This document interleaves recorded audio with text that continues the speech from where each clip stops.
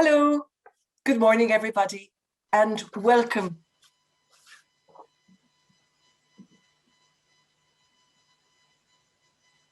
I'm hoping you can all hear me.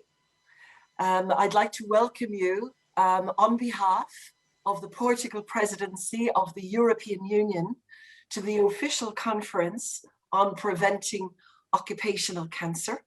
And this conference, of course, is taking place within the auspices of the Roadmap on Carcinogens. I'd like you all please to do one thing right from the start, and that is on the bottom right-hand side of your screen, you will see a little button, and the button says interpretation. Please select your language. We have a choice of Portuguese or English, but you must select. If you're listening in English and you can hear me now, you're going to be lost later on when they're speaking Portuguese if you don't select your choice or make your choice now. By the way, I should introduce myself. My name is Brenda O'Brien. I work for the European Agency for Safety and Health at Work in their Brussels office.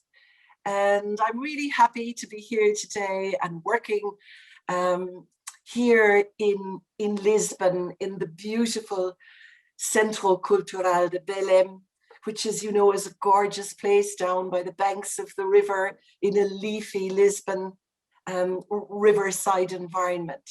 And it's very beautiful, and I can't keep this up. Of course, I'm not there. I am in Belgium. But the good news is that we have a great team down there in Belgium, in Lisbon, supporting me in my role, particularly Helena, we're going to do a little double act today. We're going to have a musical duet later on. And she is there with her team in the beautiful Centro Cultural de Belém in Lisboa. And I am here just outside Brussels. We have a little bit of sun here today, not too much, but at least it's not raining. I would love to be with everybody in Lisbon, but maybe we'll get that chance again in the future. So today we're streaming via Zoom, and we're also streaming, you all have received a link, but we're also available on Instagram and Facebook, as well as the interpretation, which really is important, and I'll repeat this a few times this morning. We will also have subtitles for some of the contributions today, because we were unable to get a sign language facility, but we're hoping that the subtitles will indeed be helpful. You can ask questions today in writing using, at the bottom of your screen, the question and answer function. Now, you can write them in Portuguese or you can write them in English. And Helena, our Lisbon moderator, will be selecting the questions and looking through them and making sure that the best ones are put to our speakers and to our panelists today. Now, we will be taking questions once our very important guests for the opening sessions have finished. So you can put questions later on. I will tell you when, that you can put questions to Jukka Takala and to Jos de Lange and to the other two speakers from Good Practice who will follow on from that. So now I think it's time to get this show on the road. Remember the interpretation, remember the questions and answers feature, write them down in Portuguese or in English. And without further ado, it's my great pleasure to welcome here today one of the people who has been most supportive of the Preventing Cancer at Work initiatives, and that is the Inspector General, of course, from the Authority for Working Conditions here in Portugal, Maria Fernanda Campos. The floor is yours. Good morning, Maria Fernanda Campos. Nice to see you. Bom dia, Brenda. Muito obrigada. Bom dia a todos. Bom dia, Sr. Secretário de Estado, adjunto do Trabalho e da Formação Profissional, Sr. Presidente da Comissão Internacional da Saúde Ocupacional, Yuka Takala, Senhora Chefe da Unidade da Segurança e Saúde da Comissão Europeia, Charlotte Arnaud, Senhora Diretora da Agência Europeia para a Segurança e Saúde no Trabalho, Krista Saldastek, digníssimos oradores, estimados participantes, senhoras e senhores. É um enorme prazer para a Autoridade das Condições de Trabalho dar-vos as boas-vindas nesta conferência internacional que versa sobre um dos temas de maior importância para a segurança e saúde no trabalho, que é a prevenção do cancro relacionado com o trabalho. A Autoridade para as Condições de Trabalho é o serviço público responsável pela promoção da melhoria das condições de trabalho, e igualmente responsável pela verificação e controle do cumprimento das normas laborais, nomeadamente as relativas ao cumprimento das obrigações respeitantes à segurança e saúde no trabalho. Esta conferência internacional, além do Sr. Secretário de Estado, conta com a presença dos digníssimos representantes da Comissão Europeia, da Agência Europeia para a Segurança e Saúde no Trabalho, das entidades patronais e sindicais europeias, de representantes institucionais que muito nos honram com a sua prestigiada presença e que vão partilhar connosco conhecimentos e experiências sobre desafios fundamentais no campo da segurança e saúde, especialmente refletir sobre problemas e avaliar o estado de desenvolvimento e perspectivar o futuro da prevenção do cancro relacionado com o trabalho. A qualidade dos intervenientes que estarão presentes ao longo do programa desta conferência e também a variedade e a importância dos temas que serão aqui abordados vão tornar seguramente esta conferência um marco relevante de alerta e incentivo para a continuidade dos trabalhos que teremos todos que continuar a desenvolver. As mortes causadas por cancro de origem profissional em toda a União Europeia torna esta doença a causa mais comum de mortes relacionadas com o trabalho.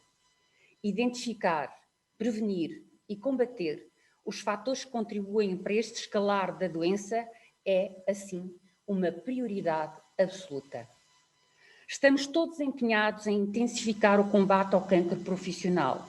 Com esse fim, a Comissão Europeia lançou o Plano Europeu de Luta contra o Cancro, que integra um conjunto de iniciativas, parte das quais dirigidas ao cancro profissional, com o intuito, obviamente, de melhorar a proteção dos trabalhadores contra o cancro, designadamente impulsionando alterações à diretiva comunitária sobre cancerígenos e mutagénicos. Um dos dossiês que estará, portanto, em negociação no Conselho durante a presidência portuguesa é, pois, a 4ª revisão da diretiva cancerígenos e mutagénicos. Estamos, pois, determinados a agir para a proteção da saúde dos trabalhadores. O futuro quadro estratégico para a segurança e saúde no trabalho, 2021-2027, também em negociação no Conselho durante a presidência portuguesa, estabelecerá fortes compromissos para proteger os trabalhadores contra a exposição a substâncias perigosas no local de trabalho. E o mesmo acontecerá com a Estratégia Nacional para a Segurança e Saúde no Trabalho, que obviamente estará alinhada com a Estratégia Europeia. A implementação de ações no âmbito da Estratégia da Comissão para a Sustentabilidade dos Produtos Químicos contribuirá igualmente para esse fim. Sabemos que a introdução de novos valores limites de exposição ou a revisão desses valores de limites de exposição existentes para um conjunto de agentes cancerígenos é importante, mas por si só não é suficiente para apoiar as empresas na proteção dos seus trabalhadores. É também essencial apostar numa educação para a cultura de segurança e prevenção nos locais de trabalho, de uma forma credível e consensual para benefício da segurança e saúde e da qualidade de vida de todos. As campanhas, a partilha de conhecimento científico, a partilha das boas práticas é fundamental para a sensibilização e envolvimento dos diferentes parceiros na implementação das adequadas medidas de prevenção. O roteiro dos cancerígenos é disso um bom exemplo, com a cooperação de todos os Estados-membros, como prova, aliás, esta conferência.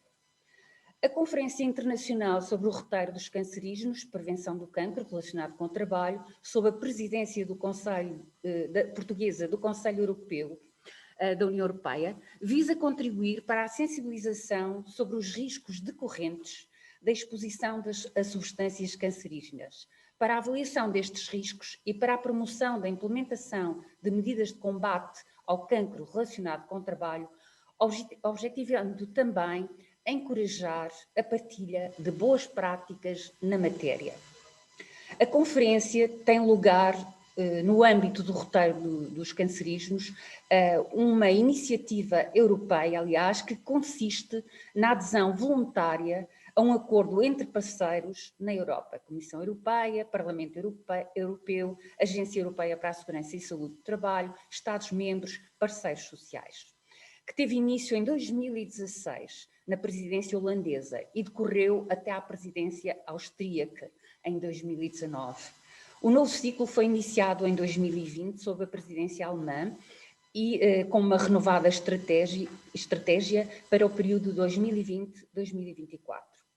Atendendo ao papel que as condições de trabalho desempenham na vida dos trabalhadores e na capacidade competitiva das empresas, e ao lugar central que a segurança e saúde no trabalho tem tido ao longo de décadas na agenda social e política, Portugal assumiu o compromisso com o roteiro e os seus objetivos, aderindo como parceiro em março de 2019 e tendo reforçado esse compromisso em setembro de 2020.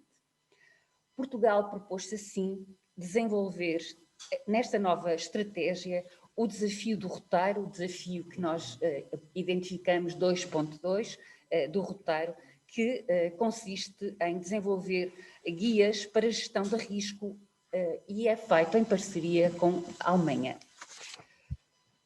Mas, obviamente, para vos falar com mais detalhe sobre o roteiro dos cancerígenos, teremos mais tarde connosco o Dr. Jorge Solange, coordenador do próprio roteiro. Aponta-se aqui como conclusão que, sendo a ACT uma organização fortemente imbuída do espírito de diálogo social, que reflete a existência de um órgão autónomo no Conselho Consultivo da Promoção da Segurança e Saúde no Trabalho, é a nossa profunda convicção que a participação e o diálogo social são um garante de estabilidade e progresso e esta conferência é, obviamente, claramente um reflexo disso mesmo.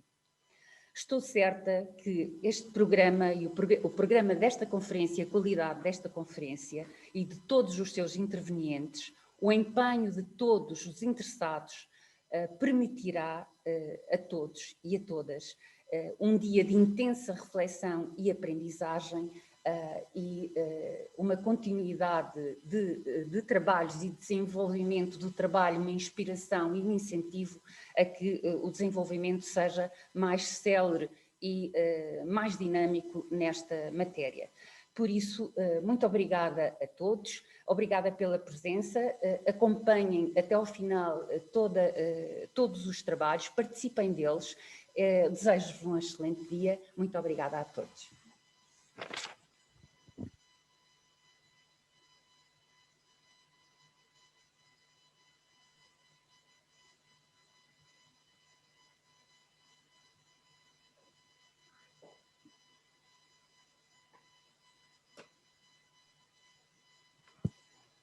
Brenda. Thank you very much. I hope you can hear me. I'm not quite sure. Thank you very much for those interesting remarks. And now I think to underline the political commitment of the Portuguese government to the extraordinary achievements of the Roadmap on Carcinogens, I'm delighted to welcome here today the Secretary of State for Labour and Vocational Training, Mr. Miguel Cabrita. Welcome, Minister. Nice to have you with us. Bom dia a todos. Gostava de agradecer as palavras da Brenda, cumprimentar a Sra. Inspetora-Geral Fernanda Campos aqui em Lisboa, cumprimentar também todas as organizações participantes, todos os oradores da conferência e naturalmente os participantes de todos os Estados-membros. Eu começo por manifestar o meu apreço pela realização desta conferência, que felizmente é possível realizar online, mas infelizmente não é possível fazer em Lisboa, num dia de sol na nossa cidade. É uma conferência que procura fomentar e aprofundar o diálogo e a discussão em torno de um tema que tem estado, está e terá de continuar a estar no centro da agenda social e política. A exposição dos trabalhadores a agentes cancerígenos não é o problema de uma atividade em concreto ou de um setor específico, ou sequer de um país.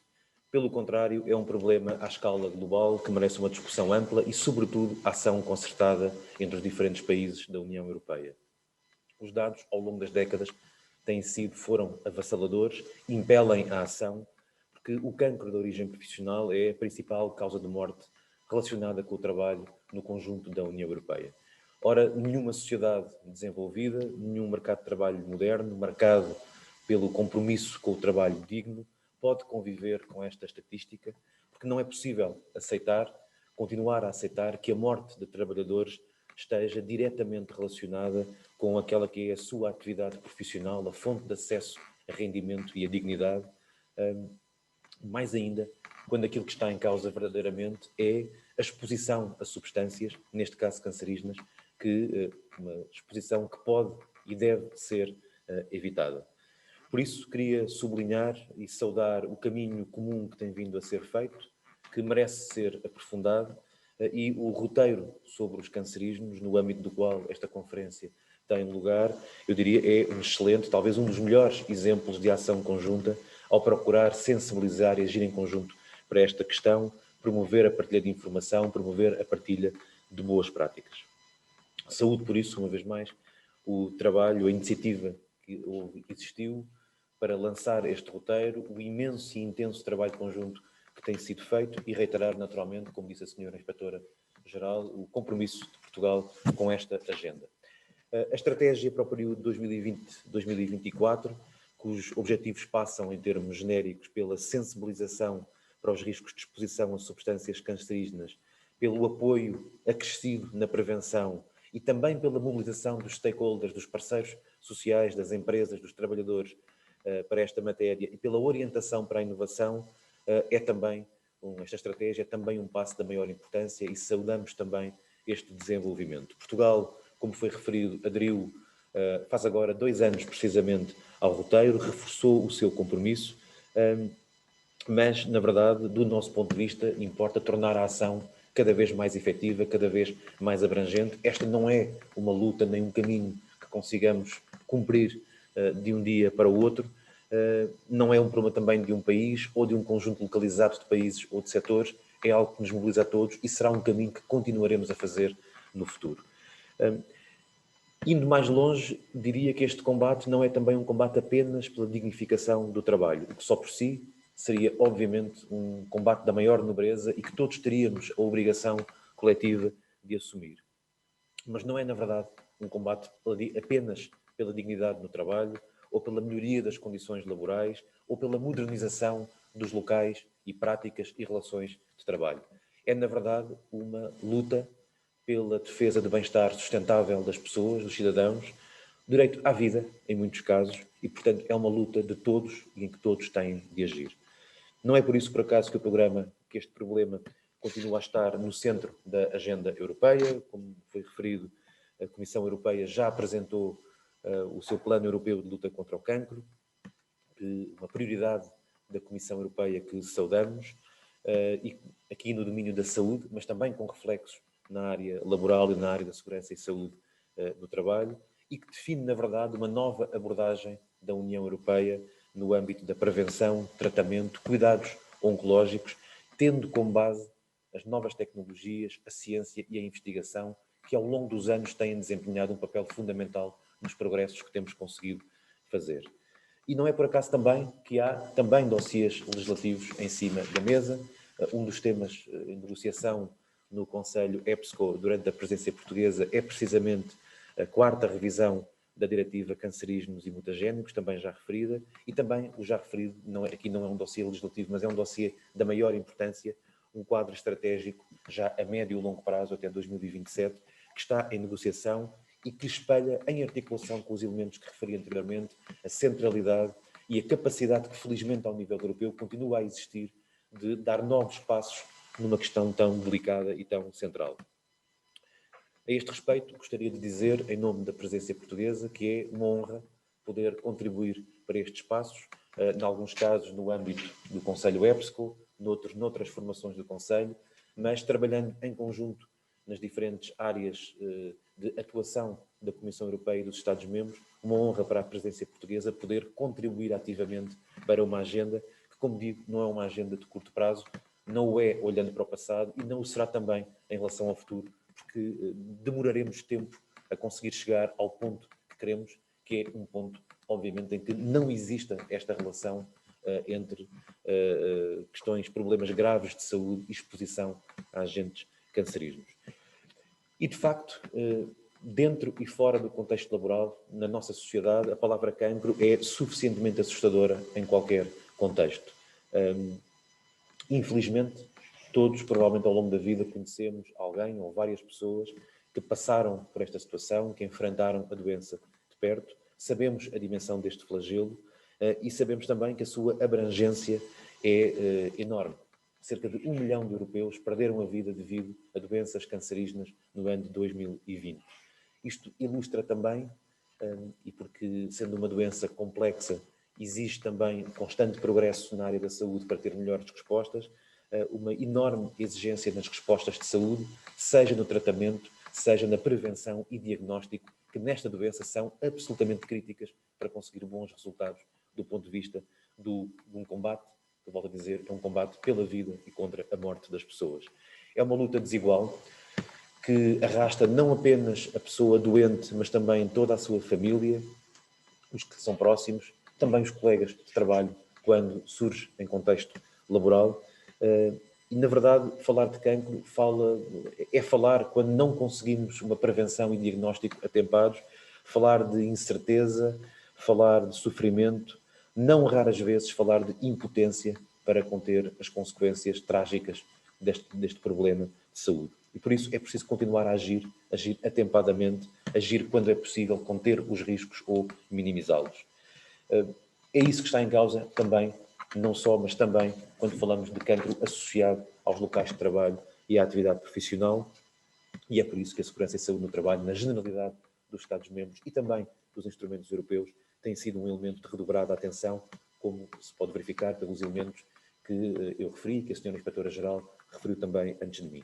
E a verdade é esta: não há trabalho digno sem uma prevenção consistente e consequente com a segurança e saúde no trabalho, em particular nos seus aspectos mais fundacionais, como sejam o da prevenção e o combate à exposição a agentes cancerígenos. E compromete todos: trabalhadores, empregadores, associações empresariais, sindicatos, passando naturalmente por outras organizações da sociedade civil e também pelos serviços públicos e pelos sistemas de proteção social. Todos saímos a ganhar com um combate articulado e com bons resultados. Os ganhos mais evidentes e mais importantes são, sem dúvida, para a saúde das pessoas, para o bem-estar dos trabalhadores, que ganham na sua saúde e na sua longevidade, mas também para as empresas, que mitigam fatores de risco nos seus locais de trabalho, e, não menos importante, a economia, o Estado, os sistemas públicos têm todos a ganhar, porque, obviamente, as doenças cancerígenas têm impactos muito fortes no absentismo, na qualidade do emprego, na produtividade, na proteção social, também na taxa de atividade, quando a doença atinge proporções que já não são controláveis em manutenção com a situação de emprego.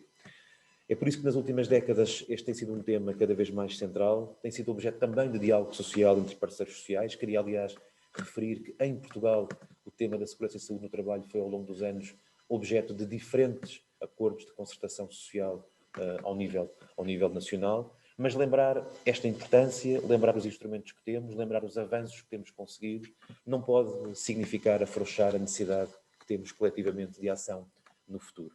É preciso investir mais e melhor na segurança e saúde no trabalho, é preciso fortalecer a regulação e também a fiscalização nestas áreas. Nada disto põe em causa o caminho que foi feito, nada disto põe em causa a importância da luta que travamos e dos instrumentos que já temos. Estamos hoje, felizmente, muito mais bem preparados do que estávamos ainda há poucas décadas e temos um aliado crescente também, que é a consciência cada vez mais generalizada da necessidade de promover ambientes de trabalho seguros e saudáveis em qualquer contexto, independentemente dos setores, das profissões e das condições de trabalho, nomeadamente no contexto laboral. Continuamos também a ter, felizmente, progressos científicos que ajudam a continuar a erradicar vários dos riscos, mas as regras e comportamentos têm de se continuar a adaptar a esta matéria e é um tema em que, por isso, legislar é importante e fundamental, mas obviamente não basta, e daí também a importância deste trabalho conjunto, não apenas no plano europeu, mas também ao nível nacional. Gostaria, aliás, e falando de nível nacional, de saudar o papel das inspeções de trabalho nos diferentes países e dos serviços de segurança e saúde no trabalho nos diferentes países e em Portugal, naturalmente, aproveitando também a presença da Sra. Inspetora-Geral, saudar o papel e o trabalho que ao longo dos anos a Autoridade para as Condições de Trabalho tem desempenhado, não apenas no âmbito da fiscalização, mas também da prevenção no âmbito da segurança e saúde no trabalho, que tem sido muito importante para muitas empresas e para muitos trabalhadores. Nesta saudação faço também, naturalmente, uma saudação a todos os congêneres da ACT noutros países, em particular aqueles que participam hoje na conferência, mas de um modo geral todos os técnicos, todos os dirigentes que lideram e fazem este combate no dia-a-dia nos mercados de trabalho à escala europeia. Queria concluir dizendo que é ainda mais importante fazer esta referência hoje, porque se os desafios das autoridades para as condições de trabalho, as inspeções de trabalho, já eram muitíssimo fortes, hoje o contexto de pandemia veio apenas intensificar e agudizar a relevância e a complexidade destes desafios. Um contexto inesperado, para o qual ninguém estava inteiramente preparado, mas foi necessário repensar formas de atuação quase de um dia para o outro e, felizmente, esse é um combate que tem vindo a ser ganho. Aliás, a pandemia Covid-19 obrigou muitas empresas em muitos países a parar por razões de saúde pública, muitas vezes por determinação dos Estados, e esta em si, esta centralidade da saúde, era uma realidade desconhecida que, de todas as consequências negativas e gravíssimas que a pandemia trouxe, talvez traga para o futuro uma nova consciência sobre as questões da saúde e da sua relevância nos locais de trabalho. E eu nunca digo que a pandemia é uma oportunidade, mas talvez seja um foco de mudança e uma fonte de mudança no sentido de tornar mais visíveis e mais centrais nas preocupações, quer dos empregadores, quer dos trabalhadores, as questões da saúde no trabalho e, obviamente, as questões das doenças cancerígenas estão presentes. É este combate que tem de continuar, não apenas nas questões das substâncias cancerígenas e das doenças cancerígenas, mas o combate pela saúde e segurança no trabalho, independentemente do contexto concreto e das atividades que desempenhamos, mas é algo que devemos, efetivamente, aos milhões e milhões de trabalhadores que, ao longo das décadas, ficaram doentes, tiveram de deixar muitas vezes de trabalhar, foram prejudicados desse ponto de vista, muitas vezes perderam a vida, pagaram o preço mais alto quando estavam a exercer o mais fundamental dos seus direitos, o direito ao trabalho.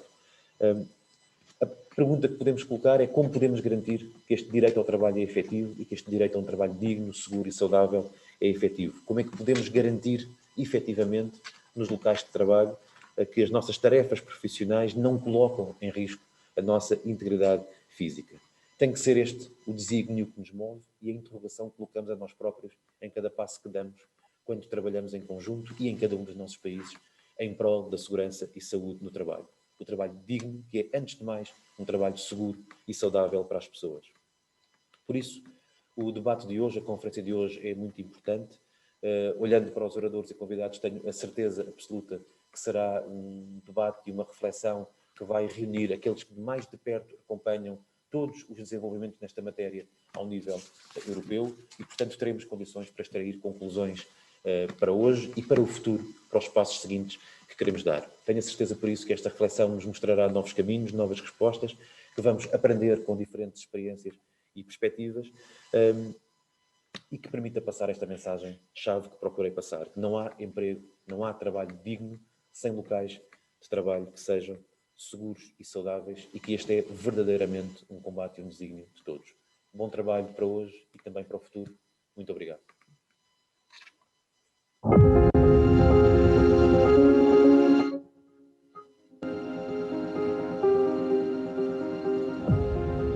Igualdade real de oportunidades. Trabalho digno. Proteção social. É solidariedade. Inclusão. Uma Europa social que promove o diálogo permanente e construtivo entre todos os Estados-membros. Juntos construímos uma Europa democrática, mais coesa, mais justa, mais solidária, mais inclusiva, com todos. Esta é uma Europa que tem de promover o emprego de qualidade para todos. É uma oportunidade de pôr as pessoas no centro das nossas prioridades e das nossas sociedades. Investir no diálogo social a todos os níveis. Promover a formação e as qualificações e preparar um futuro do trabalho com emprego, com direitos e com oportunidades para todos. É uma sociedade mais próspera, mais sustentável e menos desigual. Com empresas pequenas, médias e grandes, mais competitivas. Com maior empregabilidade e maior consciência social e ambiental de todos.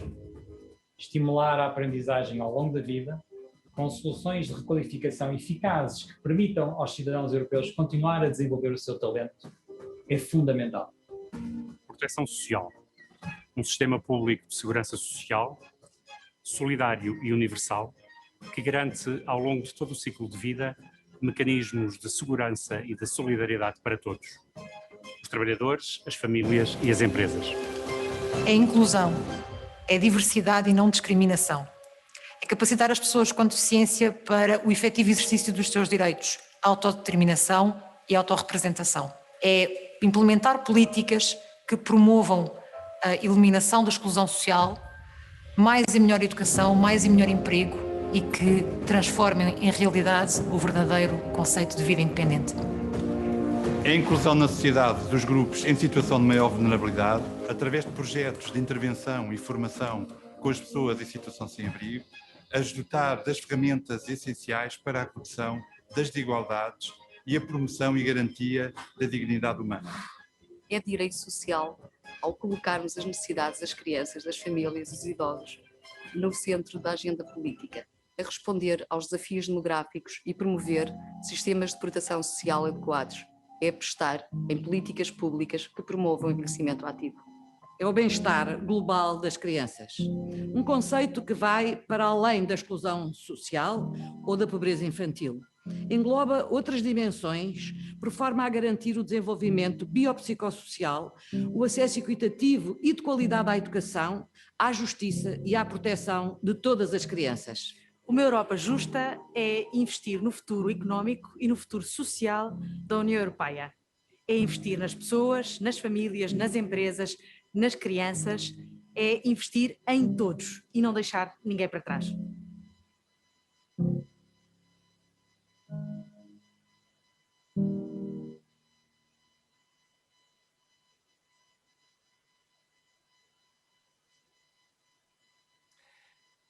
Thank you very much.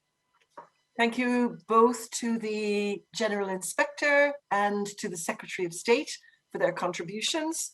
Very interesting. I have a feeling we're going to return to some of the things that were said there, not least on labour inspection.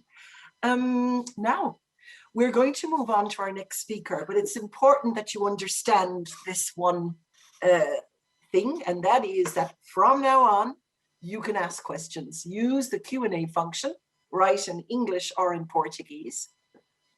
And later, Ukatakala and the other three speakers after that, they will be able to take questions from you.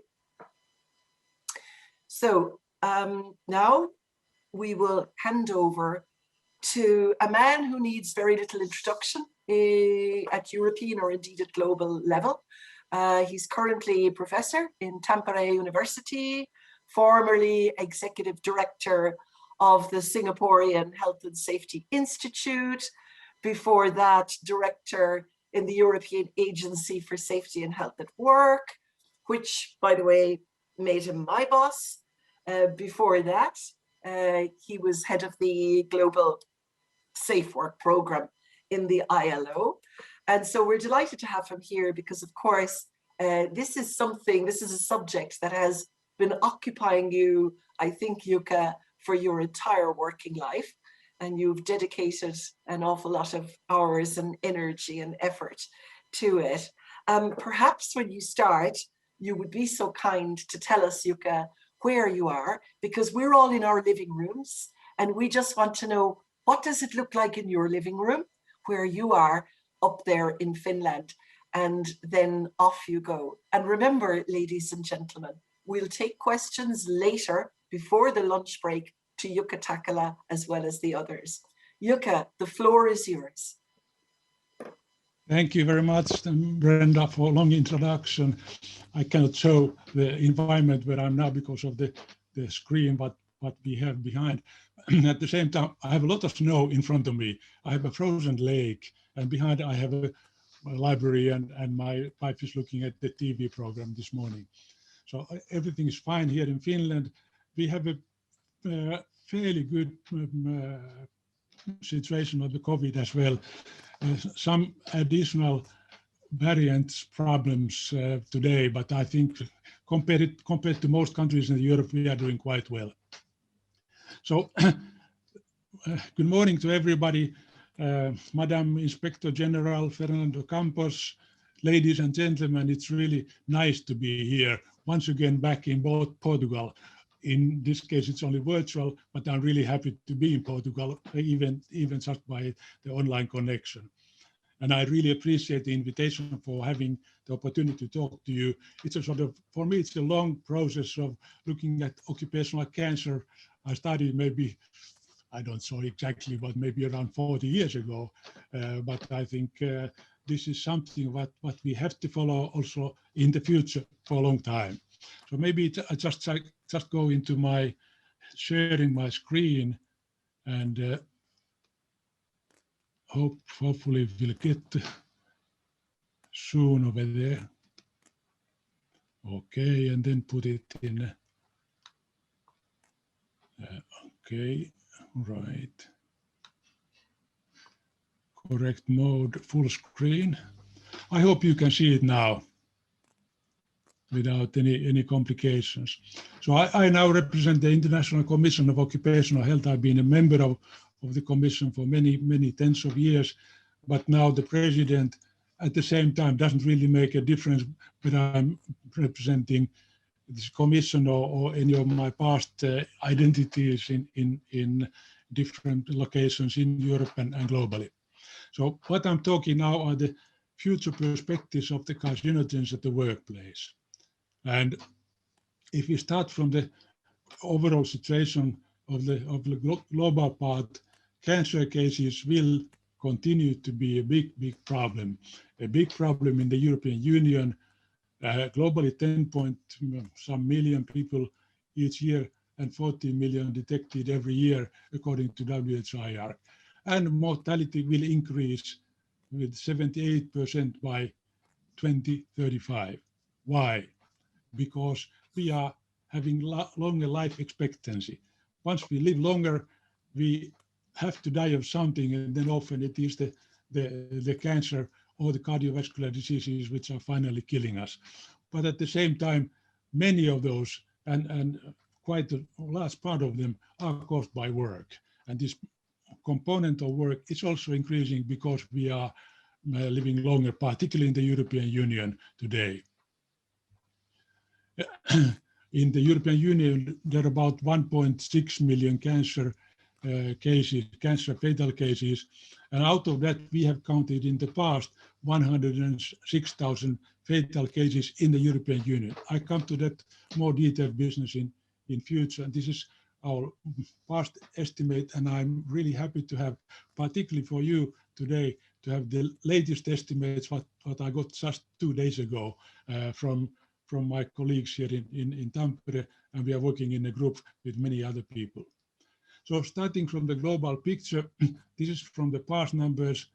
cancer killed, according to our last estimate, 2017, some 740,000. Communicable diseases has been a small component, and we just heard that COVID has killed some 2 million people or a bit more today so far.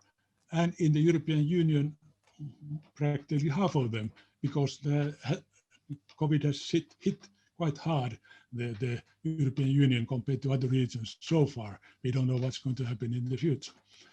Now, if you look at the 1 million fatal cases and the 3% attributable fraction caused by work, that would make that already 2020 we had something like 30,000 people killed in the European Union, and that's many, many times more than, for example, fatal occupational accidents. And these are the work-related cases. In Finland, we have had, for example, number of construction companies, shipyards, and of course the health sector, service sector, but also food sector, mining and manufacturing, that number of cases, and we have evidence on that as well.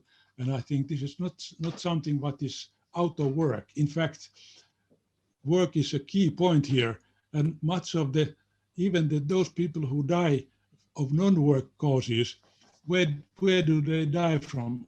In Finland, the average age of being killed by COVID is about 84 years. And that means that people are old. They are in old age homes, and it's sort of taken care by 24 hours a day. And who is bringing the COVID over there? They don't go out to restaurants or concerts or anything. They are sitting there all the time. And the workers who come in, they bring the COVID inside. And this is unfortunate, but the practice almost all over Europe has been the case. So the workers are in a real key position, not only themselves being vulnerable, but also making a lot of trouble to the rest of the community. If you look at the cancer itself, and if we, for the time being, don't concentrate on COVID, cancer is a big killer particularly in the high-income economies, and in particular in the European Union. So here are some of the numbers: more than 100,000 in the European Union, United States 70,000, UK something like 15,000 around that case. So I have the more detailed questions or numbers later on. So this is absolutely the biggest killer. It is not creating so much longer disability because unfortunately cancer at work is rather fatal. If you get lung cancer, it may be caused by asbestos, silica, or whatever carcinogens that may not keep you alive for a long time. So disability time may be relatively short compared to many other problems. But the fatal cases is absolutely the biggest killer in the workplaces. And here we have the bigger picture of the high income economies. And it means that cancer is particularly starting from the age of 29 to 30 years up to the age of something like 80 years. Cancer is the biggest killer overall, followed by then in the late years, cardiovascular diseases, and a fairly big contribution by work, from 5 to 8% in general, while there are some others that are not visible here. But this is now the fatal cases. If you look at the disability adjusted life years, slightly less, but cancer is still a big killer. Here we have the problems that are causing no fatal cases, but long-term disabilities, and that's why they come very prominent here: musculoskeletal and mental health, and chronic respiratory problems, and of course cardiovascular. So these are the brand new numbers that I got two days ago. So in fact, old numbers from 2011 are here in the published 2015, made in a document 2015. It was at that time 102,000, 2017 106, and now the latest figure 103,000. So it's pretty much the same as it used to be. Some parts of it may be coming from particularly from bigger countries where there have been quite different kind of data. For example, in Germany here, it's slightly bigger in Germany now than it used to be three years ago. While on the other hand, for example, in the UK, it's much bigger if you take all the numbers here. And depending also where are the sources, if you have your screens now on, you don't see this ICOH 2019 numbers here, but you can eliminate the screens over there so you can see them. These have been made by the Ministry of Social Affairs together with our university and ICOH, and we have a lot of contributors everywhere in the world in working on these figures, and more details of those will follow. So what are the latest numbers? If you look at the global burden of disease numbers, which are slightly less overall, then these create roughly 90,000 asbestos cases, so absolutely the biggest killer in terms of occupational cancer. But then followed by silica dust, also fairly big.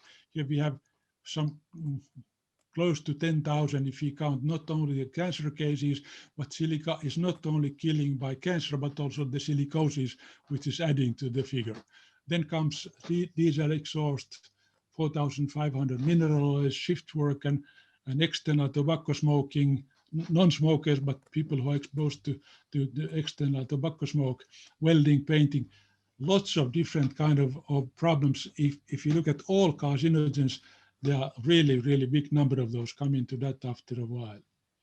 So also you have the melanoma, skin cancers, and how many deaths, relatively small numbers.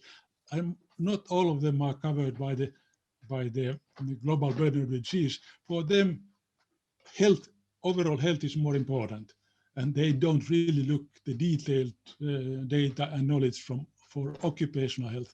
And it looks also that unfortunately, those locations what should and could be taken care of better of these numbers, I'm talking about ILO and WHO, they have really they are short of resources. They don't have much time and effort to make studies and so on. So this is another problem what we have.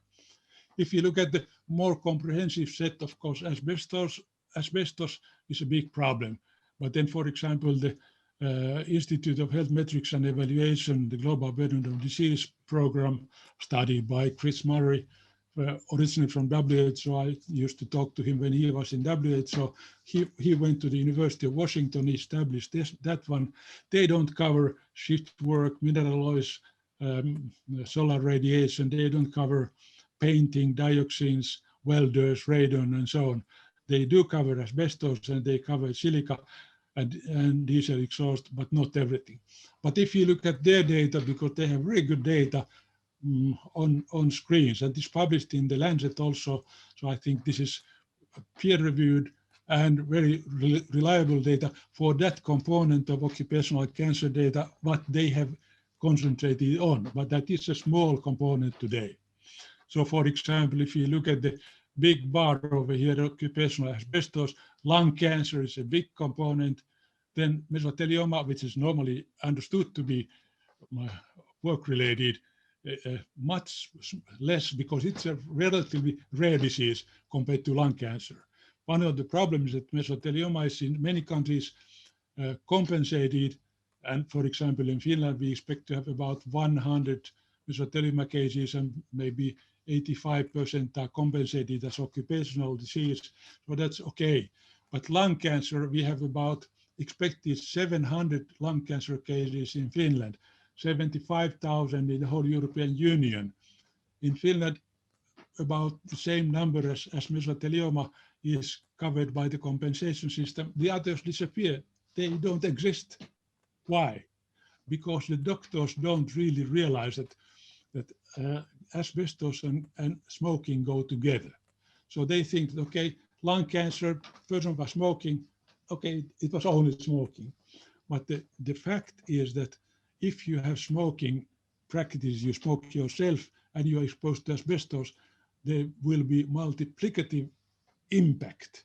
So if asbestos is increasing your fatal cases by 5. Smoking increases by 10. Together, they may increase up to 50 times more. And that means that most asbestos victims are also smokers. But on the other hand, prevention means that, okay, easy to say for the medical doctors and also workplaces, they can say, okay, stop smoking. But employer doesn't have the power to stop individual smoking. They can have power of stopping in the workplace. But employer does have the possibility to stop asbestos contamination.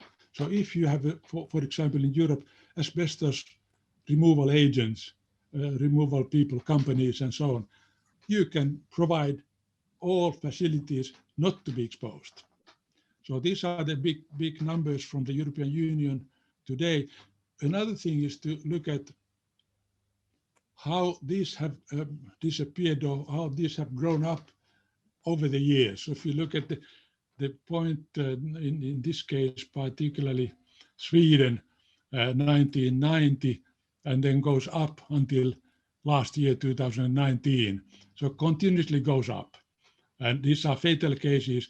If we go into the next one, there's a series of similar cases, but look carefully of the difference between this slide and the next.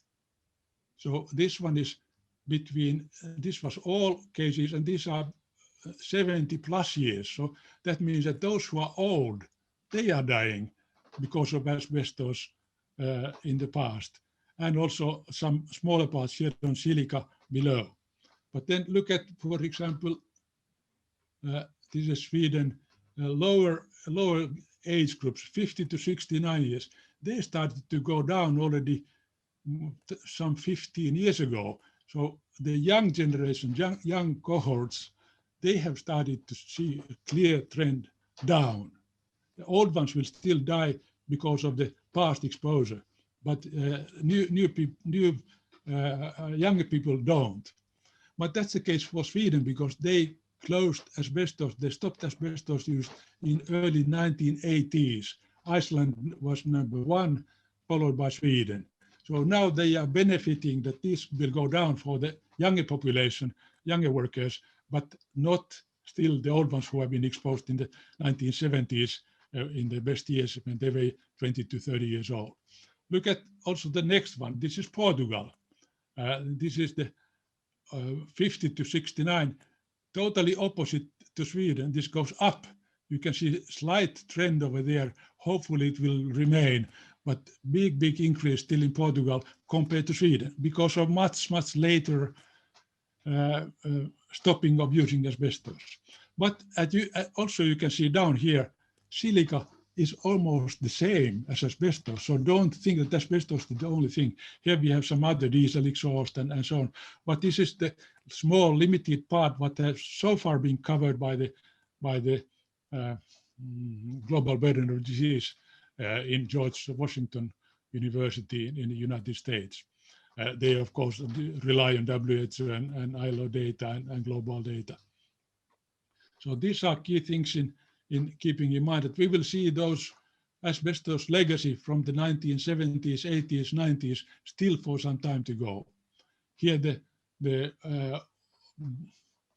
overall all cases in Portugal very high, and you can see slightly perhaps what this is not for sure yet, that is it still going to be going down or not? So may still go up also here and there, but it may also stay for some time as it is. And this is the Portugal old people, no, not more than 70 years old people who are already retired, but they still continue to die cost of asbestos at work in their past working life. So how about some of the carcinogens and what are the biggest victim countries? Clearly, one country in the European Union is the biggest one, and I really appreciate that Netherlands have taken this seriously up already years ago when we had the first roadmap of carcinogens. And I think here you can see the reason. Netherlands have per 100,000, this is deaths per 100,000, that's more comparable than the exact numbers.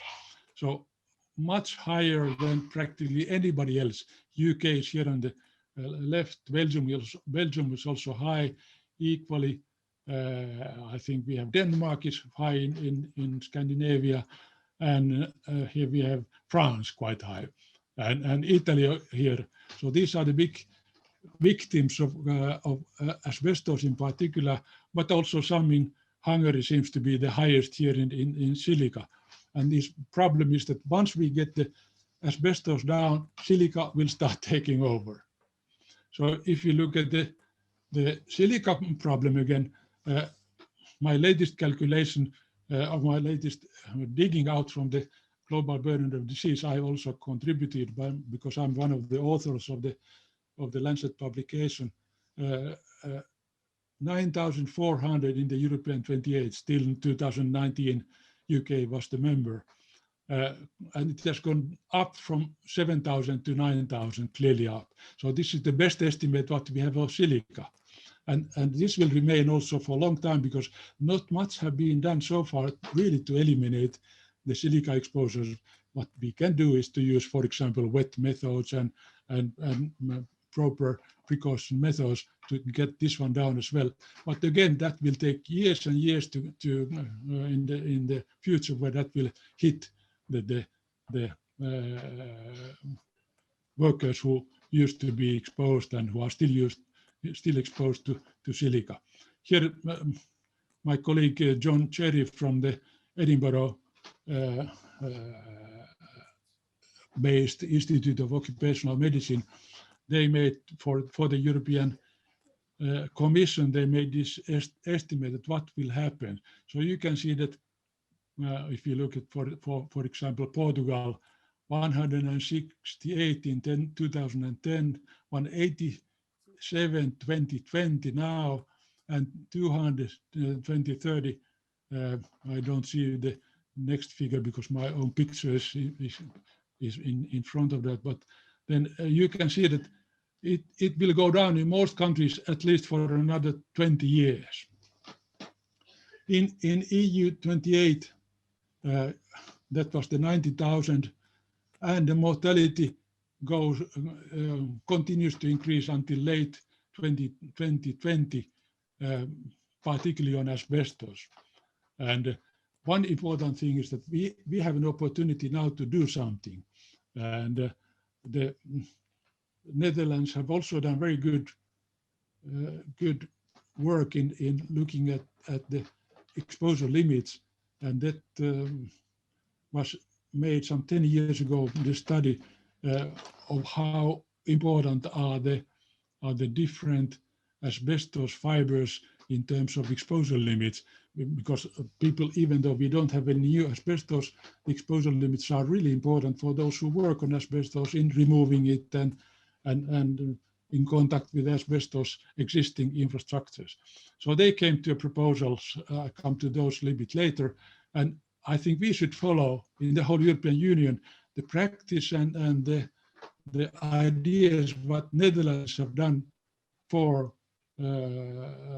the exposure limit values to eliminate all these problems in the future. So as you can see, our estimates grow.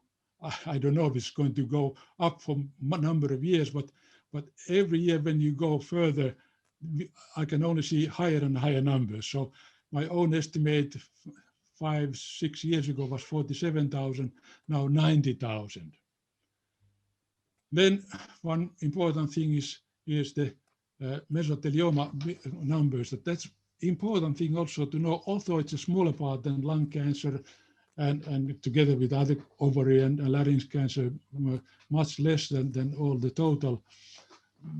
In different countries, we have the Italy 1,400, Germany 1,400, and so on.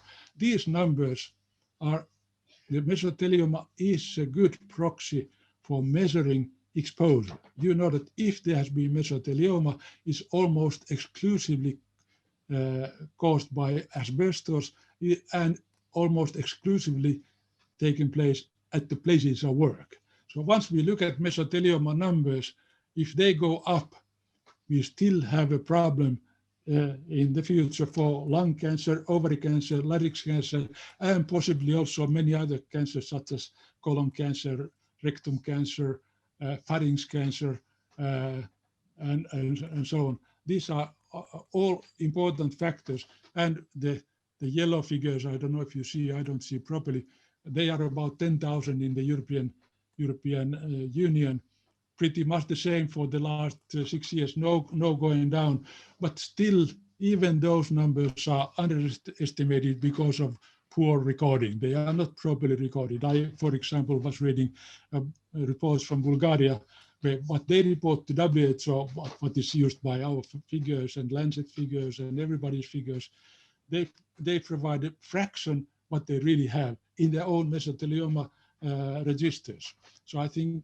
what is given to as official numbers is also not really the correct number. Now, this is the key point too, that exactly now the European Chemicals Agency is making, they have a consultation on the fibers, the exposure limits, and ICO, the International Commission of Occupational Health, we proposed the value, what they think is I think if I could talk with the experts over there, they feel that this is exactly the correct thinking, but they don't want to set the limit by the exposure or the risk assessment group by the ECHA, and the experts don't probably say exactly that this is the one what we should follow, but I can say that this is the limit value what we should take into account, and that 1,000 fibers per cubic meter, it's equal to 0.01 per cubic centimeter. 1 cubic meter has 1 million cubic centimeters, so I think this is something what we have to keep in mind. So this is important thing to remember. We don't talk about fractions of fibers. 1,000 fibers is, when I was in the ILO building in Geneva, we took the measures already at that time. We had 600 fibers, and in the building itself, in my office. So it's still below, but even at that time, it was 600 fibers coming mainly from outside, not from the building itself, because asbestos was not used extensively in the building, but coming from outside, from the railway brakes, from the buses, who were trucks passing the ILO building, and so on. So 1,000 fibers is low limit, but at the same time, it is, if you look at the 100,000 fibers, which is today the exposure limit, that 0.1, 100,000 of 1 million. So that itself creates this 90,000, and the risk is about tenfold when you go into 1/10 of the limit over here. If the limit is 10 times stricter, we have 10 times less victims. So here we could have 9,000 victims. Here we could have still 900 victims. I think this is the sort of a picture what we need to now recall. And I have to recall everybody who is member of the Occupational Advisory Committee, employer, worker, and governments, and so on, and all people who are dealing with this. Commission has a real big role in that. Take a correct decision now on this particular idea. So the Risk Assessment Committee is talking exactly that. We'll see what will come out, but the Advisory Committee and the Commission will finally have a big role in setting the final limit. So here we have the Dutch values. They came finally to 0.02. That means 2,000 fibers per cubic meters for chrysotile. If we have mixed exposure, you have something which is most likely, in most cases, chrysotile may have some amounts of other fibers.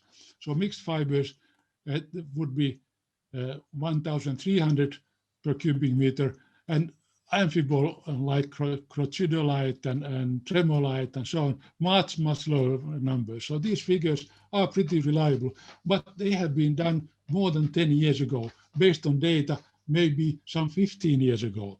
So once we have the present data, the 90,000 people who die today of asbestos, we have to be much more careful even on that. Equally, we have the cost estimates here. We are talking about our estimate 107 billion euro. Billion means in German language or French language milliard. So that means 107 million, some 108 milliards in many languages. And coming to another picture on this one as well, if you look at the latest European Trade Union sponsored, done by experts around the world, and I'm one of those who were peer reviewing this, and Leslie Ruston from the United Kingdom and so on, they came to a value up to 430, and this is close also to the value of the what is called virtual statistical life. Virtual statistical life is set by the Commission and the European Chemicals Agency for being 4 million euro per death by cancer.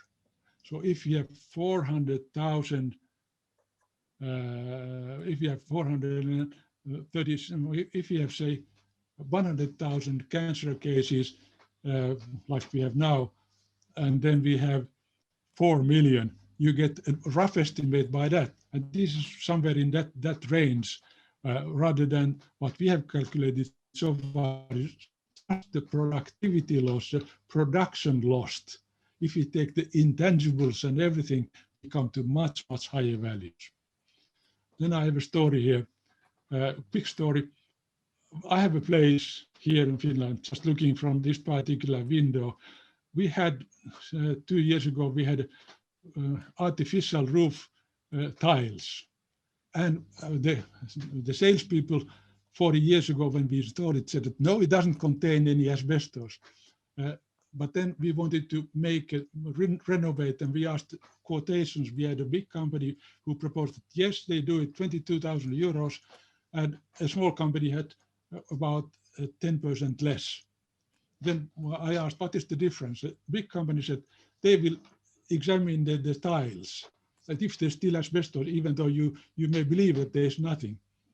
And they took the sample, they sent it to Finnish Institute, they came back, yes, it contained chrysotile, and lots of chrysotile. So it had asbestos. Brenda has been in that building, so you have been exposed to chrysotile at that time. Then they came, we have really nice thing, the big company, we took the big company, it was 8% more price, but what we paid, 23,000 rather than 21,000. And I think this, they came with the excellent team with the white clothes and protection, all over protection and so on. Okay, and then have tools that didn't break a single sheet, take them down, not one broken sheet, not dust coming out, really careful and protected. I was looking through the windows. I wasn't exposed either here. This picture is taken through my second floor window from over here.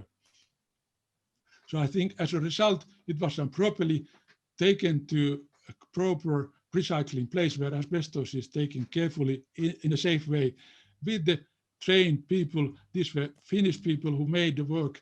They had particularly authorized company, agreed company who had all the knowledge and training and so on, did it properly without any problem. At the same time, the normal people who would have made the roof, they came from Estonia. They were not allowed to take the asbestos out because they were not trained.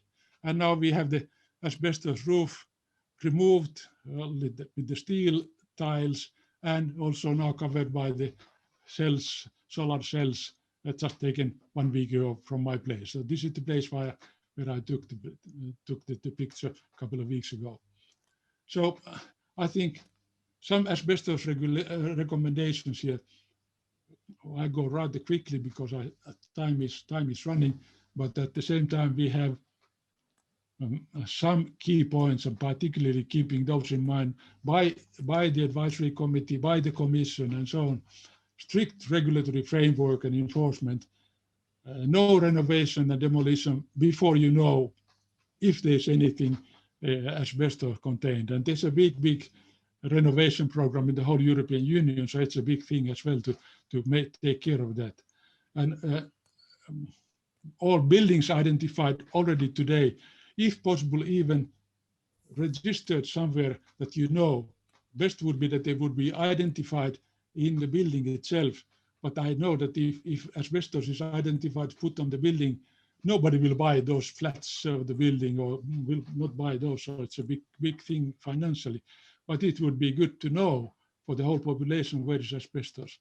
Compensation systems should cover much better than today. They cover poorly, even mesothelioma not well covered in European Union, not to talk about ovary, larynx cancer, and lung cancer in particular. So most of those are never compensated, although caused by work, occupational cancers. So those countries that cover well, they show the numbers and they show better numbers. Those who don't have anything visible as an occupational cancer compensation do nothing for it. So this article here was the proposal of 1,000 fibers. You can read the documentation behind, made by international people, best experts in the Japanese and American and so on, all over the world. And here, once again, the recommendation, use this 1,000 fibers as a limit. Then some strategies having a program of eliminating occupational cancer altogether. I think similarly to the elimination of the asbestos-related diseases.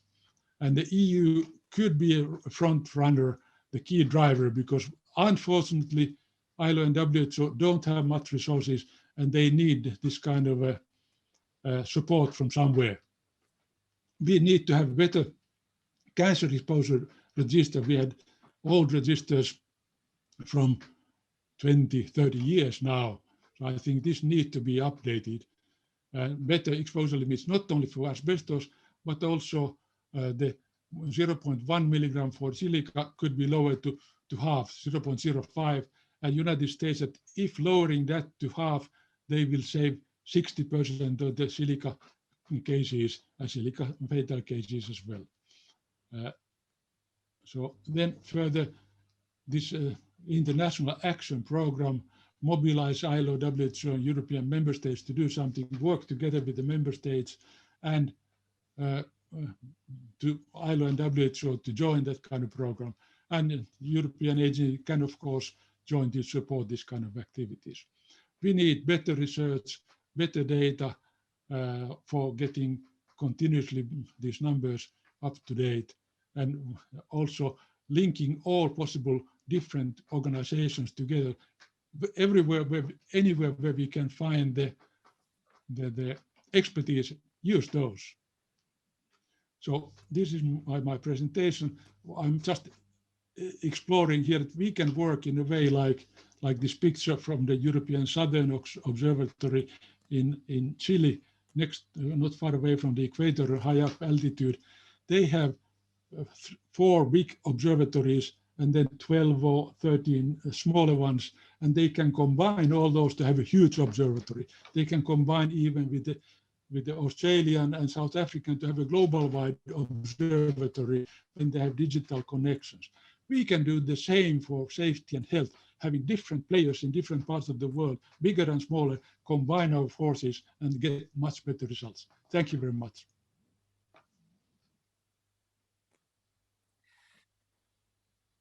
Thank you very much, Jukka. Thank you very much indeed. If ever we needed a scene setter, then I think we got a perfect scene setter there. And thank you also, Jukka, for keeping to the time. And also thank you for the information you gave me about that possible chrysotile exposure. I'll remember that, thank you. So a couple of things. I'm pretty convinced we're going to be coming back to some of the issues you've raised there, Jukka, not least on the occupational exposure limits, but also on the virtual statistical lives we have. I've noticed that some people have been putting up their hands, and really the way you need to engage with Jukka later on is to write your question in the question and answers section. And we will then go through those. Helena will triage them, and we will ask them at the end of the whole session before we break for lunch. Right now, we are going to go to a short break. Now, don't switch off and don't leave the meeting. Just mute if you're not muted already. Stay with us. For a country that's famous for its pastries, I notice that the Portuguese have allowed us a very miserable 10 minutes for a tea break. So it's starting now. We're a little bit over time. It's coming up to 11:50. So I suggest we take the 10 minutes and we come back here at 12 o'clock with coffee or tea, and we continue with the rest of our program. Thank you very much. See you at 12. Thank you. Bye-bye.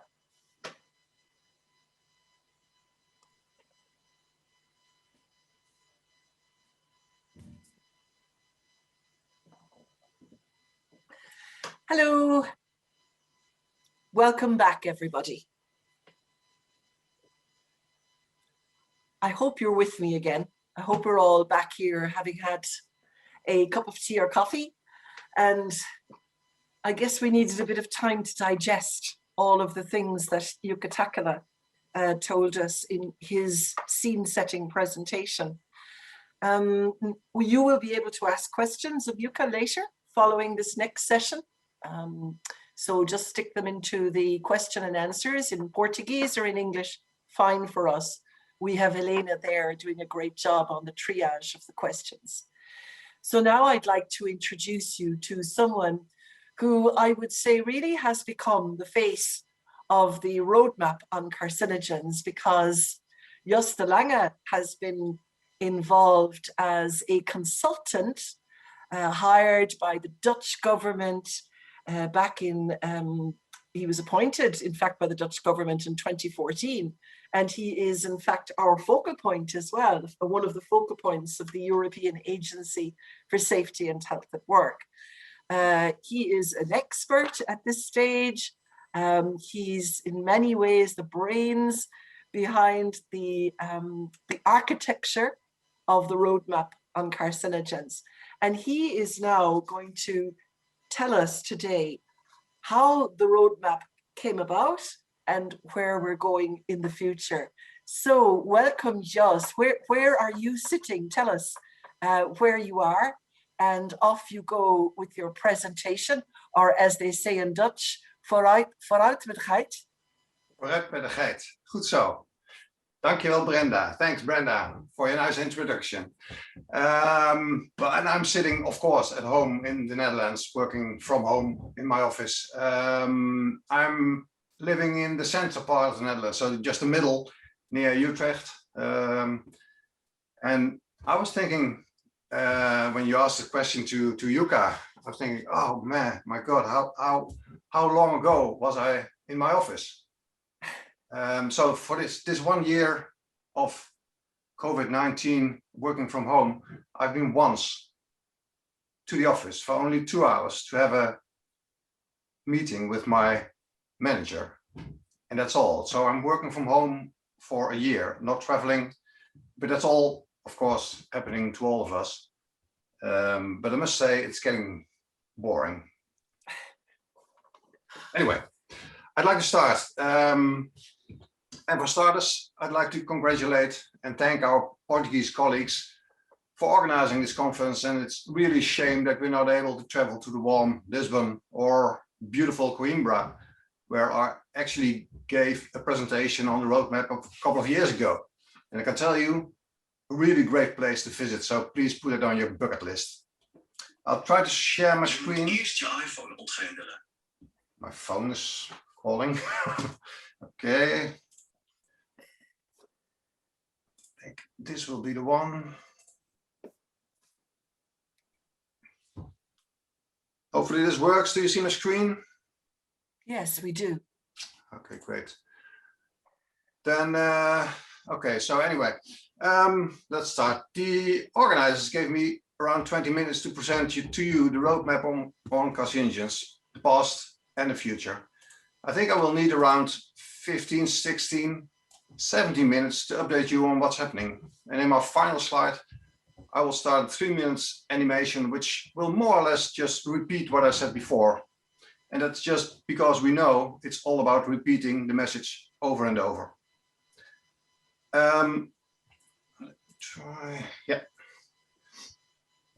So we've seen the latest data and figures from Jukka Takala's presentation, so I won't go into that any deeper. The one thing, though, I'd like to add is that we need to understand that these cases are preventable. These occupational cases are preventable. It's not suddenly happening to us. It's not a virus or disaster from nature. It's actually a choice we made to work with carcinogenic substances. And yes, we did know in the past, but we do know now. And it's about time to make different choices. It's about time to find solutions, to implement measures, and to prevent our workers getting ill by just doing their work. We need to have more ambition. And when things seem to get difficult, I always think back to the opening scene of the $6 Million Man. That's a popular TV series from the 70s. It affected me deeply as a child, and I still find it very inspiring. And the slightly modified quote from that opening scene is, "Gentlemen," well, and ladies, of course, but remember this was in the 70s. So, "Gentlemen, we can rebuild it. We have the technology. We have the capability to make the difference. We can make it better than it was. Better, stronger, faster." Now, getting back to my presentation, focusing on one initiative as a response to those figures. Tackling the issue of developing cancer because of carcinogenic substances at work means we need to prevent, or at least reduce, the exposure to these substances. Oh, slide. I would say a proper approach would include 3 lines. First of all, we need legislation, which in this case provides us important limit values for specific substances. Since 2016, the Commission is amending the Carcinogenic and Mutagenic Directive by proposing new or revised limit values. This currently has been done for 26 different substances and is still ongoing.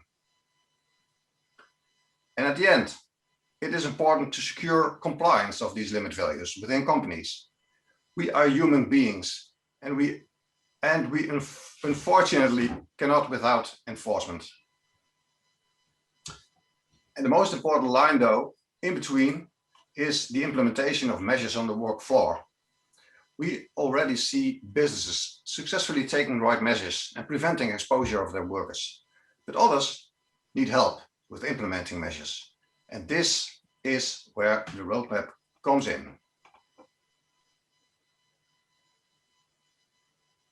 The roadmap on carcinogens, as many of you already know, is a voluntary action scheme on raising awareness and exchanging good practices to deal with risk arising from occupational exposure to carcinogens.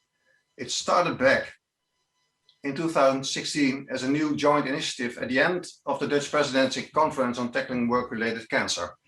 And it started to work on 2 activities: raising awareness and providing help. The most prominent deliverables of this cooperation are a series of fact sheets on specific substances, making clear what the problem is and how to prevent exposure. By now, and thanks to Osha's national focal points for providing the translations, these are published in almost all official languages of the European Union. Secondly, a wide and still growing collection of solutions and good practices have been published on that website of the roadmap. And thirdly, many events, workshops, conferences on how to tackle exposure to carcinogens have been organized, and the roadmap journey itself has been presented on many occasions. And I'm grateful to see that today we have yet another member state and presidency conference committed to this important topic. This is now clearly going to be a series of events to keep the momentum and the political pressure as well. The first run of the roadmap was meant to last until 2019. And while time flies by, we realized that this is no easy task. We are on the move, following a path to reach impact, but it needs more time, it needs more effort, and it needs a broader scope as well. And that is why last year we've decided to extend the lifetime of the roadmap with even a larger package of activities. While exploring a new strategy, however, the pandemic struck. That brought us back to reality and forced us to be a bit less ambitious. It actually made us aware that we needed a more flexible strategy, scalable in both depth and width and over time as well. And there we are, a refreshed strategy, including additional partners, 4 goals, concrete projects, which we like to call challenges, and a continued timeline until the Belgian presidency in 2024.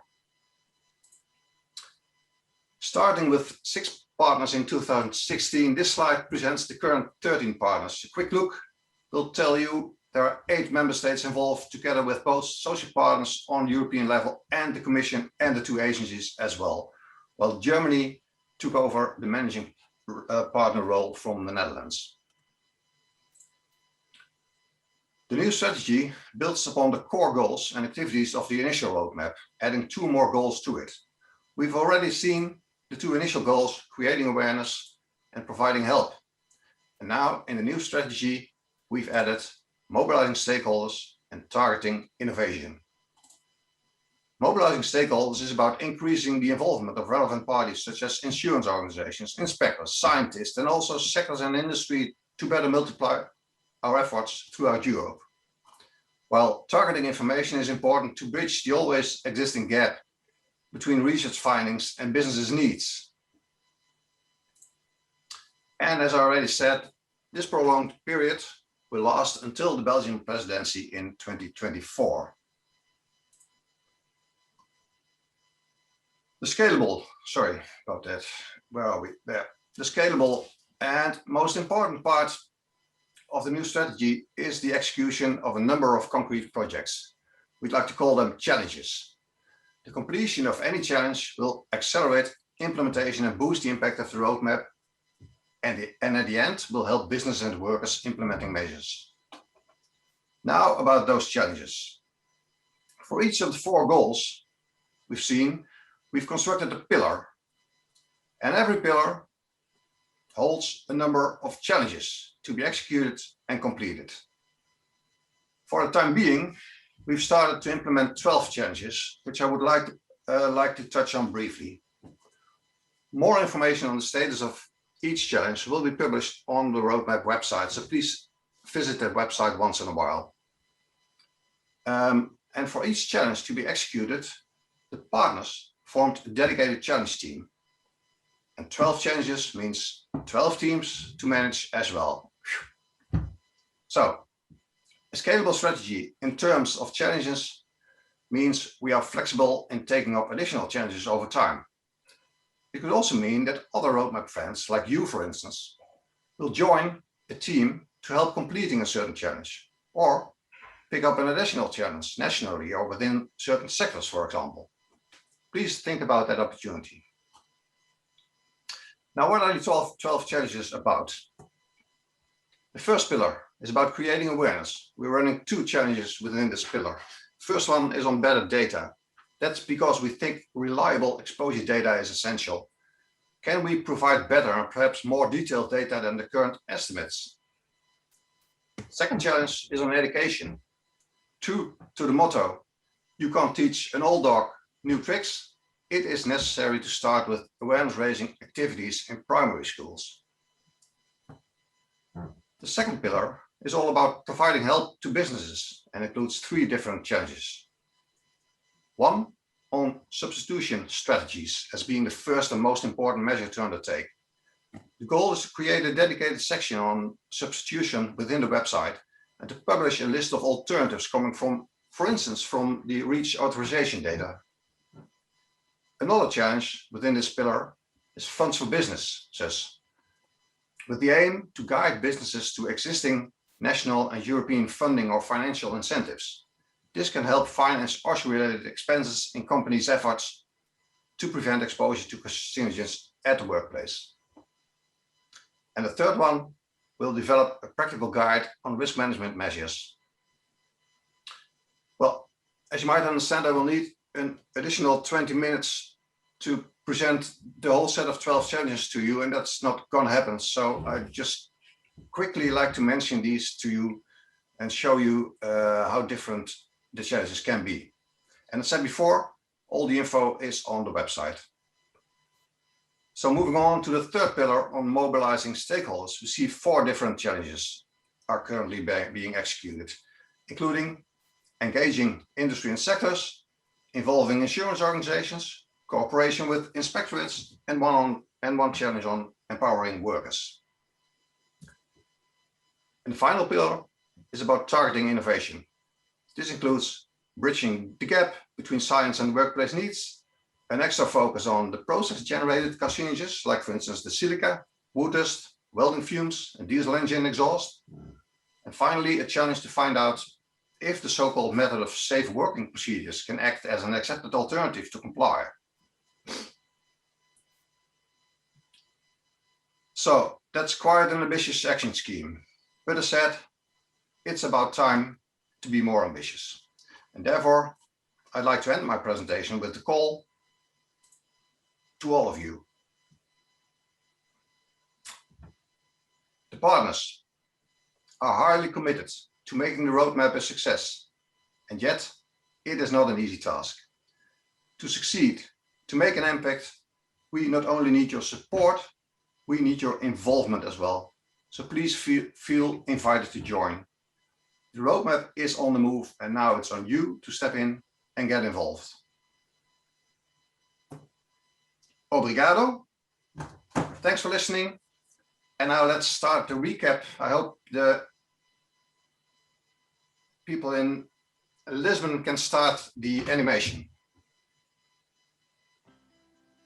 More than half the work-related deaths in the EU are associated with exposure to cancer-causing agents in the workplace. Each year, more than 100,000 people die because of exposure to these carcinogens. These deaths are unnecessary and unacceptable in our society. In 2016, the European Action Programme Roadmap on Carcinogens was formed. The programme is a growing network and cooperation between the European Commission and Member States, employers and workers' organisations, experts and researchers. This solid cooperation aims to raise awareness and share knowledge in order to prevent workers' exposure to harmful carcinogens. Considerable progress has been made. The roadmap has already delivered insights and data, many preventative measures and solutions. The roadmap helped shape legislation and supported national campaigns to help businesses take action on the shop floor. We have made a good start, but are far from finished. In fact, we are just beginning to make a difference. That's why we are renewing our pledge and will continue the Roadmap on Carcinogens mission throughout Europe for a further 4 years. For the next 4 years, we will step up and multiply our efforts with additional partners, renewed determination, and fresh ambitions. Together with you, we will increase momentum and get results. We will now start projects and address challenges that will contribute to our goals. These include projects that create awareness with companies and workers by providing better data to show the risks and make an effort to provide education to our future workers. Help businesses and workers identify risks and hazardous substances and implement changes on the shop floor, and also help them find funding to stimulate investment in a safe working environment. Mobilize stakeholders, such as sector organizations and insurance networks, and encourage them to develop tailored solutions for specific audiences and raise awareness, and also establish programs that empower workers to help them reduce risks in the workplace. Target innovations that are needed to bridge the gap between science and the reality of the workplace, stimulating practical interventions and innovations that can substitute dangerous substances, or prevent exposure with safer working procedures. Our work is important. Our work can prevent unnecessary deaths and save thousands of lives. We cannot do this alone. We need your support to realize our mission and to take the action that's needed. This is why we're asking you to join in, become active, and follow the roadmap today.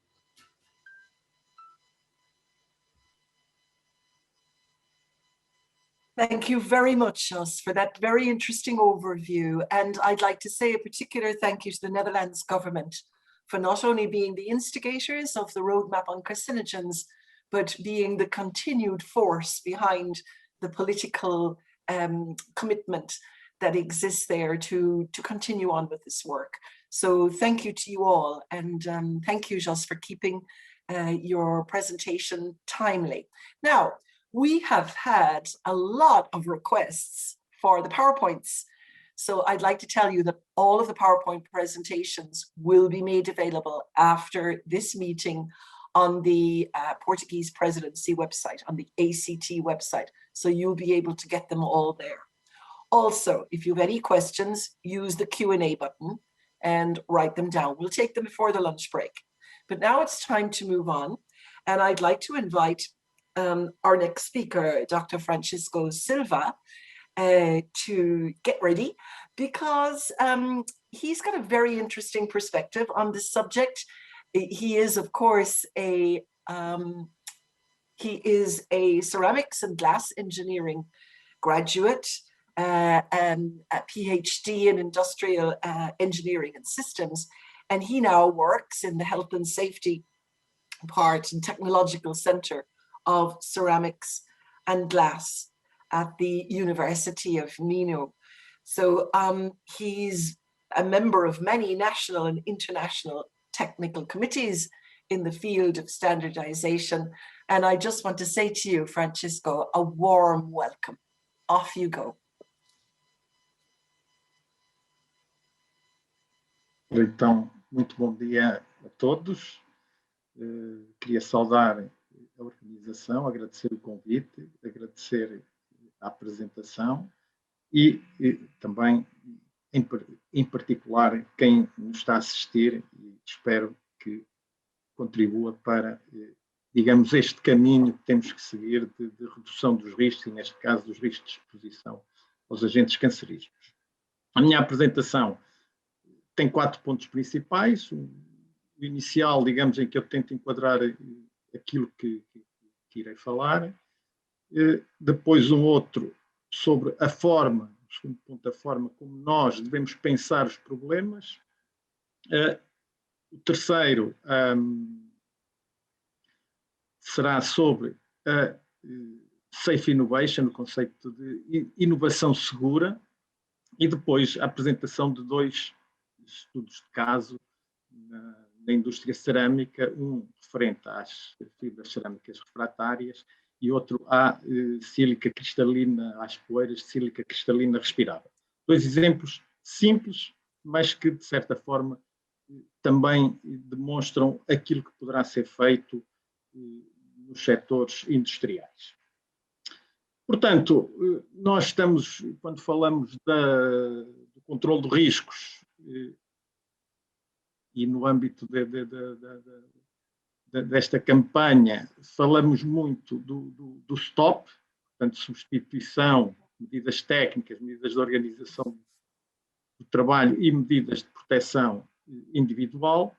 Eu, de certa forma, prefiro este esquema um pouco mais detalhado, em que o S é subdividido em 2 partes, a eliminação, ou, digamos, numa perspectiva de mais fácil ser atingido, a redução e a substituição. Depois, nas medidas técnicas, separo também entre o que é o isolamento e os controles de engenharia.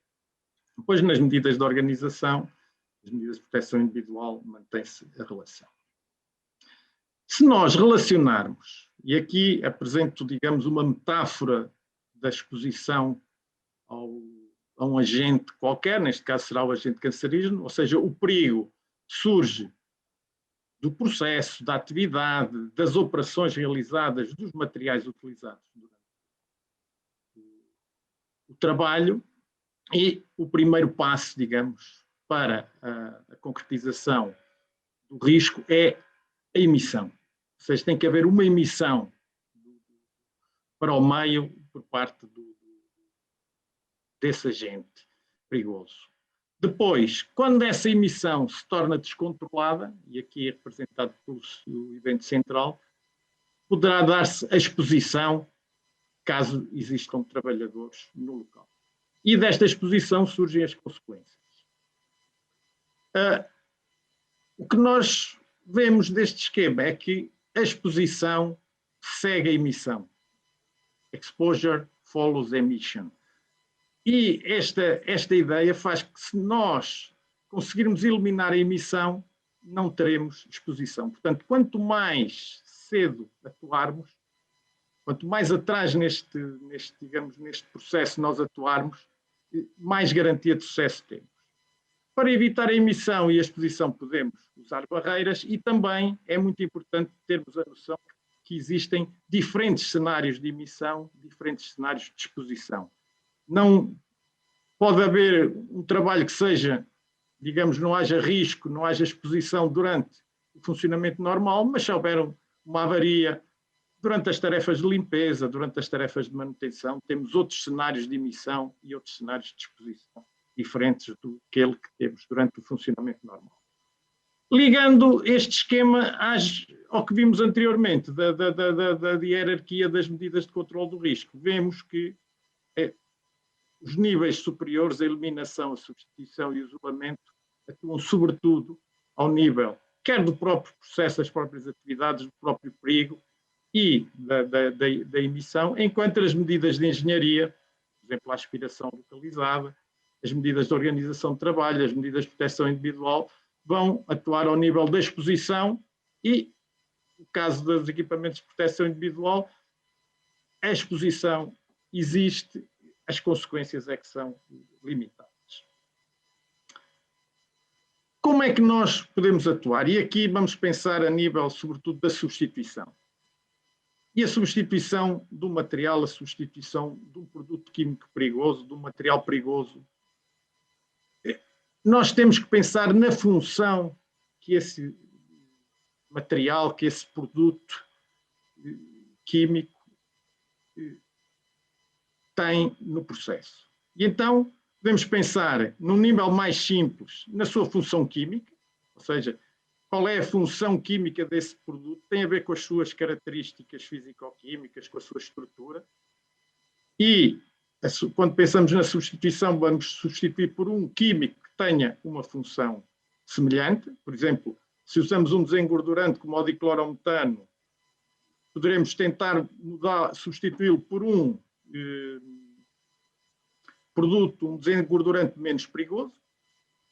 Temos que ver qual é a função desse material e desse produto que usamos, e neste caso será desengordurar, e então podemos pensar se não há outros processos, outras formas de desengordurar, por exemplo, em vez de usar um produto químico, usar ultrassons, é uma hipótese, e portanto, deixamos pura e simplesmente pensar na substituição simples de um produto químico por outro, mas sim de substituir um processo, e depois podemos também ainda pensar na função como um serviço, digamos, no seu nível mais elevado, que é, precisamos mesmo de desengordurar, porque se mudarmos o processo completamente, poderemos não ter necessidade de fazer o desengorduramento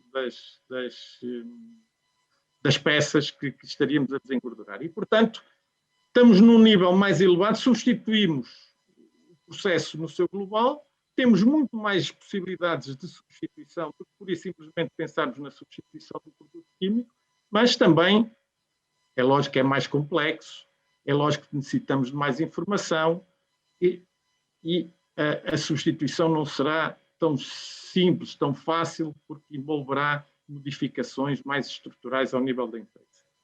No entanto, dá-nos, ao pensarmos na função que os produtos desempenham, temos uma maior variedade de alteração. O mesmo nos processos. Se nós pensarmos num processo de fabrico, nós olhamos para aquilo que eu designo aqui como a forma de produção, ou seja, os equipamentos que estão instalados numa unidade. Mas, se pensarmos um pouco mais atrás daquilo que vemos, se espreitarmos para trás da cortina, nós temos aquilo que eu chamo o princípio da produção.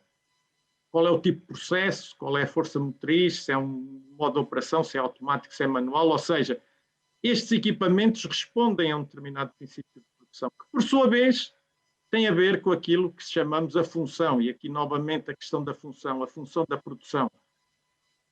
Qual é o objetivo que se pretende atingir? Por exemplo, se eu tiver que dar forma a uma determinada peça, eu vou ter vários tipos de processamento que poderão dar a forma a essa peça, por exemplo, prensagem, extrusão, entre outros, e depois vou comprar equipamentos, vou instalar equipamentos que respondem a isso. Qual é aqui a questão?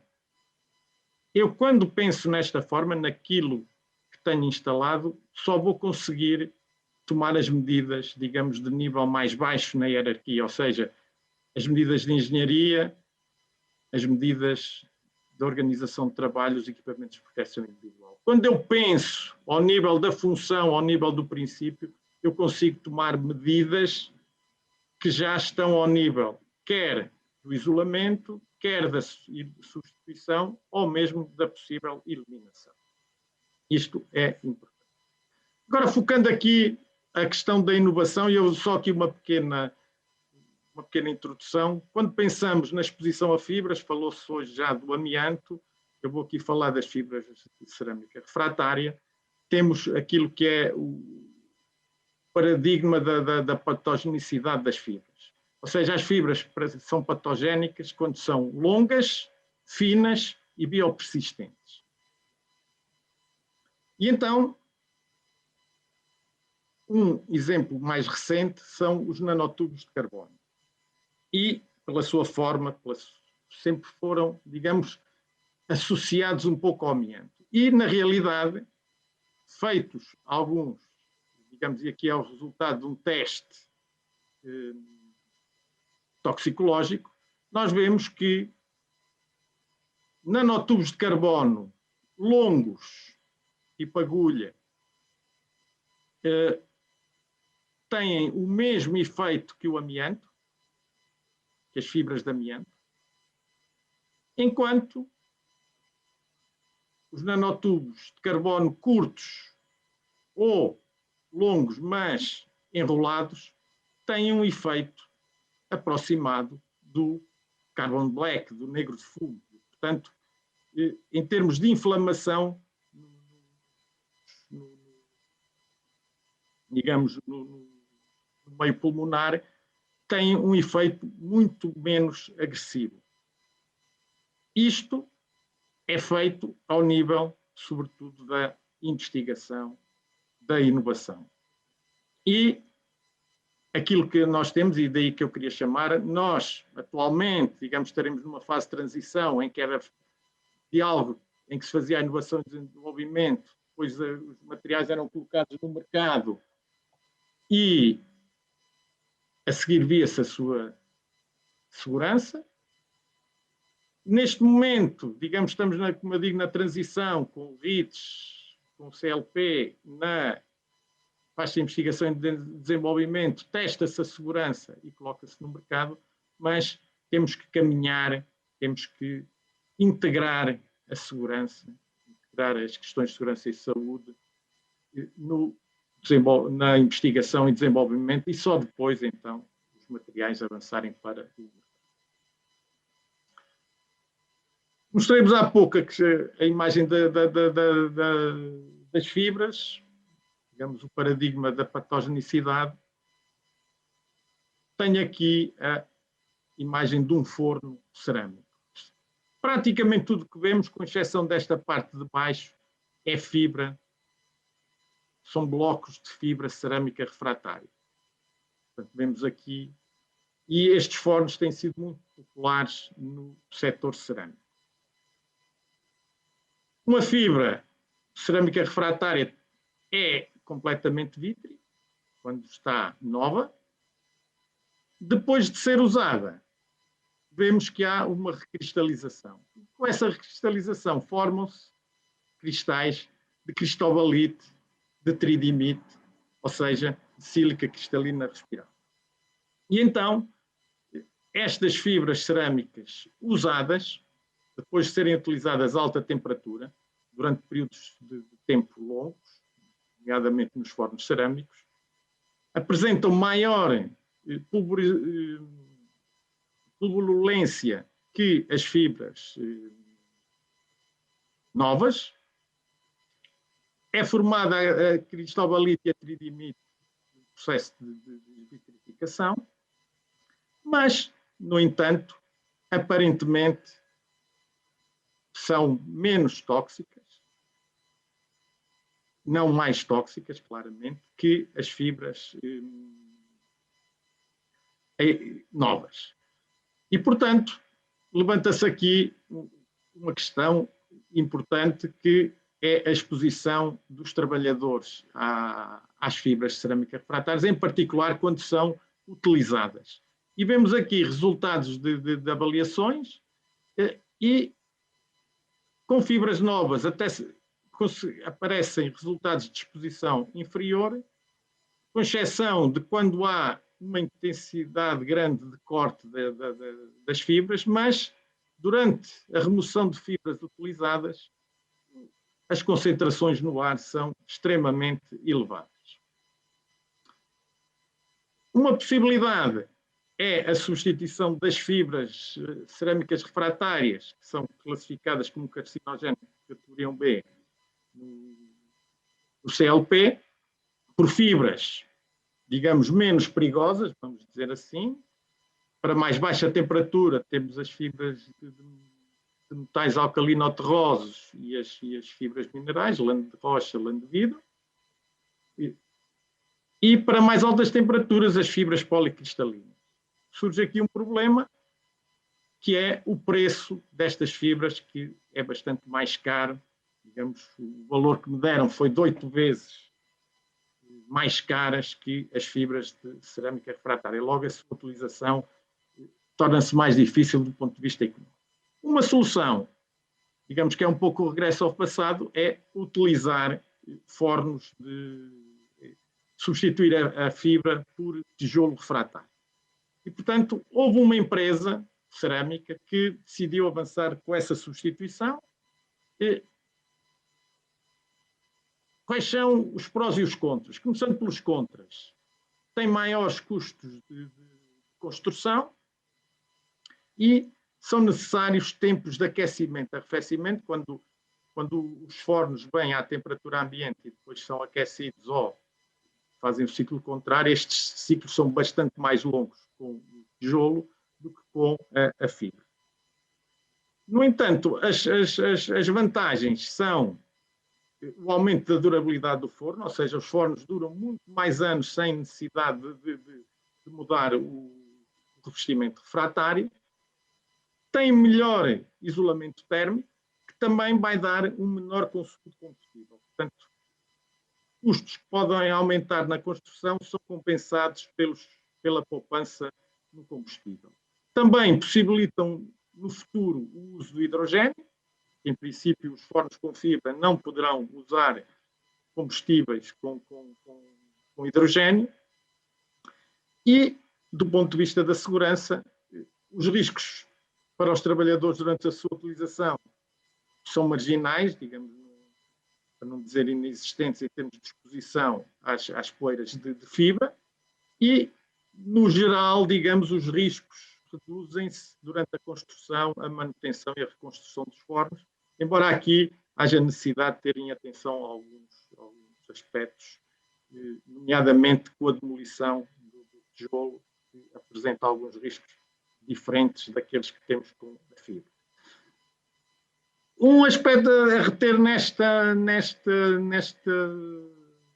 processo foi a cooperação entre a empresa utilizadora, neste caso a empresa cerâmica, e o fornecedor dos fornos, e, portanto, foi um projeto conjunto de forma a transformar fornos que estavam revestidos com fibra em fornos revestidos com tijolo. E, portanto, não são fornos novos, é a reconstrução de fornos existentes que estamos aqui a falar. Outro problema, e agora falando da sílica cristalina, temos uma operação que é o acabamento de peças cerâmicas antes da vidragem, neste caso na indústria do sanitário, que é um processo que origina bastante poeira, não só, digamos, numa raspagem que há das peças, mas depois na própria limpeza do pó que fica acumulado nas peças, e, portanto, nesta tarefa, as exposições à sílica cristalina respirável são bastante elevadas. Comparando com as restantes secções do mesmo processo de fabrico de sanitários, vemos que apenas na preparação de vidrados e na preparação de pasta temos níveis, digamos, de alguma forma comparáveis. Nos outros setores, os valores são mais baixos. Em alguns casos, inferiores ao valor limite, claramente inferiores ao valor limite que está na legislação europeia atual. Qual é o problema? É que este setor tem muito mais trabalhadores que os outros dois que têm valores. E então, qual é aqui a solução? É deixar de fazer aquele acabamento que eu referi antes da vidragem na peça seca e passar a fazê-lo na peça úmida. Portanto, peça úmida, menos poeiras, que libertadas para a atmosfera durante o processo. Quais são aqui as questões a ter em conta e que nos chamam a atenção? Portanto, fazemos um processo a úmido e não um processo a seco, logicamente não haverá emissão de poeiras. Os resíduos têm que ser limpos de imediato para não secarem, e, portanto, esse é um aspecto importante. Nós temos resíduos úmidos que têm que ser limpos e, portanto, tem que haver esse cuidado por parte da empresa. E um aspecto que eu penso que é muito importante nestas questões é a troca de práticas antigas, de hábitos antigos, de métodos de trabalho antigos, por novos métodos, novas práticas. Ou seja, resolver algumas questões técnicas que surgem perante estas alterações. O que leva à necessidade de uma mudança nas mentalidades.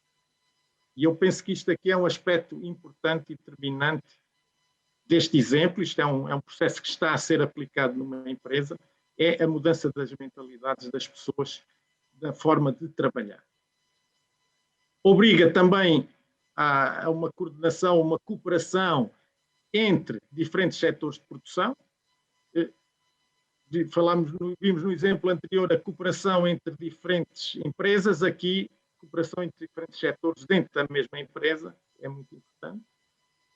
Tem que ser um processo em que a gestão de topo, de certa forma, tem que estar empenhada e tem que orientar para que as coisas não se parem ao primeiro obstáculo, não se parem ao primeiro problema, nem ao segundo, nem ao terceiro, e se resolvam os problemas sucessivamente. E também extremamente importante a participação dos trabalhadores. Isto é um trabalho manual, é um trabalho em que o operador vai ter que estar empenhado, vai ter que ver as vantagens que tem para ele e para a empresa em que corra bem e, portanto, participar ativamente na persecução dos objetivos. Para terminar, quando falamos de substituição, falámos aqui da substituição de um material, da substituição de um processo, de um processo de fabrico, estamos a falar de um processo, não estamos a falar de uma troca que é feita no momento, ou seja, existe trabalho, existe planeamento, exige procura de alternativas, exige no fundo, estamos a falar de melhoria contínua, estamos a falar de atuação nas empresas. E, portanto, esse aspecto eu acho que também é muito importante, não é algo que se faz de um dia para o outro, de um momento para o outro, é um trabalho em continuidade, um trabalho que tem que ser feito digamos, tem que ser encarado como um processo que poderá demorar algum tempo, mas levará a bom porto de certeza. Alguns fatores de sucesso, haverá mais, eu deixo aqui alguns. a inovação. Portanto, já hoje foi falado anteriormente pelo Jos, a inovação é um aspecto determinante aqui. A multidisciplinaridade, o trabalho de equipa, temos que juntar pessoas dentro da empresa com diferentes responsabilidades, com diferentes áreas de trabalho para procurar as soluções e também trabalho de equipa ao longo da cadeia de fornecimento, fornecedores, clientes têm que participar. A liderança e a participação são aspectos importantes, ou seja, tem que haver um empenhamento muito grande dos líderes das empresas na persecução destes resultados e tem que haver uma participação dos trabalhadores. A gestão da mudança, portanto, estamos a falar de processos de mudança, há sempre dificuldade em mudar e esse é um aspecto muito importante, tem que haver uma gestão da mudança e o desenvolvimento de soluções alternativas e a sua disponibilidade, e vimos aquele exemplo de termos fibras mais seguras, mas que são ou menos perigosas, mas que são 8 vezes mais caras, e portanto aqui também o mercado terá que funcionar e também terá que haver um empurrão político, mesmo eu diria até mesmo um empurrão social.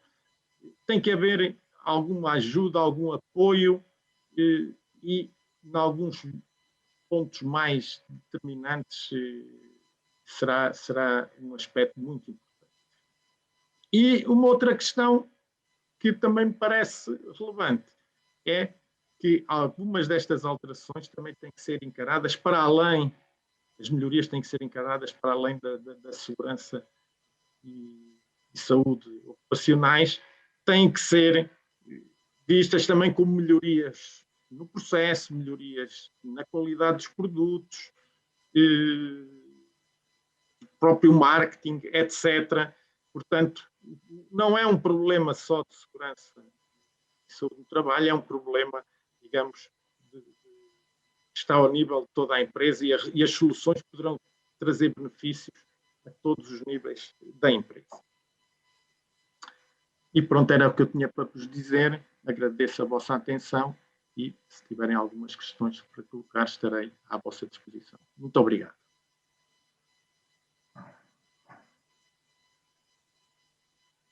Thank you very much, Mr. Silva. Thank you so much for your presentation. We're going to move right on now, because we're running a few minutes behind, to say hello to Johan Timmerman, who is an epidemiologist and occupational hygienist at Volandus. And Volandus is, of course, the paritarian or the joint employer and union organization based in the Netherlands, aimed at improving health and safety and in the working environment. So without further ado, Mr. Timmerman, it's over to you. Welcome. Thank you, Brenda. Thank you for the invitation. Let me start with getting my presentation running, which is always the first challenge. But I think it's on screen now. So yes. Thank you. Well, I was already introduced, and I know I don't have that much time, so I'll try to be a bit quick. But I'll tell you, well, kind of a success story from the Dutch construction industry. But it's like it's a good practice on how to approach a problem, because actually we cannot solve the real problem, but I think we did a successful start in tackling it. So I want to tell you something about the approach the Dutch construction industry took to reduce diesel engine emission. And yeah, as all of you probably know, the construction industry is a very challenging industry when talking about health and safety. And well, times really have changed. So the picture to the left, that might have been staged or not, I don't know.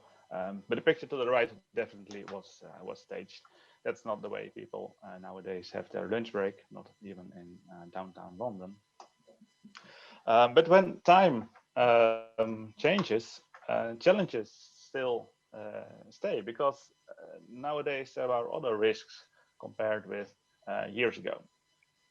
And in the Netherlands, we have quite a good history of trying to solve those problems together. And there's a pretty good cooperation between the labor unions on the one side and the employers organization on the other side. So the social dialogue, which already has been mentioned quite a few times this morning. I think in the Netherlands, that's well, we do have that dialogue, but not all. You know, there's not that much technical expertise, of course, within the labor unions and the employers organizations. So they founded Volandis, and our goal, as Brenda already said, is to well, to strive for the perfect working conditions. And actually, our goal is to make sure that the employees in the Dutch construction industry will reach their pensionable age in a good condition. So when they're like aged 65 or 67, they shouldn't be teared off. They should still be able to enjoy the rest of their life. And I think one thing is quite nice to tell, because our name, Volandis, it may sound Dutch to some people, but actually it was derived from the Spanish or maybe even Portuguese word volante, which means something like steering wheel or flywheel. Probably the Spanish or the Portuguese speakers will know better than me. But that really resembles our mission, because what we want to do is we want to get our construction industry into motion. And we have divided the goal of reaching sustainable employability in three main themes. Of course, the first is work safely, because healthy, safe working conditions, they are like, when you can't work safe, well, the chance that you reach your pensionable age isn't that big. And then there's two more things, because you have to keep fun in your work. When you lose the joy of doing your daily work, your health isn't improving either. And then the third thing is look well ahead. When you work as a mason and you notice that your arms are hurting every day a little bit more, you could think of well, searching another job, or just crafting your job in such a way that you still can reach your pensionable age. And we try to get not only the construction companies into motion, but also the workers themselves. And therefore, it's really important to create awareness, of course, but also a learning culture. And at the moment, that's not really well developed in our construction companies. So that's something we're really paying attention to. So I want to introduce you really briefly to our industry, and I think most of you will know the construction industry, because it's pretty everywhere, because we make roads, we make walls, we make floors, we make pretty much everything. But making pretty much everything means that you're also exposed to pretty much everything. And so there are numerous risks, and circumstances are usually quite difficult to control, because a construction site is not a laboratory. And of special interest, of course, and also of special concern is the emission of carcinogens, because there are quite some difficult kinds of carcinogens that can be emitted during work in the construction industry. Respirable quartz, already mentioned, but also welding fumes, wood dust, and obviously also diesel smoke. And therefore, it's of vital importance to have those agreements on safe and healthy working conditions, because the companies can't do it themselves, workers can't do it themselves, but when you get together, you might reach some nice goals. And therefore, already in 2010, a committee was formed by our predecessor, actually, because Polandis was only raised in 2016. But already in 2010, a committee was formed consisting of not only occupational hygienists, but also safety experts, because in the Dutch construction industry, there aren't that much occupational hygienists, but there are safety HSE experts. We had also technical experts, not only from the construction industry, but for example, also from the motor industry, because they could tell us how the diesel engines work and what you can do to make reduction happen. And of course, also the labor unions were represented. So there was quite a big committee, and there was a lot of expertise brought together. And actually, the goal of this committee was to Friday. Well, we call it a sheet, but it's not really a sheet. It's kind of a booklet, but I think it's like 20 or maybe 30 pages. But the goal was to write down the state-of-the-art techniques. So what can you do to indeed reduce diesel engine emission? And well, first, of course, then the other goal is to reach agreement between all those experts and all those different points of view in what you could really do. And it's a bit strange, we call it a A-blad in Dutch, literally translated that would be a sheet. You should know the A stands for Arbo, which is the Dutch acronym for working circumstances. So you could also call it a working circumstances sheet or whatever. But the term A-blad in the Netherlands is quite well known, because we've made quite a lot of these leaflets on all kind of different topics. And do what you can do is quite important, because the Dutch legislation, I think that's not only typically Dutch, so a lot of you will recognize that. But the legislation on working circumstances says the employer has to do what it can. And legislation does not really describe certain things, but just says, well, if you can do it, do it. So therefore, that was what we wrote down. But how then?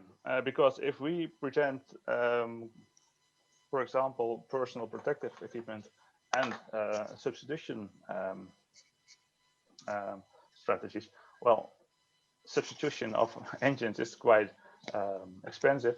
So the chance is really big that people start buying personal protective equipment, which we well, don't really like, because of course we want to have our construction companies to follow the stop strategy.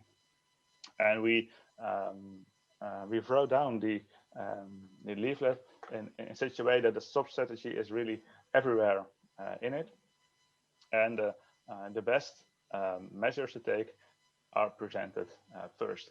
And we divided actually in two main parts, because a lot of choices have to be made in the planning phase of a work, and then all kind of different measures are able when work is in progress. But the planning is really important. So in both parts, we use the stop strategy to present possible measures. And we translated a little bit into a 5-step strategy, because we know it's not always feasible to replace a diesel engine, but you can do a kind of different technical measures. So we broke it up into 5 steps, which you can see to the right. But I want to zoom in a little bit on the different steps, and also give some practical examples, which may be inspiring for some of you. And of course, I think that the best way to reduce diesel engine emission, of course, is to kick out the diesel engine because then you won't have the emission anymore. But there are some kind of different options because you can reduce diesel with liquid gas or electric or alternative fuels sometimes. So there are some kind of different options, but electric equipment actually is well, what we consider to be really state of the art. And for a lot of tools, there are electric alternatives available already. And the other big measure on reducing, or I should say, a source measure is closing main roads. And that is quite difficult because closing a road has quite some impact. Not all clients will like it. But you can see in the picture in the middle of the screen, there's someone working on there, and he is wearing a high visibility jacket because, of course, close to the road is quite dangerous. But think of all the diesel engine exhaust that is produced by all those lorries making speed. This is typically an example where someone is pretty much exposed, maybe without knowing, whereas he does not emit the diesel engine exhaust himself, but he gets it from his close surroundings. But as I said, source measures like this, they are quite difficult because, well, closing a street can be simple when it's a really small and not so busy road, but mainly the busy roads are the roads producing diesel fumes, but that can be quite expensive, of course. And the same actually is true for the heavy equipment, because, for example, a piling rig is such a big machine and it needs to be so powerful. There are no electric alternatives yet. And usually those machines, heavy machines, they are so durable, they can do their job for like 40 years. And it's really expensive to replace them.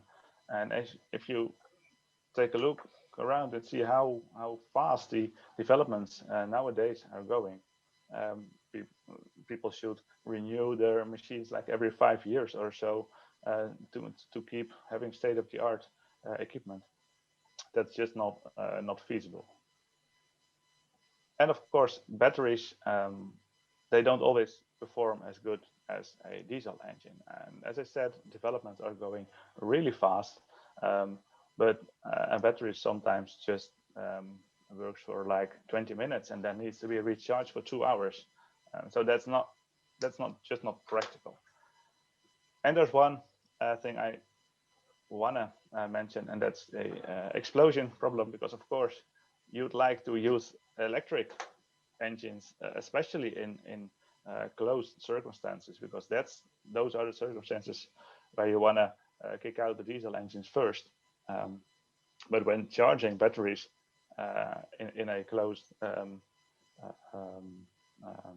room, there can explosive fumes, I think it's hydrogen gas, I'm not quite sure, but you create explosive conditions, which of course is another danger. So sometimes when you replace one problem, you introduce another problem, and you have to keep that in mind. And because of the rapid developments, and also because we started the A sheet in 2010, it's already outdated actually. I'm not really proud to say so, but it's just the truth.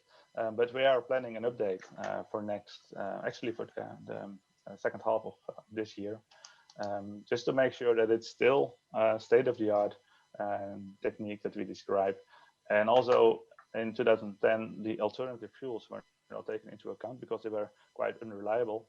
So we want to include that this year also. And this is just a screenshot to prove that a lot of smaller equipment is already available electrically.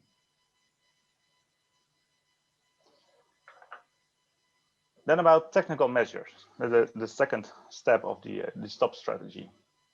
There are quite some possibilities to modify your diesel engine, so you don't need to replace it when that's not feasible, but you can sometimes install a oxidation catalyst or a soot filter so that the emission at least contains less nitrogen oxides and soot particles. And it's quite obvious that you can use ventilation, but ventilation sometimes is difficult. I think when a diesel engine is being used in an inside environment, well, that's something you should try to prevent at all costs. But if you can't prevent it, then use a local exhaust to get rid of the emission. But one really practical example for the construction industry is the dirt roads, because when a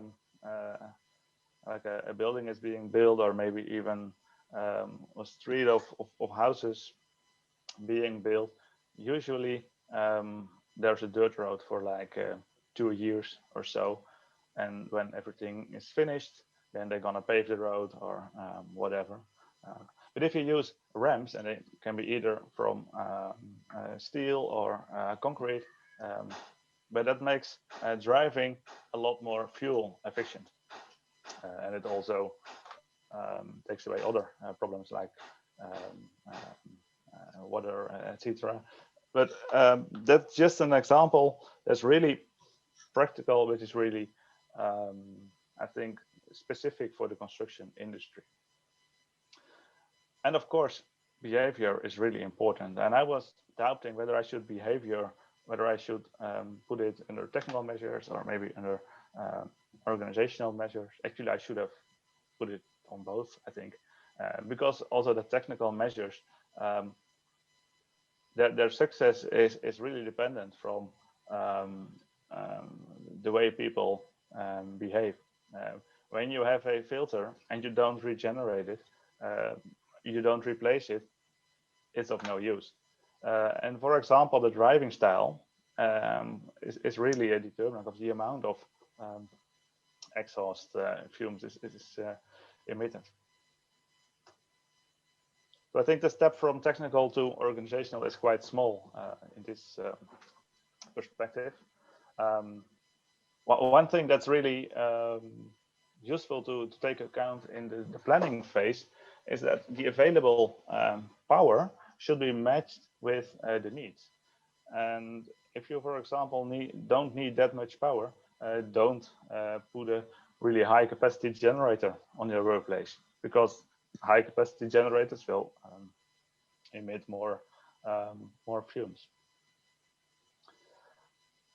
And one practical trick is to put a generator on the let me think, on the east side of a construction industry, because in the west the wind usually is blowing from the west, so blowing to the east, so you blow the emission away from the workers. But that's, well, you can imagine what happens when the wind turns and you have a wind blowing from the east. So this is not really the preferable measure to take. I think what's really important is the last one, education and training, and that really matches with our challenge to raise awareness and to make a good learning culture happen in the Dutch construction industry. Because if you know that your big lorry or your big excavator is a source of unhealthy fumes, people may change their behavior. And of course, we have the last step of the stop strategy. And I would say, if you reach this last step, you did something wrong. Because I think, and of course, I'm talking for the Dutch construction industry, but if you have to rely on personal protective equipment, that's no good. Johan, I'm sorry to interrupt you, but you have maximum 3 minutes. I'm sorry. Thank you. Thank you. Thank you. Because there are all kinds of practical problems with personal protective equipment. And of course, that's the reason it's only the last letter of stop. So just try to stay away from this last resort measure. Well, then, to conclude, what's really the good practice? Well, I think the collaboration between social partners in reaching the agreements underlying the sheet, the social dialogue. At the first phase, also measurements were carried out just to know what is the exposure at the workplace. Solutions were quite ambitious, but they were carried in from within the industry, so everyone knew it was feasible. And then, of course, what I mentioned, the stop strategy is really everywhere in the sheet. So the road ahead, and it's quite bumpy, I think. We still have to raise a lot of awareness. We have to update the ACT regularly, I guess, because in 2 or 3 years, of course, it will be outdated again. And of course, you'll have the companies that lead with example, and you'll have the companies that are not really, just take this example of someone from a construction industry riding in an electric car because that's so good. But when visiting a construction site, the car has to be recharged, and as you can see, still diesel engine exhaust is being emitted. So there's still some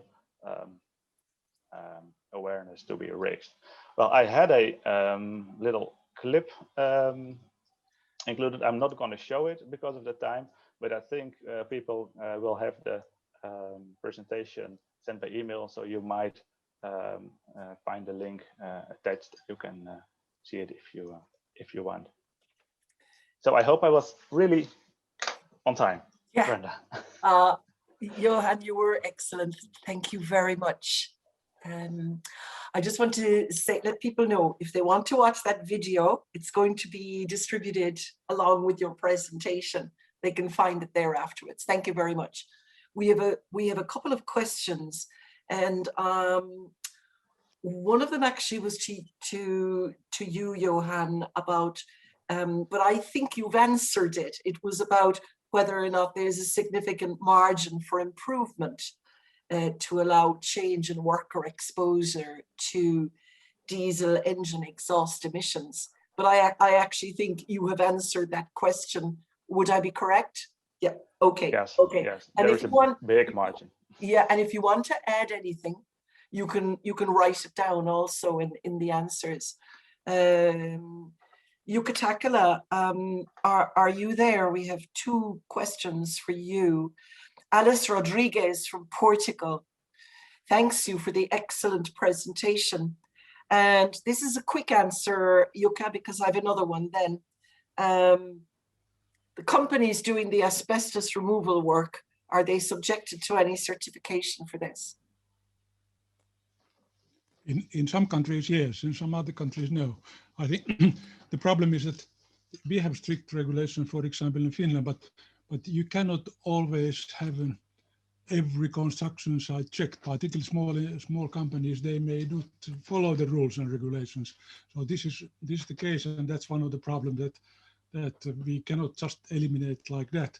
But I think it's a long-term thing that people who are asking for renovation, the owners of the work will have to take care of that to make sure that the workers will know what to do. Thank you. Dr. Silva, there's a question. Occupational cancer resulting from exposure to silica is estimated to be increasing until 2030, according to Yucatakala. What's your response when it comes to the ceramics and glass industry?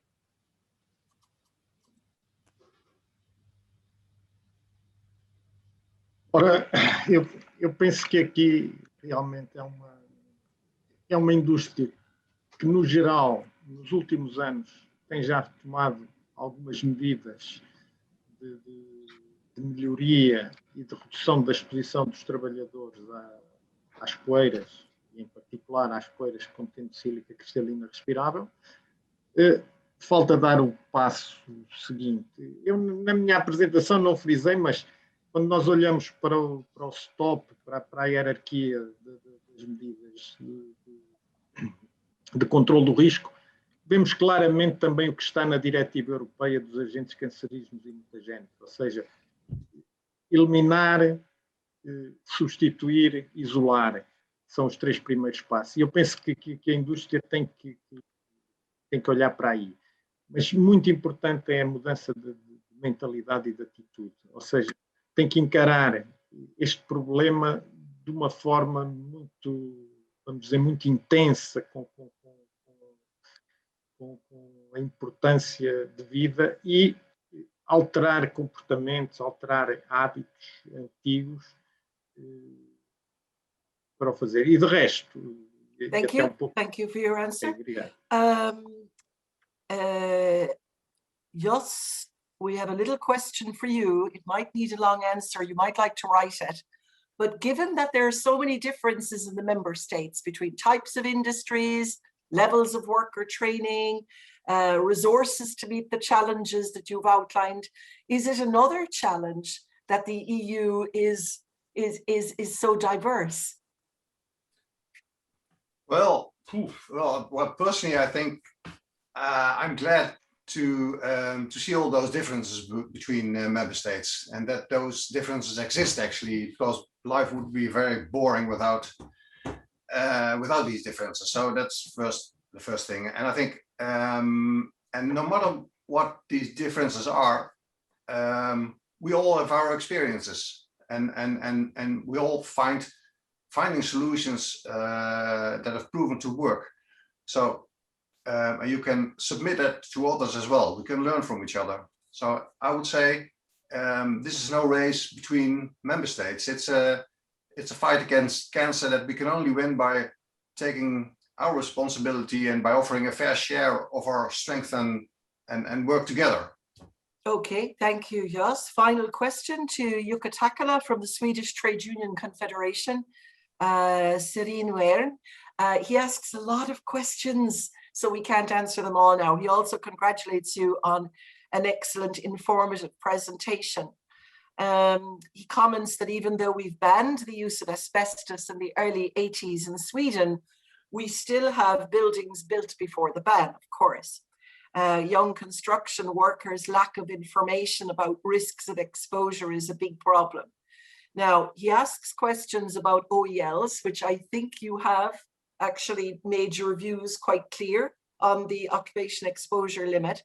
But I do want to ask another, one of the questions. He says, do you have anything on reprotoxic substances that you can share with us? And if you do, Jukka, would you like to share it with us so that we can give it to all participants later on, if you have written material, or would you like to respond, or you can do both, respond quickly on reprotoxic substances?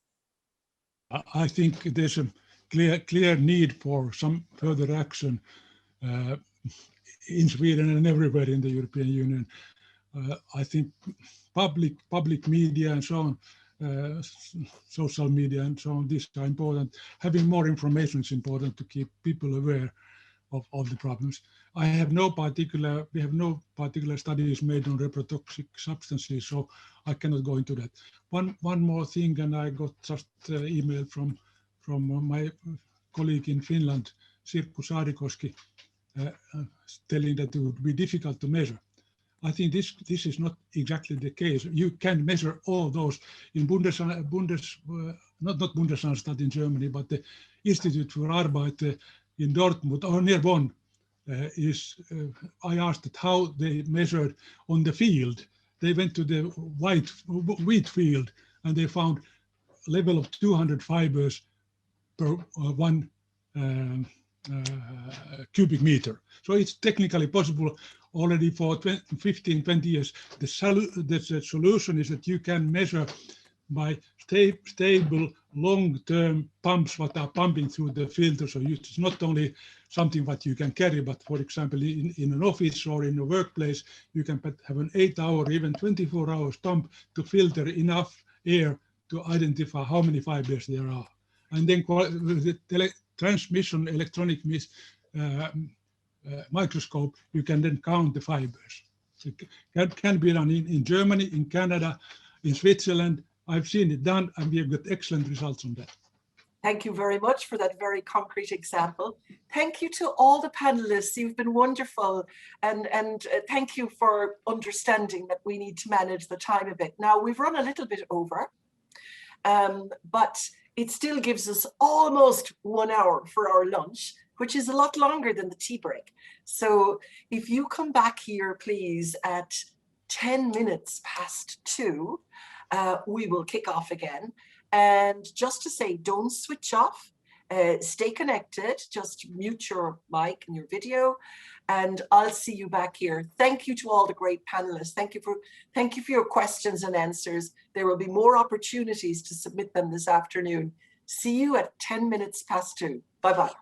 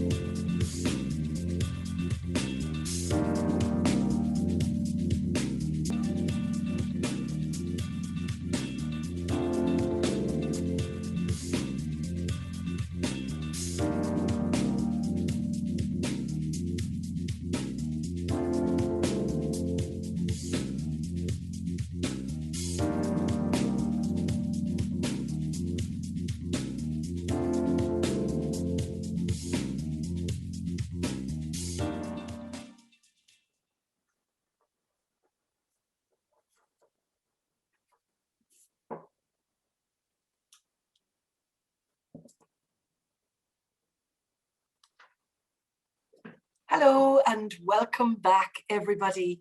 I hope you had a nice lunch. Up here, a lot was going on at lunchtime, I have to say. There was a press conference in Belgium from the Prime Minister. It looks like we're going back into some more restricted measures due to the pandemic. I hope wherever you are, you're staying safe and well. And oh yeah, we started back a little late. Apologies for that. We were just establishing the streaming with Facebook, which is one of the many channels we have. So I noticed that quite a few people have raised hands, and actually that's not the way to contact us at all. If you want to say anything, ask a question this afternoon, go into the Q&A and write your question there. And that will be, we will take your questions later for the panel. The other thing you should know, in case you're joining us for the first time and you weren't able to make the morning session, on the bottom right-hand corner or side of your screen, you'll see a button called Interpretation, and you have to select the language you wish to listen in, Portuguese or English. All the PowerPoints of today that were used by the participants will be available for all of the participants everywhere on our website later. You'll be able to access them all there. And the other thing I should say to you is that when we reach the end, don't leave immediately, because our Portuguese hosts have organized a lovely surprise for us all. So do hang on and make sure you're there right until the bitter end, because you will be in for a treat, I promise you. The other thing I should have said is that I announced before the lunch break that we would come back to work at 2:10. Of course, I should have said 1:10, because at the moment, Portugal is the center of the universe and we're on Portuguese time. I'm sorry, I only sent the message verbally in Central European time. So now it's coming up to just after 1:15 in the whole world, because we're on Lisbon time. And it gives me great pleasure to introduce the next session, which is going to be looking at the prevention of occupational cancer in the EU. And I'm delighted and honoured to welcome Dr. Charlotte Greyfoy-Arnault, who is the head of the Health and Safety Unit of DG Employment in the European Commission. Now, Charlotte has a legal background and used to work in the Department of Justice in Sweden before finally leaving her native home and coming to work deep in the heart of the European Union, working for a while in the European Court of Justice and in various positions around the European Commission. Now she runs the very busy Health and Safety Unit, and I understand they're exceptionally busy these times, because not only do they have their usual work to do, but they are, of course, also preparing for a European Union strategic framework on occupational safety and health. But I'm sure Charlotte might just mention that in her presentation. So welcome, Charlotte, and the floor is yours. Thank you so much, Brenda, and thank you for that lovely introduction. Let me see if I can share my screen. Share. Yes. Do you see it now? Yes, we see it. I just wanted to make it a full screen.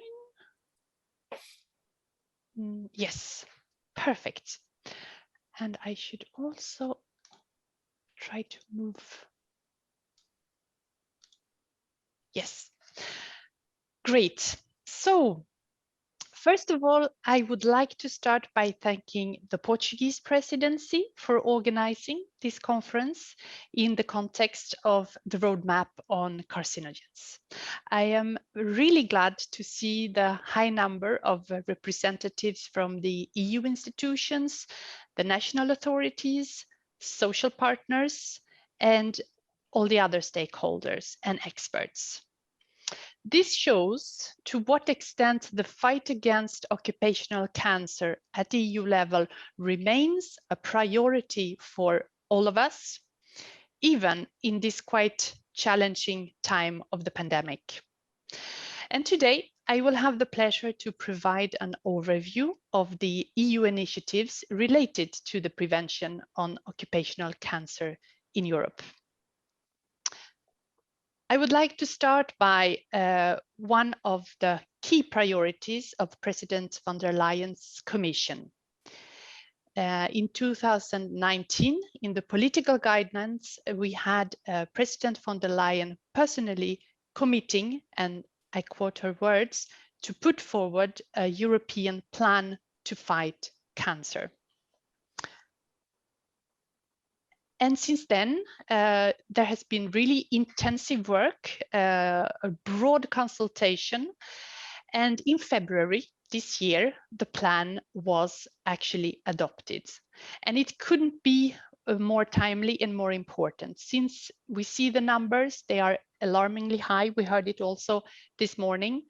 2.7 million people in the EU were diagnosed with cancer only last year. So this adoption on the 3rd of February of the Europe Beating Cancer Plan is really an important milestone and an important step. It gives a new EU approach to cancer prevention, treatment, and care. And the actions, they come really in a broad range of policy areas. So many departments of the Commission have been working very hard for this. Including also the part where I work, so in DG Employment.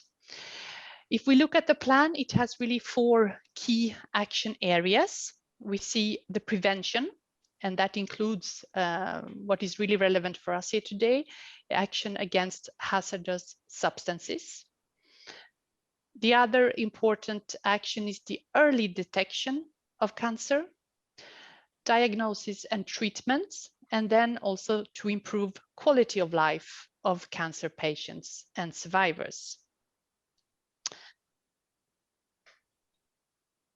If we look at the occupational cancer burden, and this is also something that was highlighted this morning, it is really important, I think, that we still insist on the extent of the problem.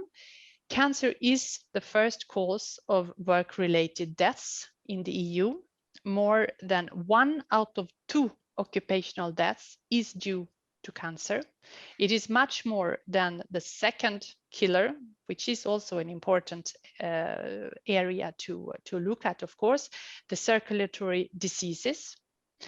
But as I said, cancer is still on the top, and 100,000 people lose their lives from occupational cancer every year in the EU. So the cancer plan, as I mentioned, these 4 areas, it is also targeting very specifically occupational health and safety. And we see some very concrete actions that the Commission has committed to undertake. The first one, and you mentioned it very well, Brenda, in the introduction, is the adoption of a new occupational safety and health strategic framework 2021-2027. I'm sure you all of the participants know very well that we had the former strategic framework that expired last year in 2020. And we are very busy to prepare now for the next occupational OSH strategic framework. Under the umbrella of the European Cancer Plan, we also have the commitment to reduce worker exposure to carcinogenic substances through the amendments of the Carcinogens and Mutagens Directive, and to revise the EU limit value for asbestos to further reduce workers' exposure to that substance. We also see a point which I'm sure that the next speaker will speak more about, which is a survey, very important survey on exposure of workers to risk factors for cancer. That is our agency who is dealing with.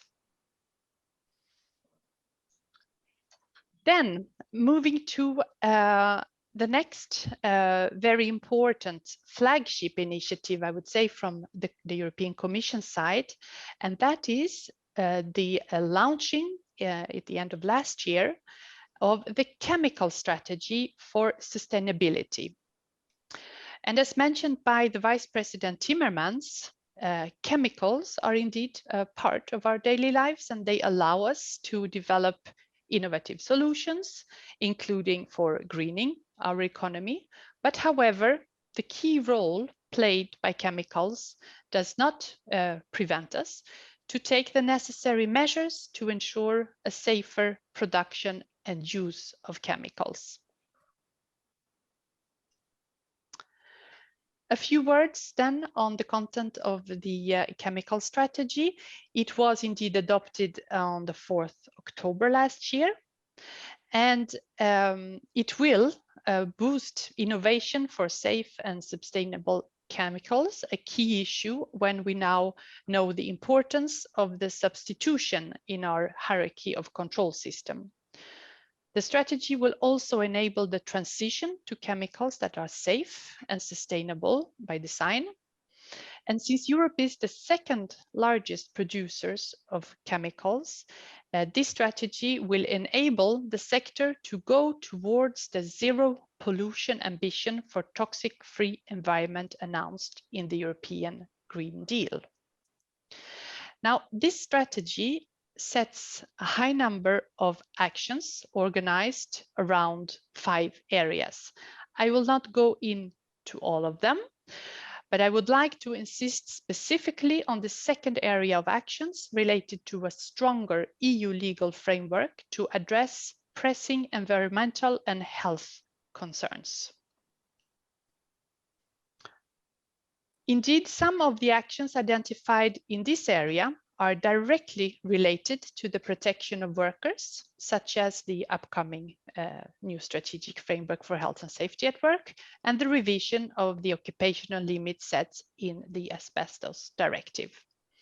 So the new EU strategic framework will be the opportunity to reaffirm our commitment to pursue with the update of the Carcinogens and Mutagens Directive, with the aim to set values for additional substances, but also to revise the existing limit values where that is needed.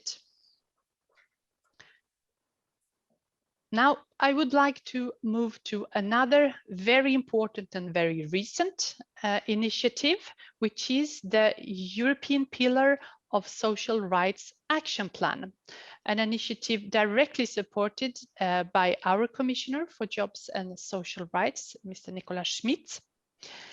And at the occasion of the adoption of this plan, Commissioner Schmit reminded the key role played by the social pillar and its 20 principles in favor of a strong social Europe. Commissioner Schmit underlined the need to breathe new life into the pillar, and this is why the Commission adopted its European Pillar Action Plan, as mentioned, very recently. So on the 4th of March, this plan outlines concrete actions to further implement the 20 principles of the social pillar. And of course, the Commission cannot do that alone. Delivering the pillar of social right is a shared responsibility for the EU institutions, but also the national, the regional, and the local authorities, the social partners, and the civil society. And in addition to the actions I referred to in the previous slide, the action plan also sets 3 ambitious targets for the EU by 2030. The first one, at least 78% of the population aged 20 to 64 should be in employment. The second target, at least 60% of all adults should be participating in training every year. And the third target, a reduction of at least 15 million in the number of people at risks of poverty or social inclusion. And as I already said, the objective of the action plan is to turn the 20 principles of the social pillar into reality. And although, of course, all the 20 principles are very important, I would like, given the topic of our conference here today, to insist in particular on the principle 10, which is dedicated to health, safe and well-adapted work environment and data protection. So in the action plan, this principle 10 will be supported by the actions that you can see on the slide. And here again, we mentioned the new EU strategic framework for health and safety at work and the reduction of the workers' exposure to hazardous chemicals, including asbestos. And the fact that these actions are identified in the 3 key initiatives of the European Commission shows to what extent occupational safety and health at EU level is paramount. It also shows that the protection of workers is a preoccupation that is taken seriously into account in main areas, which of course is very, very welcome. Now, turning really to the core, I would say, DG Employment Commission initiatives and looking at our joint efforts in the area of Osha. Here is the figure that we often use when we explain the process of the European Commission work that we follow to amend some very important pieces of legislation in the area of Osha, such as the Asbestos Directive, the Carcinogens and Mutagens Directive, or indeed the Chemical Agents Directive. And I will not go over each step of the process, but I would like really to highlight the need and to really to see that there is a joint effort, that we all need to go in the same direction in order to achieve really tangible results. We need to have a science support. We need to have a tripartite agreement. We are also looking at the impacts of our suggested proposal. And then, of course, we need to have the political willingness to take it forward. And all of these steps are crucial. And I take the opportunity to today also thank all the participants in these steps, because it is, once again, when we do this work together that we can actually make the difference. And as for the European Pillar Social Right Action Plan, the improvement of the protection of workers is also underlined to be a shared concern. It is the EU institutions, the national authorities, the social partners, and the civil society that must work together if we should be successful. And then let's turn to the ongoing initiatives in the area of Osha. So I will start with the fourth revision of the Carcinogens and Mutagens Directive, which addresses 3 more important chemical substances: acrylamide, benzene, and nickel compounds. And more than, as you can see from the slide, more than 1 million workers are exposed to these 3 substances in the EU. If we don't act, up to 2,000 workers will contract cancer or other serious diseases over the next 60 years. So following the well-established consultative process, which includes, among others, as I said, the consultation of the European Chemical Agency on risk assessment, the Tripartite Advisory Committee on Safety and Health at Work, the Commission now proposed new, or in one case, revised occupational limit values for these 3 substances. All these limit values are identical to those which were unanimously recommended by the workers, the employers, and the government's interest groups in the advisory committee. And in addition, the Commission proposed some notations as well as transitional values, which have also been recommended by the advisory committee. The transitional measures have been proposed to enable companies in some sectors and small or medium-sized enterprises to make the necessary investments despite the high economical costs that these limit values come with. And as you can see on the right side of the slide, we are already very well advanced in the process. The Commission adopted its proposal in September last year. The proposal is now going through the ordinary legislative procedure, and the Council already adopted its mandate by November last year. And now it is the Ample Committee within the European Parliament who is very in the final stages to look at a negotiation mandate to have the interinstitutional negotiation started, hopefully still under the Portuguese presidency. And then turning to another very important initiative we heard this morning, the impact and the situation of asbestos in the EU. Asbestos is a key occupational carcinogen, and it can lead to lung cancer, cancer of pleura, and many other diseases. And although, as we also know, all of us, the use of asbestos is banned, it is still present in many older buildings across all Europe, the north, the south, the east, the west.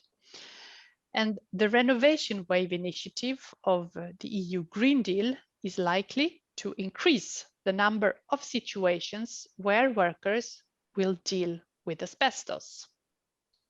So therefore, Commissioner Schmidt has taken a commitment to lower the existing OEL under the Asbestos Directive.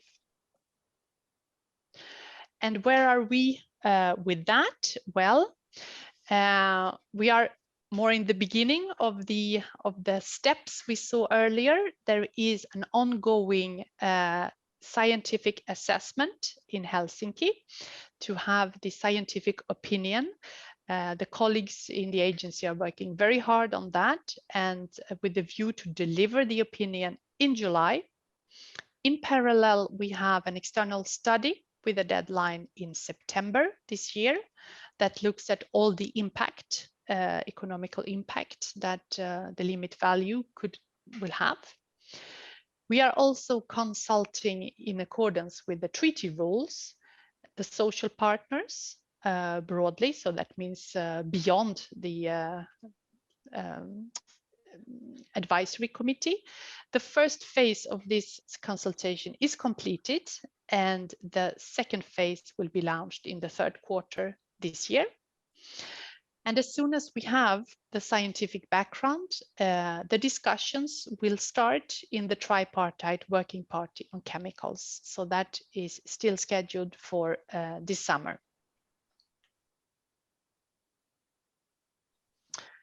Now, I would like also to mention and to say a few words on two other very important substances. They are not carcinogenic, but they can also lead to very serious health effects. And those are lead and thioisocyanate. Lead is a particular important one. It is a major reprotoxic substance, and that explains why we committed to prioritize that from the European Commission side. To date, we have already received the scientific opinions, and we should also receive the final reports of the external study in September this year. And in addition, we already completed the first phase social partner consultation for those substances as well. And just as for asbestos, the discussions related to these two chemicals should also start this year within the tripartite working party on chemicals. And now I would like to turn last but not least to the EU strategic framework on health and safety at work. You have seen and heard all along my presentation that this strategic framework is particularly important to several Commission's plans and strategies. It has also been identified as a priority in Commission Work Programme 2021, which really shows the high political expectations around this initiative. Such an ambitious strategic framework requires input from various stakeholders and institutions, including the Tripartite Advisory Committee, the Senior Labour Inspectors Committee, the European Council, and of course also the European Parliament, just to mention some. I should say that the consultation is completely, I think it would be the broadest possible, really, because it is also building on other sources, like the results of the open public consultation and an external study, which is taking stock of the previous Osha strategic framework. We are really now, as Brenda correctly mentioned in the beginning, very, very, very busy with this, and going also into the more discussions with other Commission departments. And we are hoping and planning to be able to adopt this very important initiative end of June this year. And with these words, I would like to thank you very much for your attention. And I hope that I have been able to give you an overview of all the most important files that that are dealing with the exposure to chemical substances at EU level. Thank you very much. Thank you very much, Charlotte. You've been very clear, I have to say. That's a very, very good overview. Thank you. I will now move forward and introduce our next speaker. Gives me great pleasure to introduce our next speaker, my boss, Krista Sedlacek. Krista, of course, all of you know her, many of you know her, has been director of the European Agency for Safety and Health at Work for the past 10 years. And before that, of course, she worked both in Germany and in Austria. She is a medical doctor, a specialist in occupational health, and a big supporter, I think, on a professional and personal level of reducing occupational cancer in Europe. And I was just thinking, it's over a year since I've seen you in person, Krista, but it's nice to see you on the screen. We see each other regularly on the screen.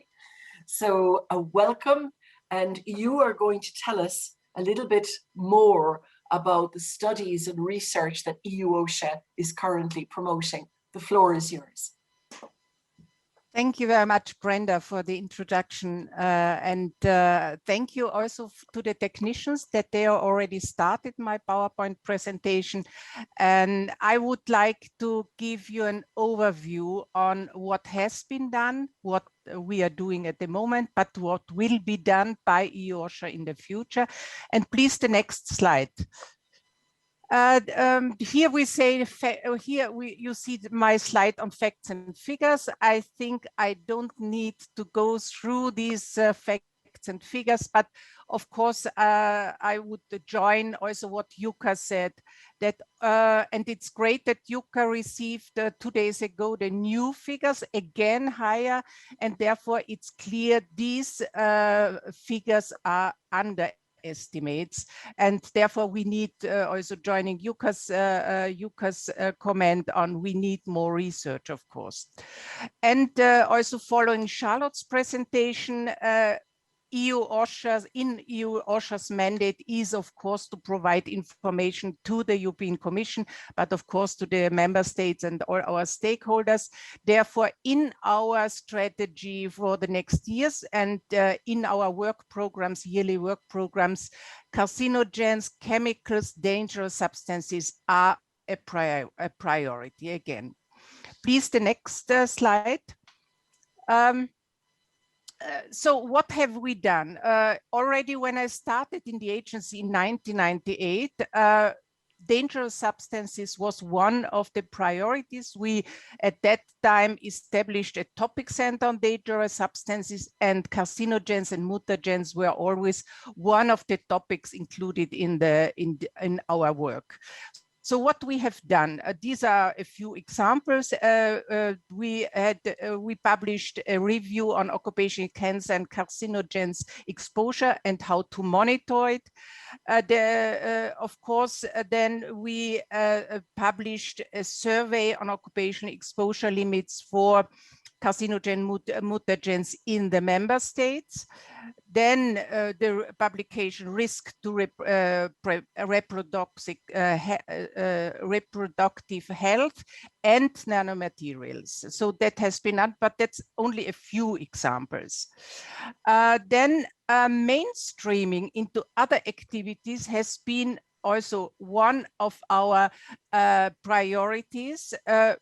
It was mainstreaming into different sectors and activities like cleaners, healthcare, HoReCa sector, construction, transport, maintenance. Then also in our activities, workplace health promotion, we included one aspect, namely environmental tobacco smoke.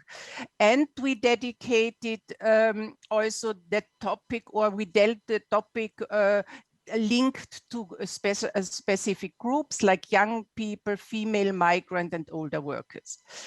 Then a big, always a big work, and also a chance to present our work on chemicals, carcinogens, was our campaigning activities and the cooperation also with other groups and organizations dealing with these topics. We organized two campaigns on dangerous substances in 2003 and 18-19. Then participating and contributing to the SLIC campaign on asbestos and risk assessment. And also we organized the campaign on risk assessment in 2008, also young workers in 2006. And one of the topics again was dealing with dangerous substances and chemicals and carcinogens. We also participated in several expert groups like Subsport dealing with substitution, but also others. Please, the next slide. And now I'm coming to the roadmap on carcinogens. I had the pleasure, together with other colleagues from other organizations, to be one of the signatories of the roadmap. And in that context, I would like to thank the Dutch ministry because they started the initiative during the Dutch presidency. Jos already presented what has been done also about the start. And I would like to thank, of course, Jos. He was one of the, let's say, main drivers in that process of planning and starting to implement it with many colleagues and many organization, and we see the success today. And I would also convey my thanks to Rob Trimstra. He was our former a member in the management board. He also was one of the key people who took the initiative and started this initiative and the roadmap on carcinogen. And now we see where we are. It's such a successful initiative, and we see also where we are. Namely, many of the countries have participated in the roadmap, many organizations and social partners, and I think that's a great success. So thank you very much for the representatives from the Netherlands. What did we do? Of course, we produced joint publications with the members of the roadmap on carcinogens. Then we dedicated, and that is still dedicated, a web page to the roadmap on carcinogen, which is updated regularly. We are participating and presenting the topic in several events like the A&A, ICO conference, and in all presidency conferences.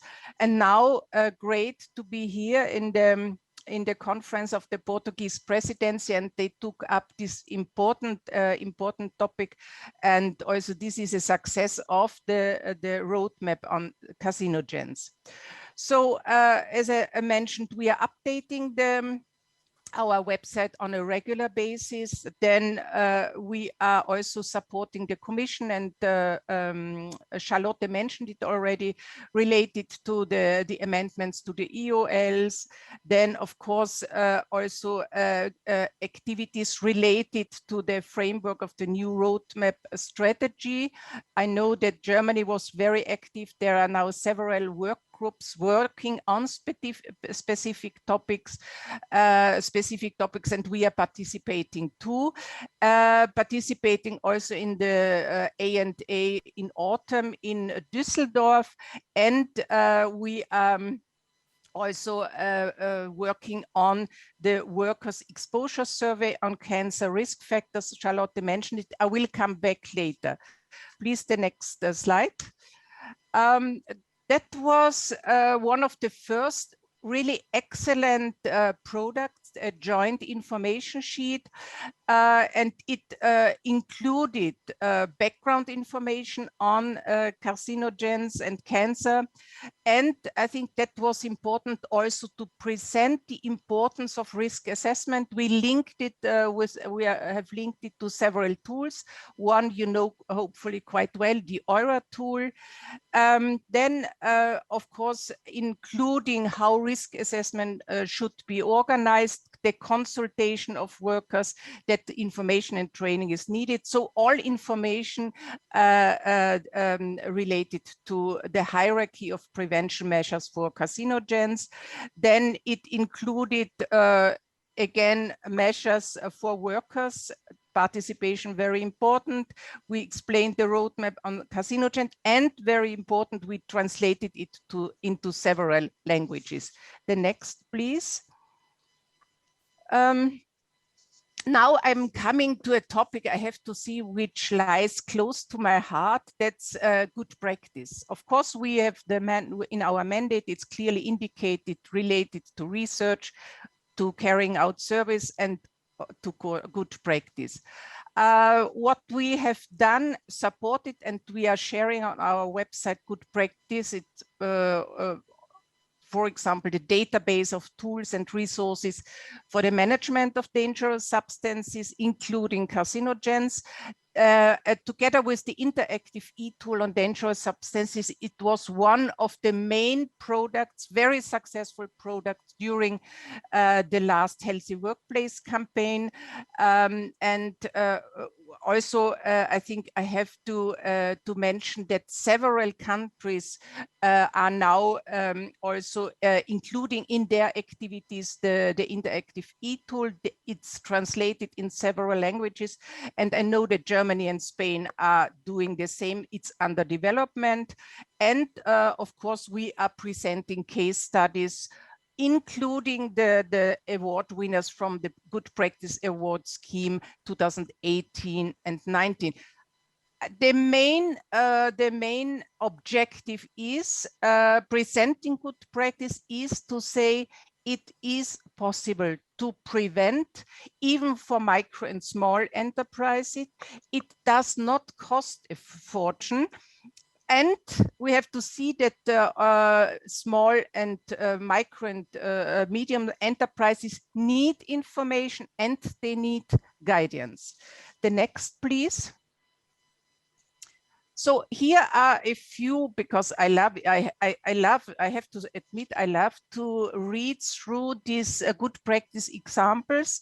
A case study, the first one, I don't go into the detail, but I think it's important to know these case studies are accessible via our website. We know that good practice from companies are not transferable one-to-one, but it's an inspiration for other employers, workers, social partners, and of course, it also inspiration to do similar or to take similar measures. Also a strong link to micro and small enterprises. This is from France, preventing exposures to diesel engine emissions and other exhaust gases during car inspection. These are small or even micro enterprises, and they developed a system that fitted the most common tailpipes, and it is something easy to use and simple to set up in the workshop. I don't go into detail, but it's great to see what also micro and small enterprises can develop on their initiative. And it was a clear proof afterwards that these measures reduced exposure to diesel fumes and gasoline exhaust drastically. And they were also awarded in France. Next one. The next one is from Germany. It's a case study. It's a case study which was presented by the Federal Association of Glacier Trades, representing all glass specialists, including glacier finishers and designers. And it was also they were participating in the Healthy Workplace Award 18-19, but I know also at national level they were awarded.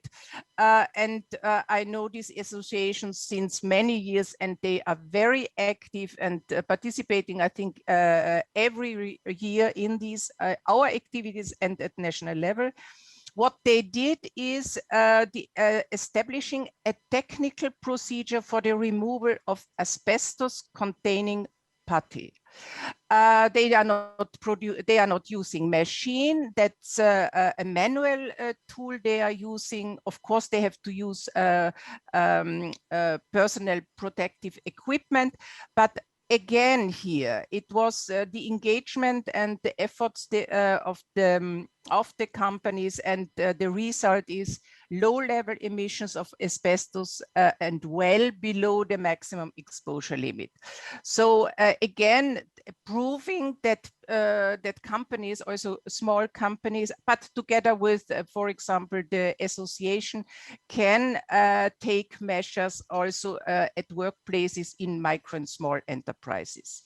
Next one is coming from my home country. It's from Austria, and it is from Vienna. And Vienna, the Ombuds Office for Environmental Protection developed a database for disinfectants called VIDES in German and English. And it's, I know it because I even talked to the people who are developed this database.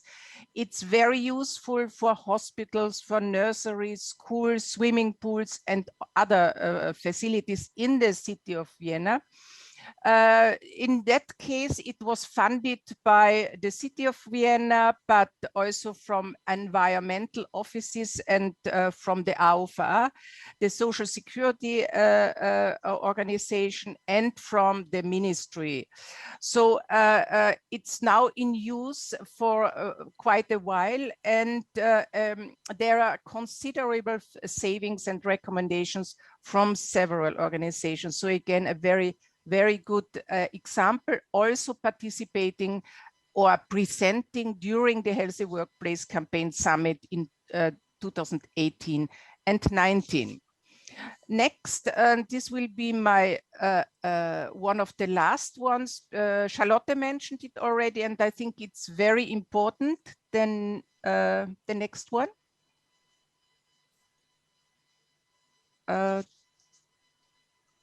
Yeah, that's it. Thank you. It is related to the EU Osha's worker exposure survey of cancer risk factors. It was decided by the management board and of course by the commission that we should start this survey, which is really unique in Europe. We were in contact with the Australian OSH authorities. They have done and used this tool for many years quite successfully. It's a telephone survey with workers, and here I have to stress with workers. They're working with a standardized, we are working then with a standardized questionnaire. There are short, precise, and factual customized questions about task. They represent possible exposure to 24 cancer risk factors. And there is the probability of exposure assessed by experts. As I said, we are using the Australian tool, but of course adapted to the needs of Europe. And it will cover also some of the substances that have OEL in the EU. These are silica, chromium, chromium-6, nickel and compounds, wood dust, and asbestos. And we will carry out a pilot survey in 6 member states: Germany, Spain, Finland, France, Ireland, and Hungary. So next one, and this is the last one, the plan for the next years. During 2021 and 22, we are adapting the questionnaire, and I think that's one of the most difficult tasks, to translate it into several languages, in all languages for the countries. Then there will be the pilot test of the survey, and we will finally revise and validate the questionnaire and also the language versions. And therefore we will also need our wonderful, excellent focal points in the member state. In 2020, there will be a training of interviewers. That's important to have the right background to know which questions they should ask. Then we have the data collection on the field, then data cleaning and weighting and assessment of exposure that works via an artificial intelligence tool. Specialist or expert involvement and intervention will only be needed for special cases. And then, and I'm really excited and looking forward to the year 2023, because then we will publish first findings and dissemination. So this is the last slide. There's only another one in the end, and this is only a reminder, because we get a lot of requests from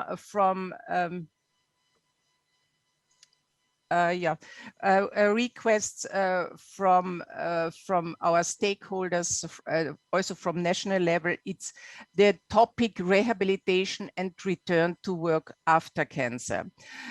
This is an important publication, also accessible on our website, where we give advice to employers, to workers, social partners, how to organize rehabilitation and the return to work process. I think it's important.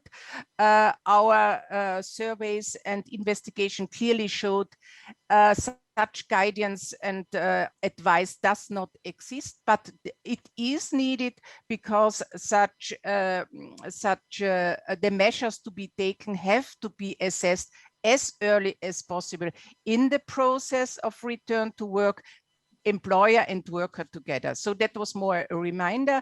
Thank you very much for your attention.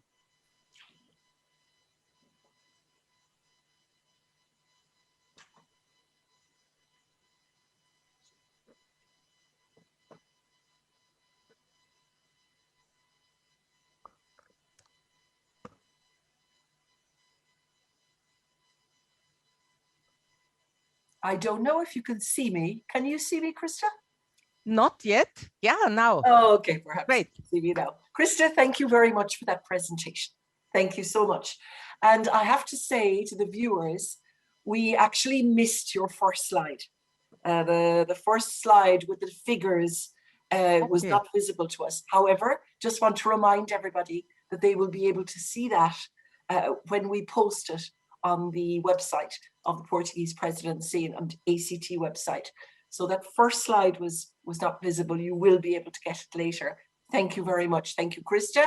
And also thank you, Charlotte, for bringing us up to date now on and setting again the scene, what's happening in the Commission, what's going on in Bilbao, in EU Osha.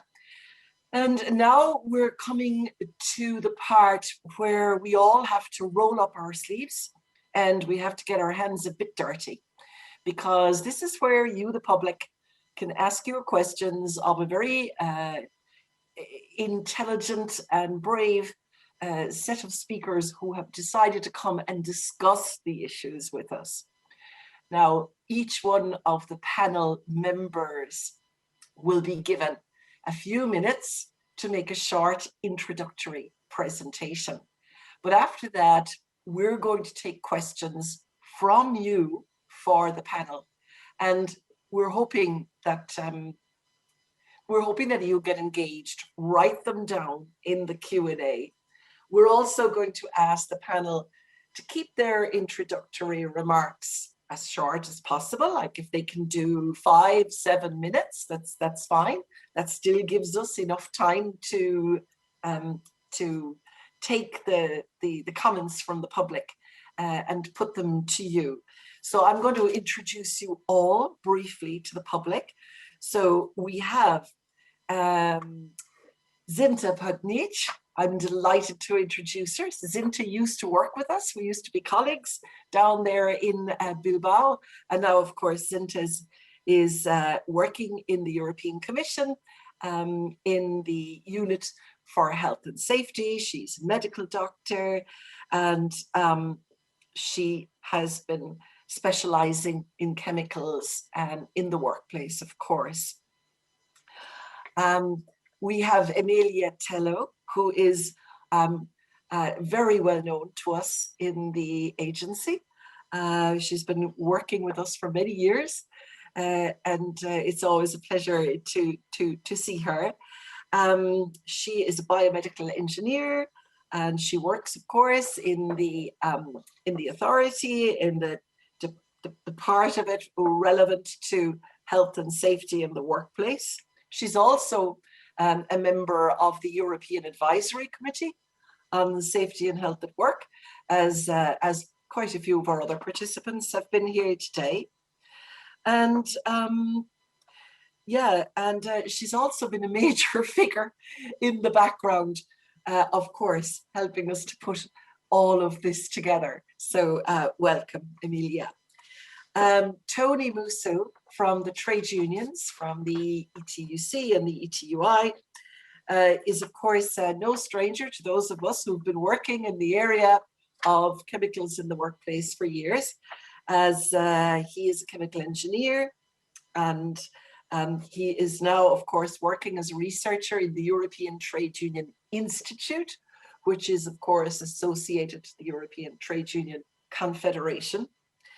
He is also very involved in REACH, and he's a member of the European Chemicals Agency Board, was a member up until 2012. And of course, he's also very active in the European Commission's Advisory Committee on Safety and Health at Work. Chris de Meester is here today. Hello, Chris. You're here wearing your Business Europe hat. Chris is a man of many hats. He also represents in other circles here in Belgium. I regularly hear him on the news or see him quoted in the papers. He is, of course, working with the Belgian Federation of Employers. As well as his national work, he's very well known in the international circle. He's been a board member of EU Osha for a long time, also heavily involved in the Advisory Committee on Safety and Health at Work. I know that he also represents Business Europe in the ILO discussions, and is a general all-rounder when it comes to the employers on occupational safety and health, but from what I gather, feels very at home in the world of discussing chemicals in the workplace as well.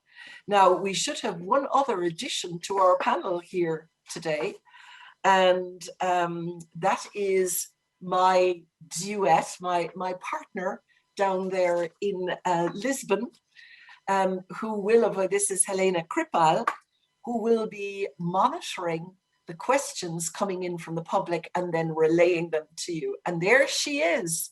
Hello there. Hello, nice to see you.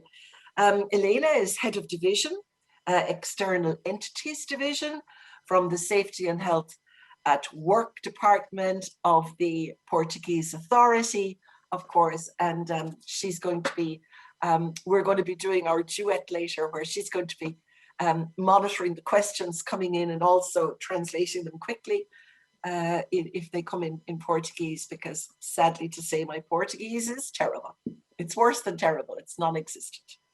So I'll give you now the floor just to make some opening remarks. We're all going to stay on the screen together. I hope the public gets writing. And Zinta, can I ask you, what are you getting up to over there in Luxembourg? What's the perspective from your point of view?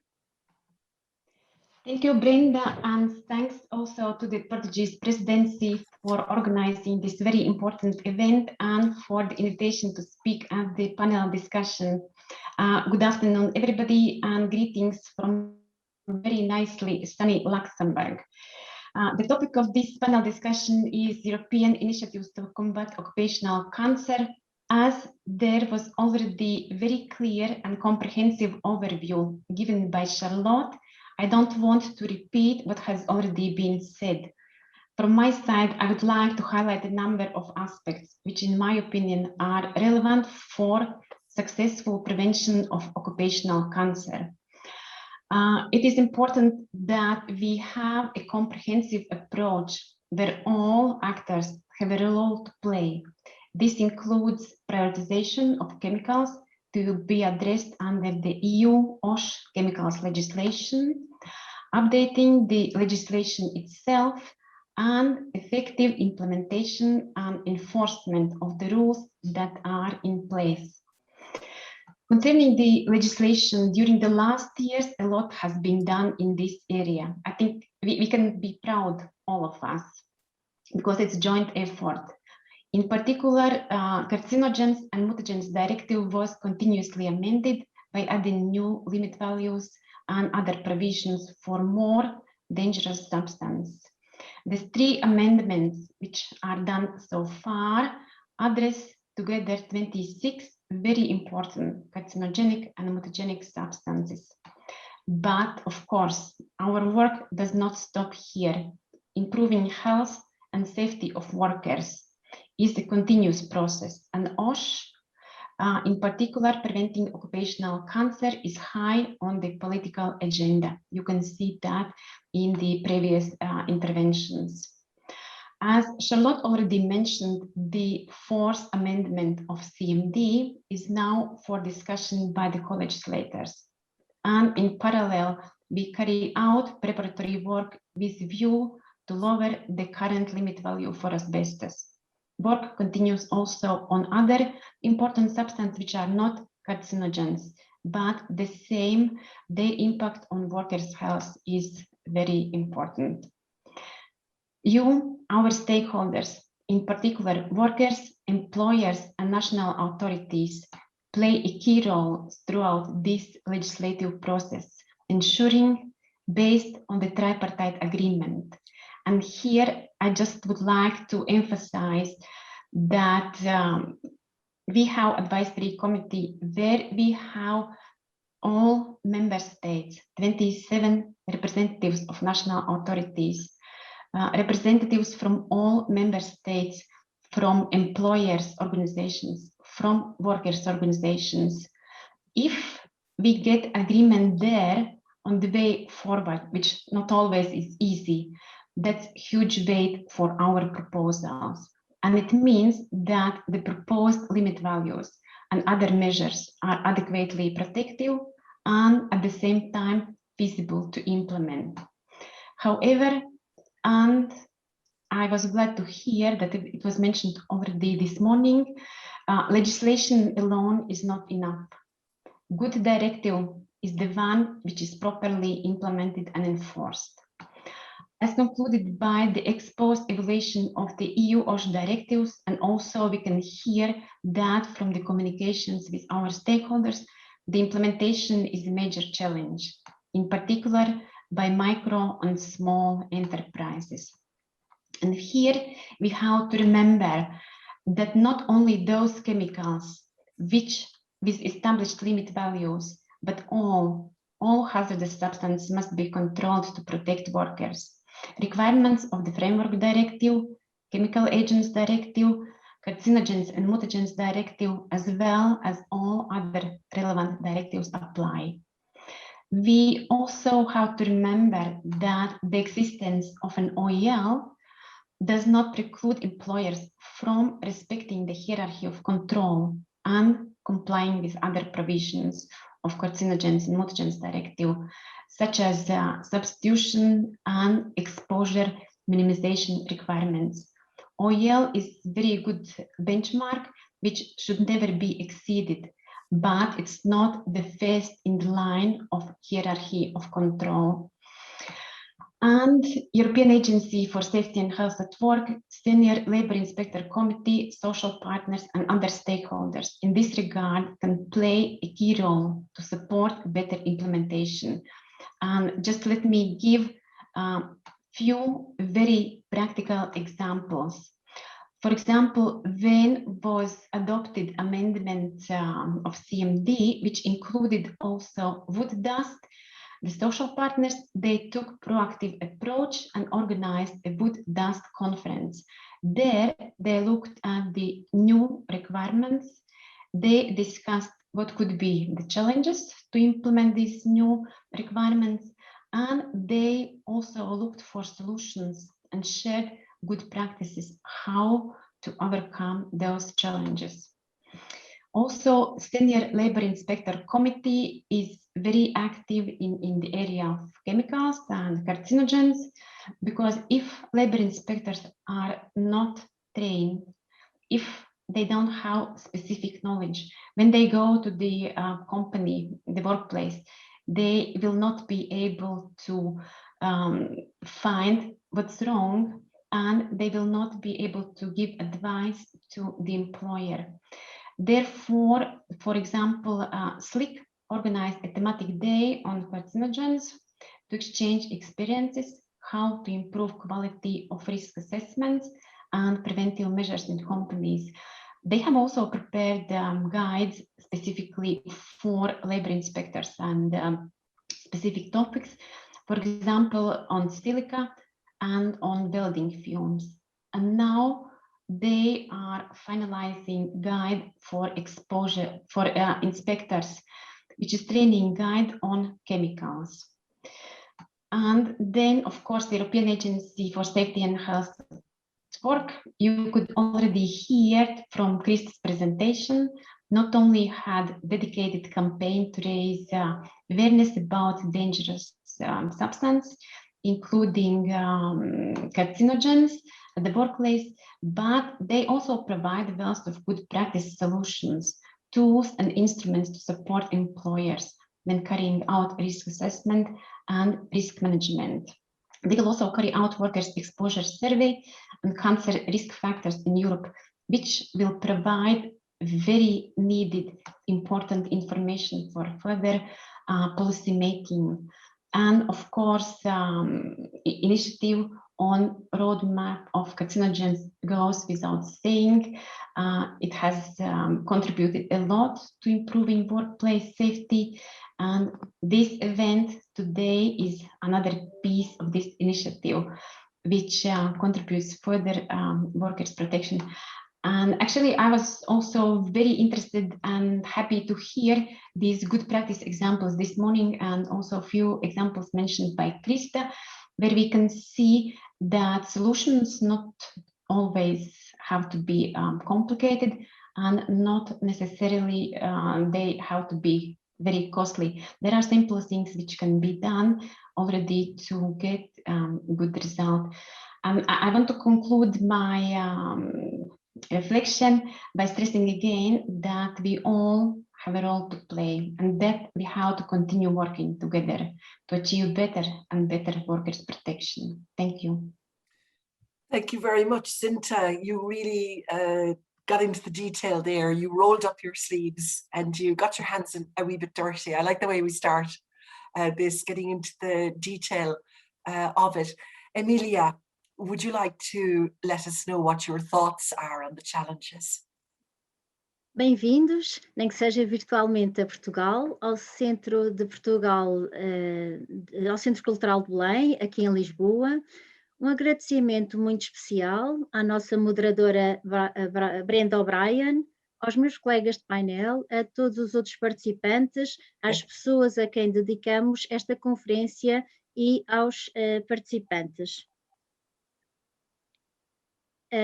Relembro que as prioridades da Comissão Europeia começam com um novo plano de ação para transformar numa realidade os 20 princípios do Pilar Europeu dos Direitos Sociais, construir uma União Europeia mais justa e mais inclusiva, anunciado no dia 4 de março de 2021, O objetivo do Pilar Europeu dos Direitos Sociais é conferir aos cidadãos novos direitos mais eficazes com base nestes princípios fundamentais, onde a Comissão propõe, no seu 10º princípio, um ambiente de trabalho são, seguro e bem adaptado à proteção de dados.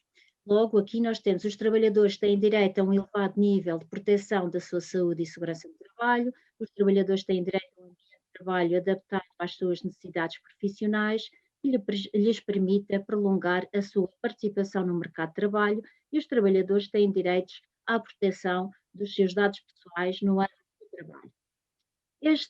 A próxima ação no âmbito deste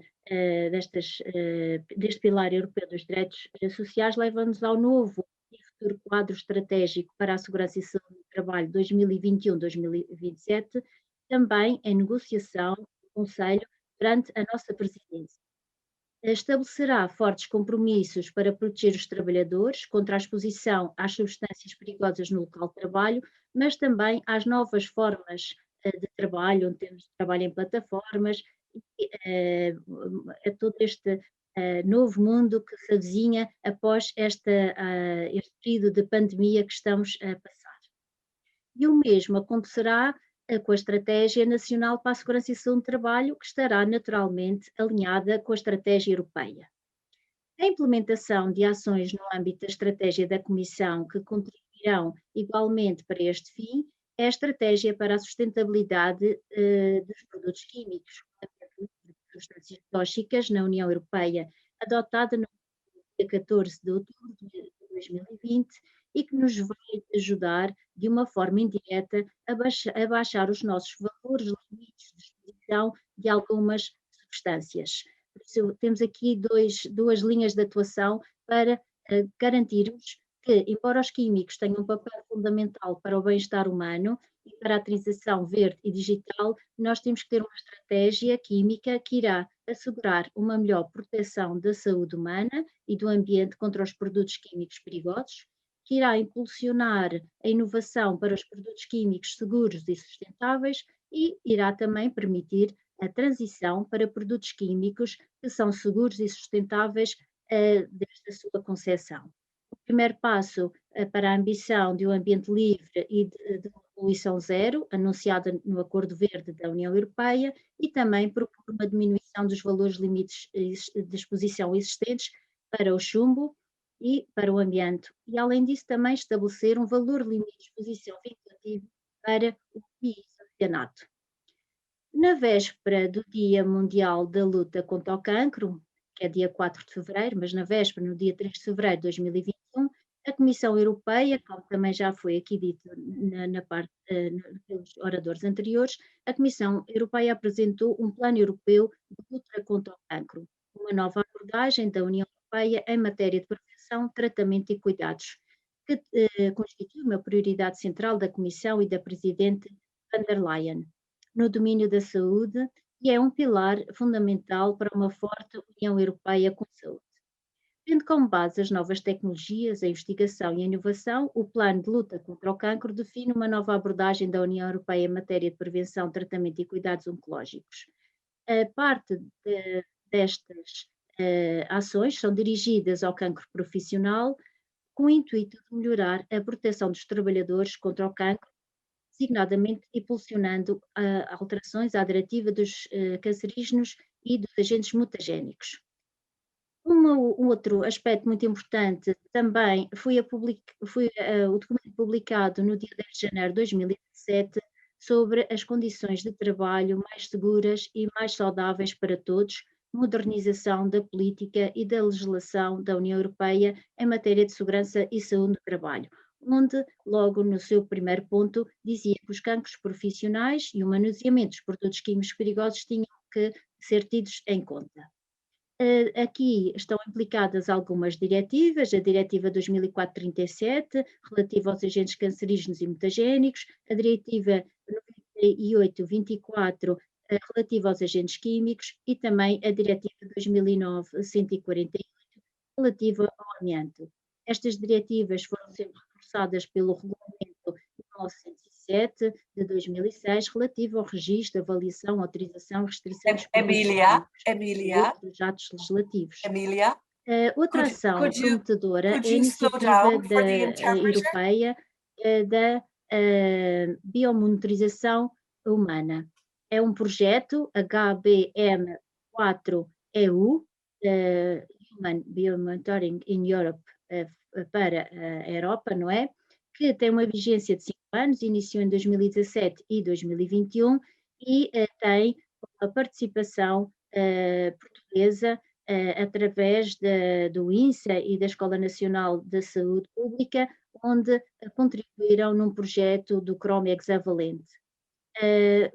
Há também um projeto muito importante que foi desenvolvido a nível europeu, o ASKIM at Work, que prepara o caminho para uma base de dados permanente, publicado em 2 de maio de 2017 e que tem a ver com a exposição química nos locais de trabalho.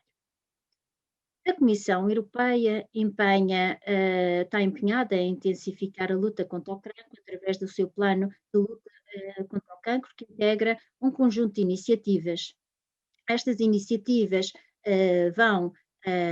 são dirigidas ao cancro profissional e têm o intuito de melhorar a proteção dos trabalhadores contra o cancro, designadamente impulsionando a alteração da tal diretiva dos caracteres mutagénicos que muito aqui falamos. Temos aqui esta quarta lista, onde nós temos aqui valores como a Charlotte já nos apresentou para o acetonitrilo, os compostos de níquel e de benzeno. Mas outras iniciativas estão também na forja, entre 2022 e 2024, em relação ao amianto, para revermos os valores limites da União Europeia. Também o chumbo, que, embora não seja um agente cancerígeno, é tóxico para a reprodução, e que onde nós já recebemos da ECA a opinião em junho de 2020 e aguardamos um estudo externo que será concluído em setembro de 2021. Há também trabalhos feitos no âmbito da proteção dos trabalhadores contra a exposição a produtos médicos perigosos, incluindo os produtos médicos citotóxicos. Há também aqui em Portugal algumas iniciativas que eu queria fazer referência. Nós somos o ponto focal da Agência Europeia para a Segurança e Saúde do Trabalho, por isso em 2003 e agora em 2018, 2019 abraçamos as campanhas, onde todo o material é facultado também na nossa língua, em português. A Agência Europeia para a Segurança e Saúde do Trabalho em 2017 realizou webinar sobre ferramentas eletrónicas, onde foram apresentadas algumas ferramentas, como o Stoffen Manager, que também está já traduzido para português, outras ferramentas francesas, como o Xeric, uma ferramenta alemã do Instituto Federal Alemão de Segurança e Saúde do Trabalho, o Cloud da Alemanha, o Subsport da Alemanha também, e o Chemi Garden da Suécia. Este é uma ferramenta, é a tool para a gestão das substâncias perigosas da campanha, onde nós temos essa ferramenta traduzida para português, embora esteja já em 9 línguas, como Emília, estás-me a ouvir? Nós cá em Portugal criamos também um guia técnico número 2 com a Direção-Geral de Saúde sobre a vigilância da saúde dos trabalhadores expostos a agentes químicos, cancerígenos, mutagénicos e tóxicos para a reprodução, que é acompanhada numa política de avaliação integrada do risco profissional no âmbito da exposição a agentes químicos, CMR. Temos também um guia técnico que tem também a ver com este caso do cancro, porque é um guia que nos fala sobre a vigilância da saúde dos trabalhadores expostos à radiação ionizante. Como sabem, os raios-x, raios gama, têm efeitos estocásticos que têm probabilidade também de vir a provocar cancro. Há também um guia de proteção dos trabalhadores durante a gravidez e a amamentação, e que fala também sobre a infertilidade, quer do homem e da mulher, em relação à exposição aos agentes químicos. Temos também a tradução de fichas de segurança química das substâncias que estão traduzidas, que estamos a fazer a tradução para português destas fichas da Organização Internacional do Trabalho. Temos a participação em comitês técnicos de normalização, como as comissões técnicas de segurança e saúde no trabalho ocupacional, da nanotecnologia, da biossegurança em laboratórios, do amianto.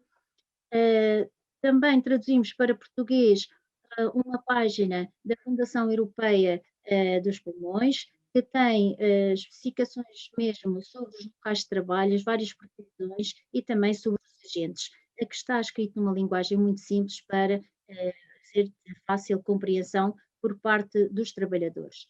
Temos levado a cabo ao longo destes anos várias campanhas sectoriais, onde os agentes químicos são tenidos em conta, como por exemplo a campanha da avaliação de riscos na utilização das substâncias perigosas, a campanha de implementação do RIS, onde temos como outputs guias técnicos que em colaboração com a APSEI criamos, e alguns folhetos do controle de exposição aos agentes químicos, sobre a seleção dos EPIs, a seleção de luvas para químicos, a seleção de proteção respiratória, e também folhetos de como comunicar estes riscos químicos aos trabalhadores. Estamos a iniciar o trabalho de criar novos guias para a proteção dos olhos e também vestuário.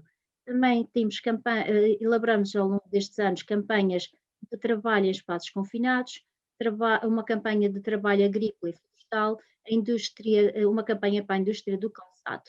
As nossas ferramentas horas, todas elas têm um capítulo dedicado aos agentes químicos, e esta nossa última, que será publicada em breve, a sua publicação pública será feita no dia 17 de maio, através de um webinar, onde vamos fazer a publicação da ferramenta OERA para a reabilitação e remodelação de edifícios, onde dentro desta ferramenta consta um capítulo específico para o amianto, mas também aborda a sílica cristalina respirável e outras substâncias. Todas estas informações estão disponibilizadas por meio de seminários que nós realizamos e também na nossa página na internet. Quero também referir a importância do projeto que a doutora Crista, da Agência Europeia para a Segurança e Saúde no Trabalho, referiu, que terá início agora em 2021 e terminará em 2024, sobre um inquérito sobre a exposição dos trabalhadores aos fatores de risco de cancro, que nos trará muitas informações, e também fazer referência que o CAREX do Canadá, que desenvolve perfis e estimativas de exposição profissional, deveria ser atualizado. A nossa participação nos roteiros dos cancerígenos foi feita logo de imediato, porque, como vocês sabem, o JOS, tal como eu, também é ponto focal da Agência Europeia para a Segurança e Saúde do Trabalho. No primeiro momento, nós fizemos a tradução das 18 fichas para português das substâncias químicas, e nesta segunda fase do roteiro não deixamos de estar presentes, e temos um objetivo, um desafio muito, muito ambicioso, que é criar guias para a gestão do risco, em parceria com a Alemanha. Nós, se formos comparar, somos o 4º país que aderiu com mais participação no Join a este Roadmap on Carcinogens. Temos 85 participantes, 71 são pessoas individuais e temos 10 empresas e 3 organizações. Para finalizar, só queria aqui deixar uma nota. Necessidade de informação sobre a exposição dos agentes cancerígenos a todos os stakeholders. Considerando que são utilizados na União Europeia mais de 110 mil substâncias químicas, temos conhecimento limitado sobre os seus efeitos crónicos devido a uma exposição profissional. Nós sabemos que cerca de 8 mil substâncias podem estar bem testadas, 2 mil estão na lista negra, temos valores limites de exposição para cerca de 1.700, 1.800 substâncias, mas reparem que, segundo a ECA, 1.098 substâncias são consideradas carcinogénicas em humanos, com os seus frases de prudência H350 e H351, 555 são mutagénicas, Emília, estás-me a ouvir? Alterações nas células germinativas, com referências aos H340 e 341, e 313 são classificadas como tóxicas para a reprodução. Nas listas também temos várias indicações, como a Juca Takala, de agentes canceronogénicos dados pela IARC, o que nos traz aqui um grande problema. Conhecemos muito pouco sobre esta questão. Por isso, eu solicitava que se aplicasse um princípio que se aplica na área das radiações, que é o princípio ALARA, que é tão baixo quanto razoavelmente aconselhável. E muito obrigada pela vossa atenção.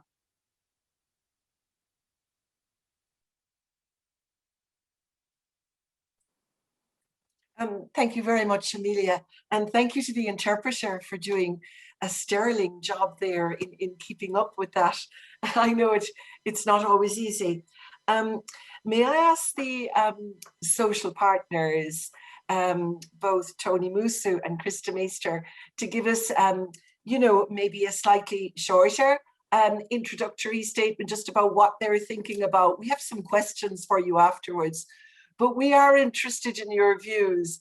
I noticed, Tony, when Zinta was speaking at the beginning, I could see you nodding along in some bits, and I'm curious to know about what was going on in your head. And also, late Chris, I'll come to you in a moment, if you'd like to also just give us an idea of where you are. Tony, please go ahead. Yes, thank you, Brenda, and good morning, everyone, and greetings. I think you need to unmute, Tony. Can you hear me? Yes, you can hear me. Very good.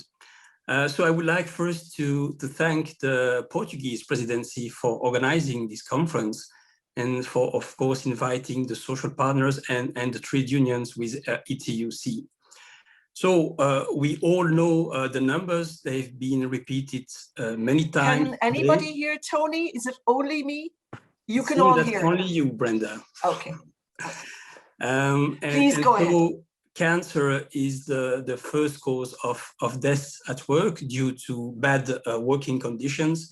And of course, we need to work all together to try to fight occupational cancers. Knowing also that they cause social inequalities in health. We all know that blue-collar workers are at much higher risk of getting occupational cancer compared to blue-collar workers. So what can we do at EU level to fight occupational cancer? I think that we have two types of initiatives. We have the voluntary initiatives, but we can also try to improve the legislation. And if I may, I will briefly touch on these two types of initiatives. The first one, we heard about the roadmap on carcinogen this morning.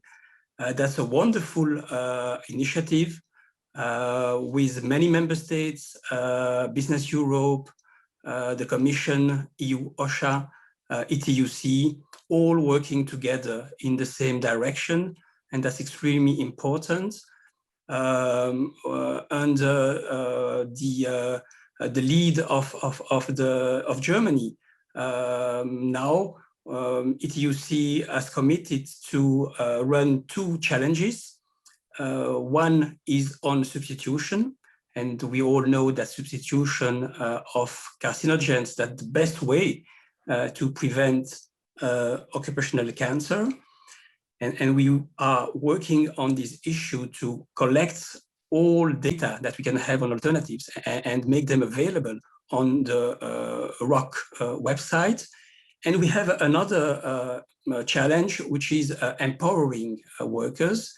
And the idea here is to prepare a small leaflet for workers and to help them in companies being an actor of their own health and safety, explaining the legislation, but also how they can participate in the risk assessment that it is so important at the shop floor level. Then we have the other types of initiatives, and that's indeed improving the legislation that we have at EU level. And here I would say that ETUC, of course, welcomes the proposals for a fourth batch of CMD and the new limit values that are proposed for acrylonitrile and nickel compounds, and also the revision of the outdated limit value for benzene. And I need to mention, of course, the work that is being done in the Working Party on chemicals within the Advisory Committee on health and safety. And there, of course, with our partners from member states, but also the employers' organizations, we discuss a lot and we try to agree on the limit values that will be proposed by the Commission. As you know, the fourth batch is currently under discussion, and that's certainly an opportunity to try to improve the legal text of the Carcinogens and Mutagens Directive. We have a long-lasting debate at EU level, and that's the extension of the CMD scope to substances toxic for reproduction. In the trade unions, we believe that this is really needed. We already have 7 member states that have extended the scope in the national legislation. It would bring a legal coherency with the other legislation, REACH, pesticides, biocides. And we need to remember that many reprotox substances are non-threshold substances, like, for example, the endocrine disruptors or lead that was mentioned earlier by Charlotte. And I hope that with the Parliament, we might extend the scope of the CMD and the help, of course, of the Portuguese presidency. Another issue which is very important for the trade unions, that the so-called hazardous medicinal products. And we are calling for the inclusion in Annex 1 of CMD. As you know, we have 12 million workers exposed to these substances. Many of them are nurses. And we have launched a campaign called Stop Cancer at Work. And you can visit the website with .eu at the end. And with doctors, nurses, pharmacists, and cancer patients organizations, we are really calling to the inclusion of these hazardous medicinal products in Annex 1 of CMD. And it is important to mention that employers are on board for this demand, as OSPIM, together with the Public Service Union, are behind this demand. Briefly, there are other things that we could improve. The methodology to set the limit values for carcinogens. We have in Germany and in the Netherlands a so-called risk-based approach. We should have the same approach at EU level. It will help us derive and set new limit values for carcinogens. Another issue that I would like to mention, that's the combined exposure. We all know that workers are not exposed to single carcinogens at work, but to a cocktail of carcinogens. And we should tackle that problem. And this would be coherent with the chemical strategy that has been adopted recently at EU level. It is being addressed under REACH, this issue of combined exposure, and it is now time to tackle that problem in the Carcinogens Directive. I will end by talking about asbestos. We all heard Professor Jukka Takala this morning giving us the latest numbers on the deaths caused by asbestos at work. And of course, we really welcome the intention of the Commission to revise the outdated limit value for asbestos. So we hope, of course, that all the issues that I've mentioned concerning the improvement of the legislation will be reflected in the new Osha strategy, as well as other important issues for workers. Of course, we are all over Europe in the middle of the COVID-19 pandemic.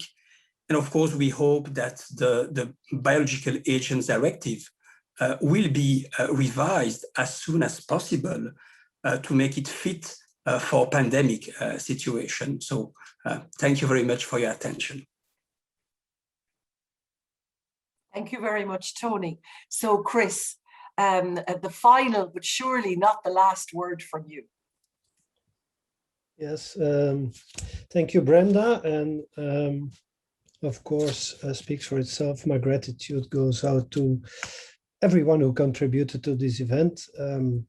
Even if it's only virtual, it's good to see some familiar faces again that I have not seen in a long while.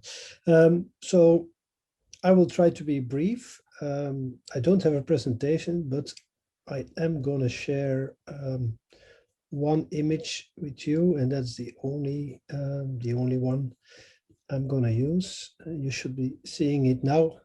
Well, this says it all for us from the business point of view. What we like in this whole campaign that is ongoing. So first of all, we like, of course, the continuous support, different countries stepping in and the broad support. But what we like about this approach is it's meant to be a practical approach aiming for result. And that is why we value so much the fact that we focus on, let's say, in general, the stop principle. I don't have to explain. I guess you're all familiar with that.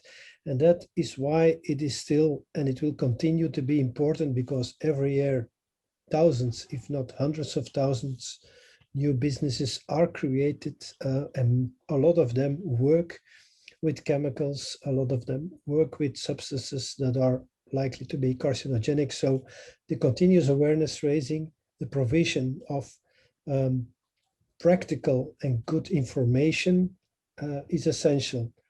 Good practice, I know Krista Sedlacek, of course, already said that that topic also goes to our heart. We need good practice examples.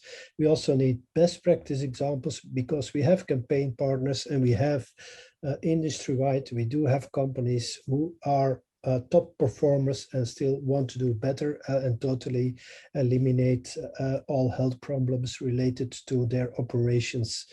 And also we need support, and I cannot underline that enough, that last element, support, because every time there is an event and we make some publicity about it, we get reactions and we get questions from companies, and most of them are more smaller companies, medium-sized, that say, well, this is our process, this is what we make, this is the quality level that we have to ensure.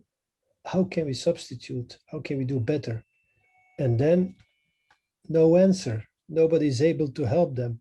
Not at a government level, even at the level of the universities, they say, well, we don't have practical answers, so you need a research project. Well, how can an SME, small enterprise, enter a research project with universities? So support in assisting companies with applying the stop principle.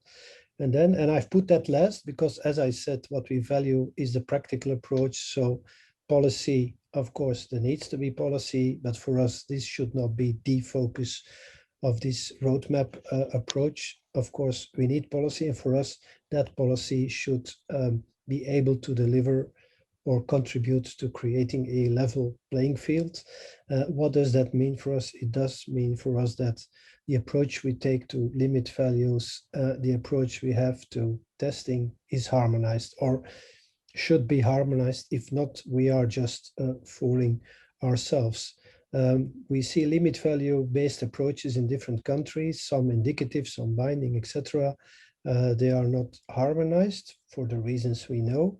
But what we also know is from internationally operating companies that a limit value that is more strict poses them no problem in one country and big problems in another country, while the processes are the same. Why? Absence of measuring, or simply the laboratory or the test that is used in one country is much less reliable than the test used in another country. So who are we fooling if we cannot harmonize, if we cannot have accredited laboratoria, if we do not have peer review, if we do not have control of limit value approaches and testing approaches in different countries? And then last element of what I want to say as an introduction is, although we are curious and we support the project mentioned by Krista Sedlacek to gather occupational exposure data by worker survey, we still continue to underline why we need such a project, because what have we done all those years with all the data gathered through medical examinations, biomonitoring, workplace monitoring, workplace measuring? What happened with all those data? Why are they not good enough? We have spent millions and millions and millions in almost 4 or 5 decades of occupational medicine. Why is there no reliable outcome? So that's it for the introduction. I think we have food for discussion, food for thought. Thank you. And I will stop sharing, of course.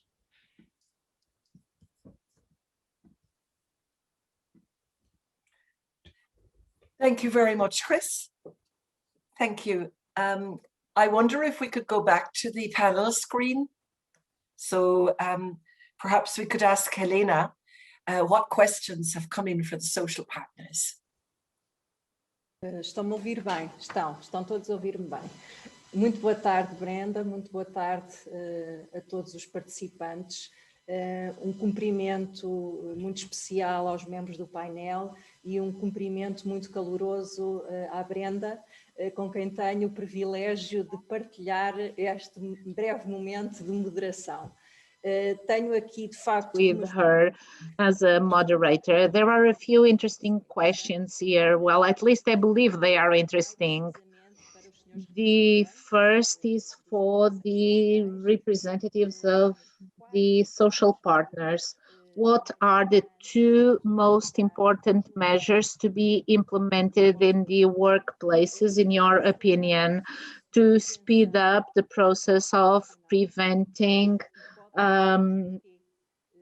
this type of cancer, occupational cancer? Maybe we can start with Tony, and please tell us why as well. Why do you think they are the most important? Thank you. Thank you very much for that question. I think that what we need at the workplace is precisamos nos locais de trabalho, em primeiro lugar, será sensibilizar. Sabemos que to carcinogens. De exposição a que estão sujeitos a cancerígenos ou outros produtos. E isto é de facto extremamente importante para os sindicatos. É por isso que todas as iniciativas que estamos a desenvolver ao nível do roteiro dos cancerígenos são importantes. Todos trabalhamos em conjunto para aumentar a consciencialização, a sensibilização de todos, tanto as entidades empregadoras como os trabalhadores, para a questão dos cancerígenos e da exposição.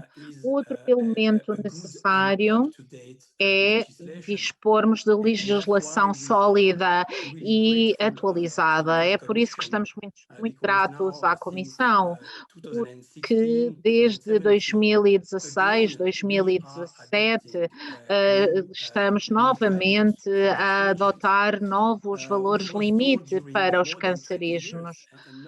Durante mais de 20 anos, quase não tínhamos esperança de adotar este tipo de valores limites. E, na realidade, esta é uma ferramenta muito importante para reduzir efetivamente a exposição dos trabalhadores nos seus locais de trabalho. Como foi explicado aqui pela Zinta, a substituição é a primeira ferramenta, mas a substituição nem sempre é possível. E é por isso que os valores limite são tão importantes. Muito obrigado. Muito obrigado, Tony. Chris, gostaria de responder também? Sim. Não podemos dizer que há apenas 1 ou 2 medidas que devam ser aplicadas. Como disse, o que deve ser aplicado é um processo, ou seja, o princípio STOP. Como o Tony disse, claro que tudo isto começa com a sensibilização, com a disseminação da informação, porque nem todos os trabalhadores, nem todas as empresas sabem que existe um problema e, portanto, há que identificar o problema como primeiro passo e depois procurar soluções para para o resolver.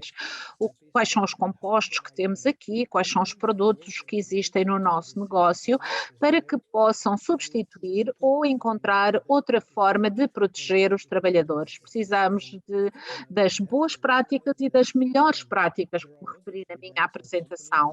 Há métodos muito interessantes que já estão a ser implementados em diferentes empresas, por exemplo, ao nível da embalagem.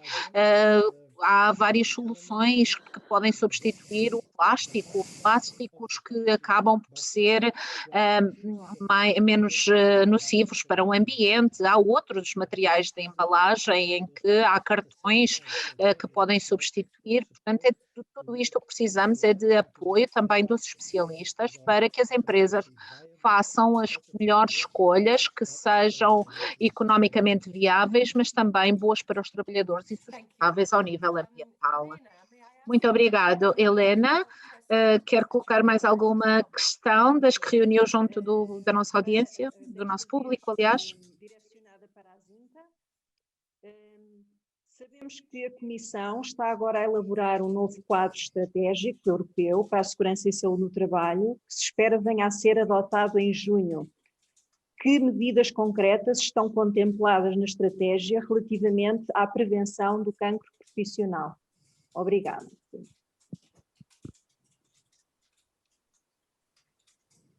I'm afraid that at this point, since we are still working on the... Ainda estamos, de facto, a trabalhar no documento e ainda não recebemos feedback de todos os envolvidos, portanto não posso falar de forma muito específica, muito precisa, mas seja como for, e como a Charlotte também referiu na sua apresentação, algumas iniciativas que são, de certa forma, já emblemáticas e que fazem parte dos nossos planos e que estão relacionadas com toda esta estratégia. Por exemplo, a atualização da diretiva dos cancerígenos. No futuro vamos continuar a fazer esta atualização e é também importante a questão do amianto, onde temos estado a desenvolver vários tipos de trabalhos e há já muita informação relativamente à exposição a esta substância. E se conseguirmos efetivamente reduzir o valor limite da exposição ao amianto, já vamos melhorar a vida de muitos trabalhadores, porque ainda está a decorrer o processo, não posso dizer muito mais do que isto. Compreendemos perfeitamente. Muito obrigada pela pergunta e obrigada por esta resposta. Emília, será que posso colocar-lhe uma questão? Esta manhã foi mencionado na sessão de abertura, falaram um pouco do papel da Inspeção-Geral da Autoridade para as Condições do Trabalho.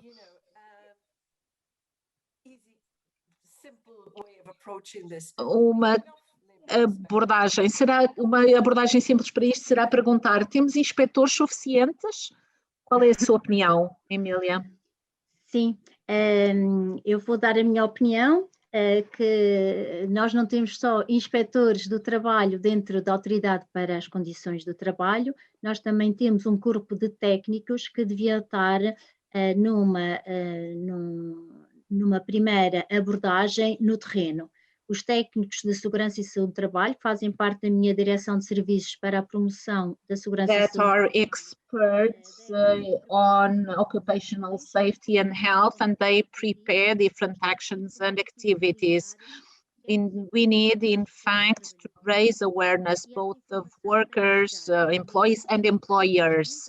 And this is a very important role through the documents we produce, but also through our activities and actions. The dissemination of information in order to raise awareness is a first step that is extremely important. We already have solid legislation. We just need to have it more operational on site, on the shop floors. So that we are also fostering proactivity in the employers and in the employees. Quite often we know that we work quite a lot at different agencies, institutions at European level that are working, developing the guidelines and all the necessary documentation and for the development of activities. But the fact is that European employers in general sometimes don't even apply those measures. The fact is that only a few of them are implementing these measures and are sharing good practices and best practices. In our website, we have a few examples. We don't have many in terms of chemical agents, but there are others regarding other types of risks and hazardous substances. The European Agency also shares hundreds of good practices that have been shared. So it's important for everyone to understand that this is good and this can be used as inspiration for others. Inspectors only come in seen on a second stage. I think it's a stage of checking, verifying, but the prevention culture is extremely important and it should be the first step. So that's the first thing we should be worried about. Thank you. Thank you very much, Emilia. I wonder would either of the social partners like to say something about enforcement and inspection? Krista Meister, you've got your hand up. Please, yes. Go ahead. Go ahead, Chris. Yeah. Yeah, I guess you all know that we think a balanced approach, of course, also includes enforcement. But then... Obviamente, esta é a abordagem a seguir. Não devíamos estar a falar sobre o número de inspetores, mas antes sobre a qualidade da inspeção, a metodologia utilizada para as inspeções. E aqui penso que ainda temos muito a melhorar. Estamos no século XXI e ainda se verifica e naturalmente que há diferenças entre os países, mas os inspetores do trabalho ainda não estão equipados integralmente como deviam para utilizar ferramentas digitais, dados, informação e diferentes abordagens nas suas inspeções. Portanto, é preciso irmos para além dos números, é importante criarmos formas eficientes e eficazes de realização destas inspeções. Os governos, os inspetores do trabalho continuam sem saber hoje em dia quem é que está a trabalhar em teletrabalho ou quem é que está, por exemplo, nos escritórios hoje em dia. E estamos no ano de 2021 e é espantoso que ainda não consigamos saber estes dados. E, portanto, é muito importante começar por aí. Temos aqui muito espaço para melhorar a metodologia das inspeções, a utilização de abordagens com base nos dados. Concorda, Tony Musso? Não completamente, o que não é surpreendente. Penso que temos um pouco risco de termos problemas com o teletrabalho, mas precisamos nos recordar que muitos operários estão expostos a agentes cancerígenos no trabalho e a aplicação da lei, porque é essa a questão, é extremamente importante. Contrariamente a Chris, ao que foi dito, eu penso que o número de inspectores é muito importante. Nos sindicatos temos a exigência de ver um inspetor por cada 10.000 trabalhadores e em alguns países temos um inspetor para 40 ou 50.000 trabalhadores. Com toda a certeza isto não é suficiente, pelo que apelamos às autoridades nacionais dos diferentes Estados-membros para tentarem melhorar a situação, porque a aplicação da lei é fundamental se queremos proteger os trabalhadores. Sim, muito obrigado, Tony. Penso que vamos ficar por aqui, a não ser que a Emília ou a Zinta queiram intervir. Não me parece que estejam a levantar a mão, portanto eu gostaria de agradecer a todos os membros do painel pelo seu contributo e também por responderem às perguntas. É sempre bom termos alguma interação com os nossos espectadores, é fantástico. Muito obrigado. Agora vamos passar à apresentação final de hoje pelo senhor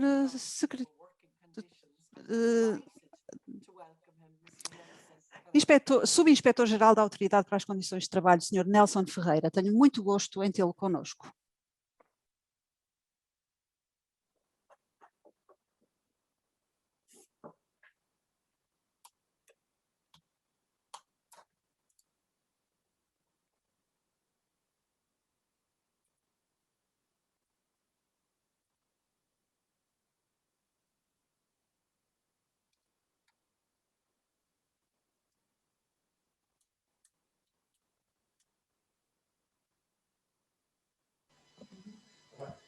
Ok.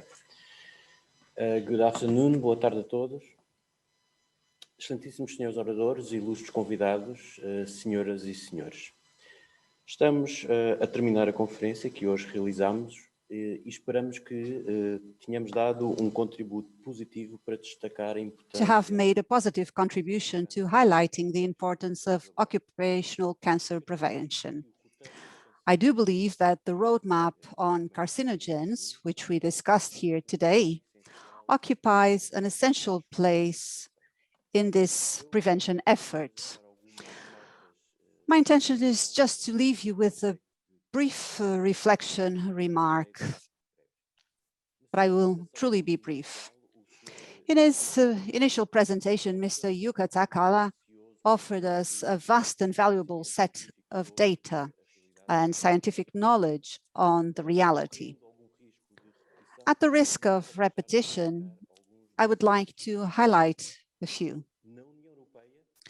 In the European Union and other developed countries, relacionado com o trabalho representa 53% de todas as mortes relacionadas com o trabalho, essencialmente causado pela exposição a substâncias cancerígenas.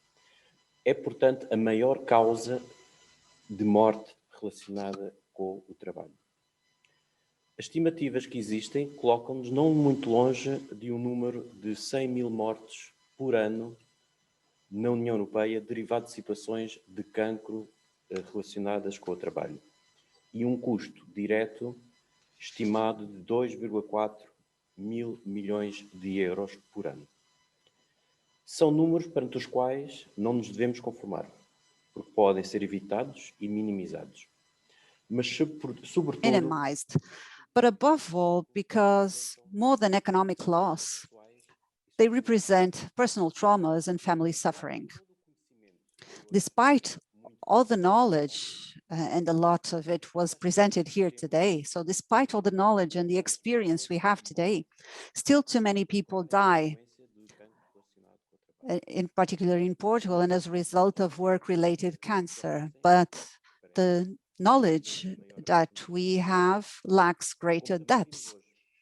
As we have seen today as well, the iceberg may be larger than we know, either because of the poor relationship and reporting between diseases and the work context, as we heard during the morning session, or because of the number of new substances, the impact of which on life often needs more and longer studies.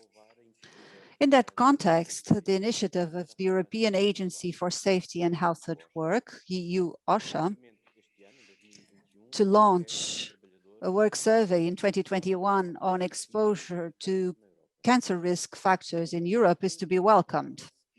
The fight is fought through better and earlier identification of cancer risk factors, better communication and sharing of information and best practices. Awareness is the first step on the road to prevention, reduction, and elimination of risks. And on this road, everyone counts. And here the social partners complement the role of the state. It is coletiva das condições de trabalho adequadas, essenciais também para a construção de uma economia produtiva. For the construction of a productive and sustainable economy. Em nome da Autoridade para as Condições do Trabalho,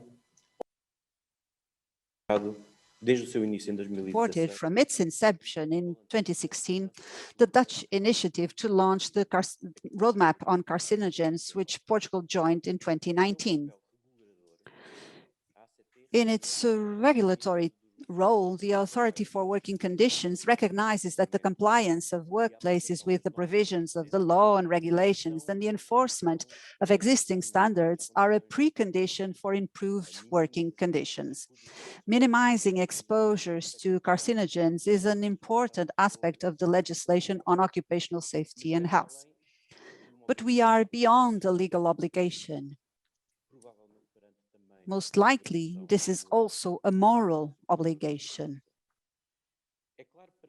It is clear to us that broader and more up-to-date legislation is needed. Mr. Tony Musso has just mentioned that, but it is also clear that this alone is not enough to change mentalities and behaviors. Therefore, the legislative framework needs to be complemented by other processes, other intervention strategies and tools designed to have a concrete and positive impact on workplaces. We have seen some good examples of that today. As this conference also intended today, we must encourage knowledge sharing, networking, generating positive behaviors and attitudes in the companies and workers, and to promote collaboration of everyone involved, and to disseminate best practices and to promote knowledge. The commitment of the Authority for Working Conditions is to work tirelessly to reduce work-related accidents. We cannot change the past, but we have an obligation to act for the future. Thank you all for participating in this meeting. Back the floor, or should I say the mic. Allow me to express our gratitude for all your help and efforts. Thank you very much to you, Mr. Ferreira, for those lovely words. Thank you, lovely parting words. Thank you to you.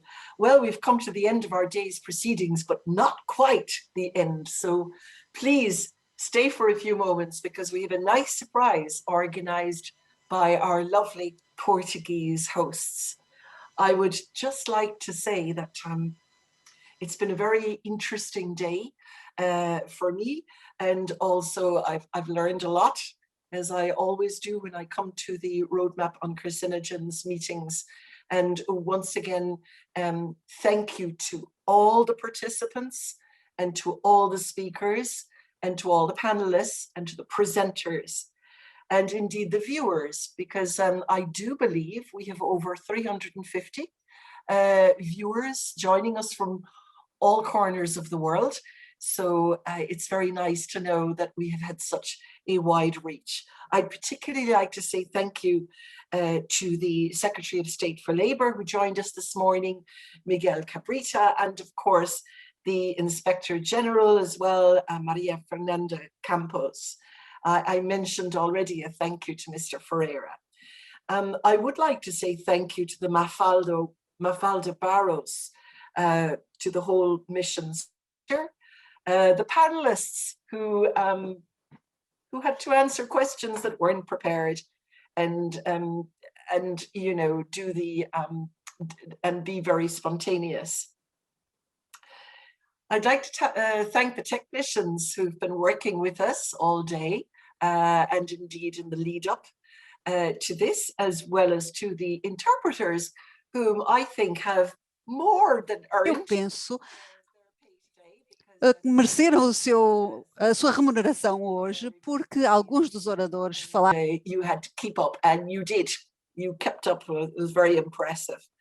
I'd particularly like to say a big thank you to all my colleagues in EU Osha, who helped me personally prepare for this, and in particular also our trainee in the Brussels Liaison Office, Amanda Herspel, who has done a great job in helping me to do my part of the preparation.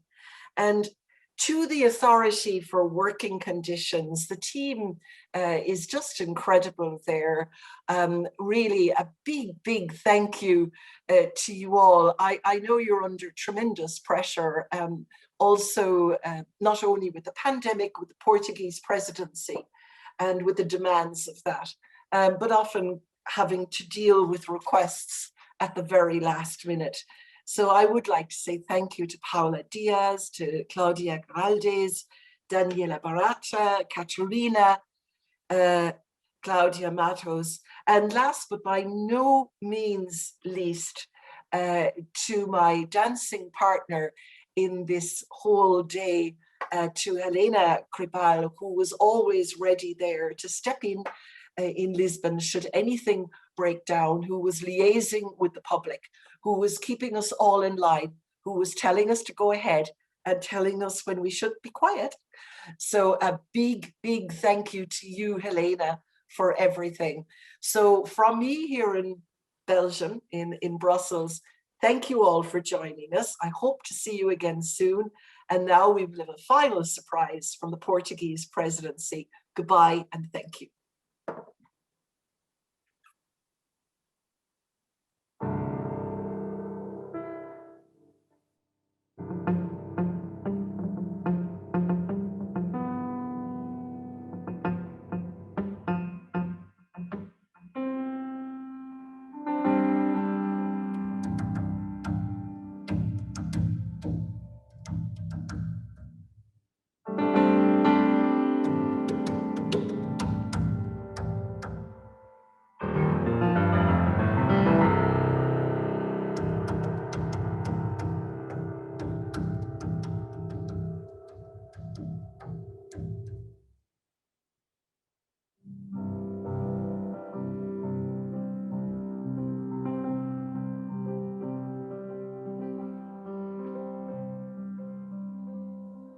De manhã temendo que me achasses feia, acordei tremendo, deitada na areia, mas logo os teus olhos disseram que não, e o sol penetrou no meu coração.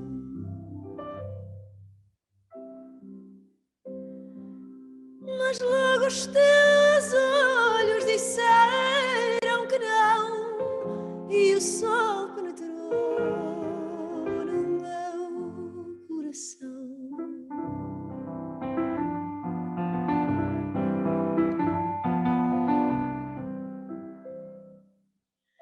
Vi depois numa rocha uma cruz e o teu barco negro dançava na luz, vi teu braço acenando entre as velas já soltas. Dizem as velhas da praia que não voltas.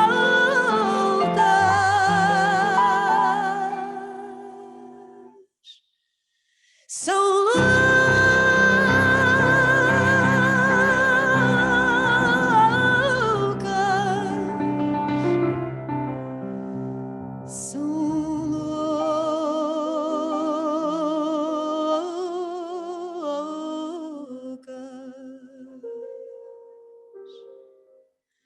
eu sei, meu amor, que nem chegaste a partir, pois tudo em meu redor me diz que estás sempre comigo. Eu sei, meu amor, que nem chegaste a partir, pois tudo em meu redor me diz que estás sempre comigo.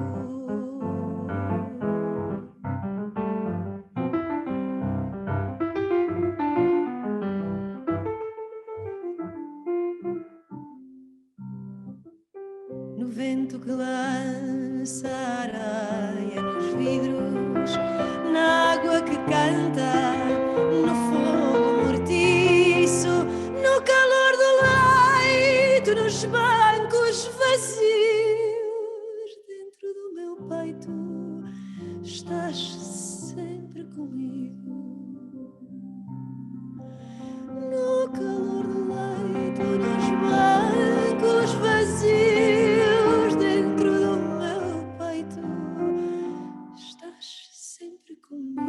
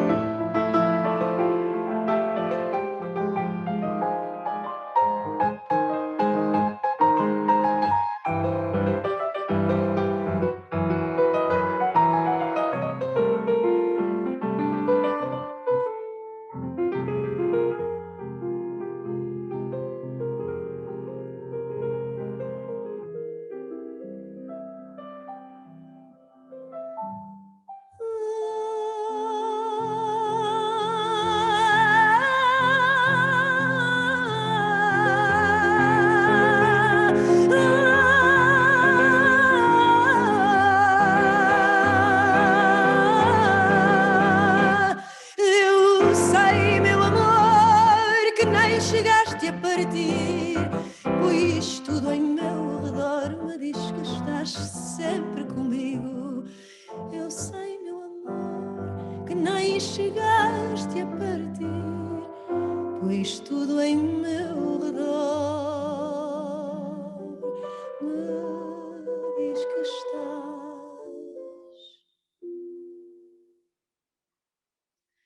sempre.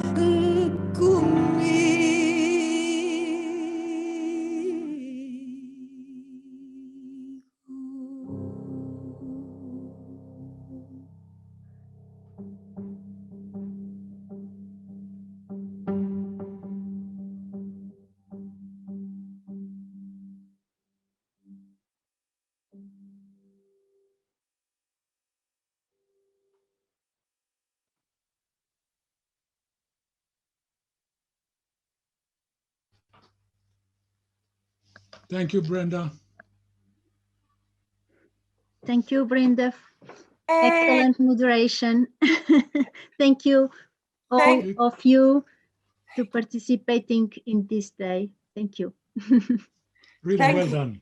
Thank you all. I hope we see each other again soon. And that was beautiful music. Thank you. Thank you. Bye-bye. Bye-bye. Bye-bye.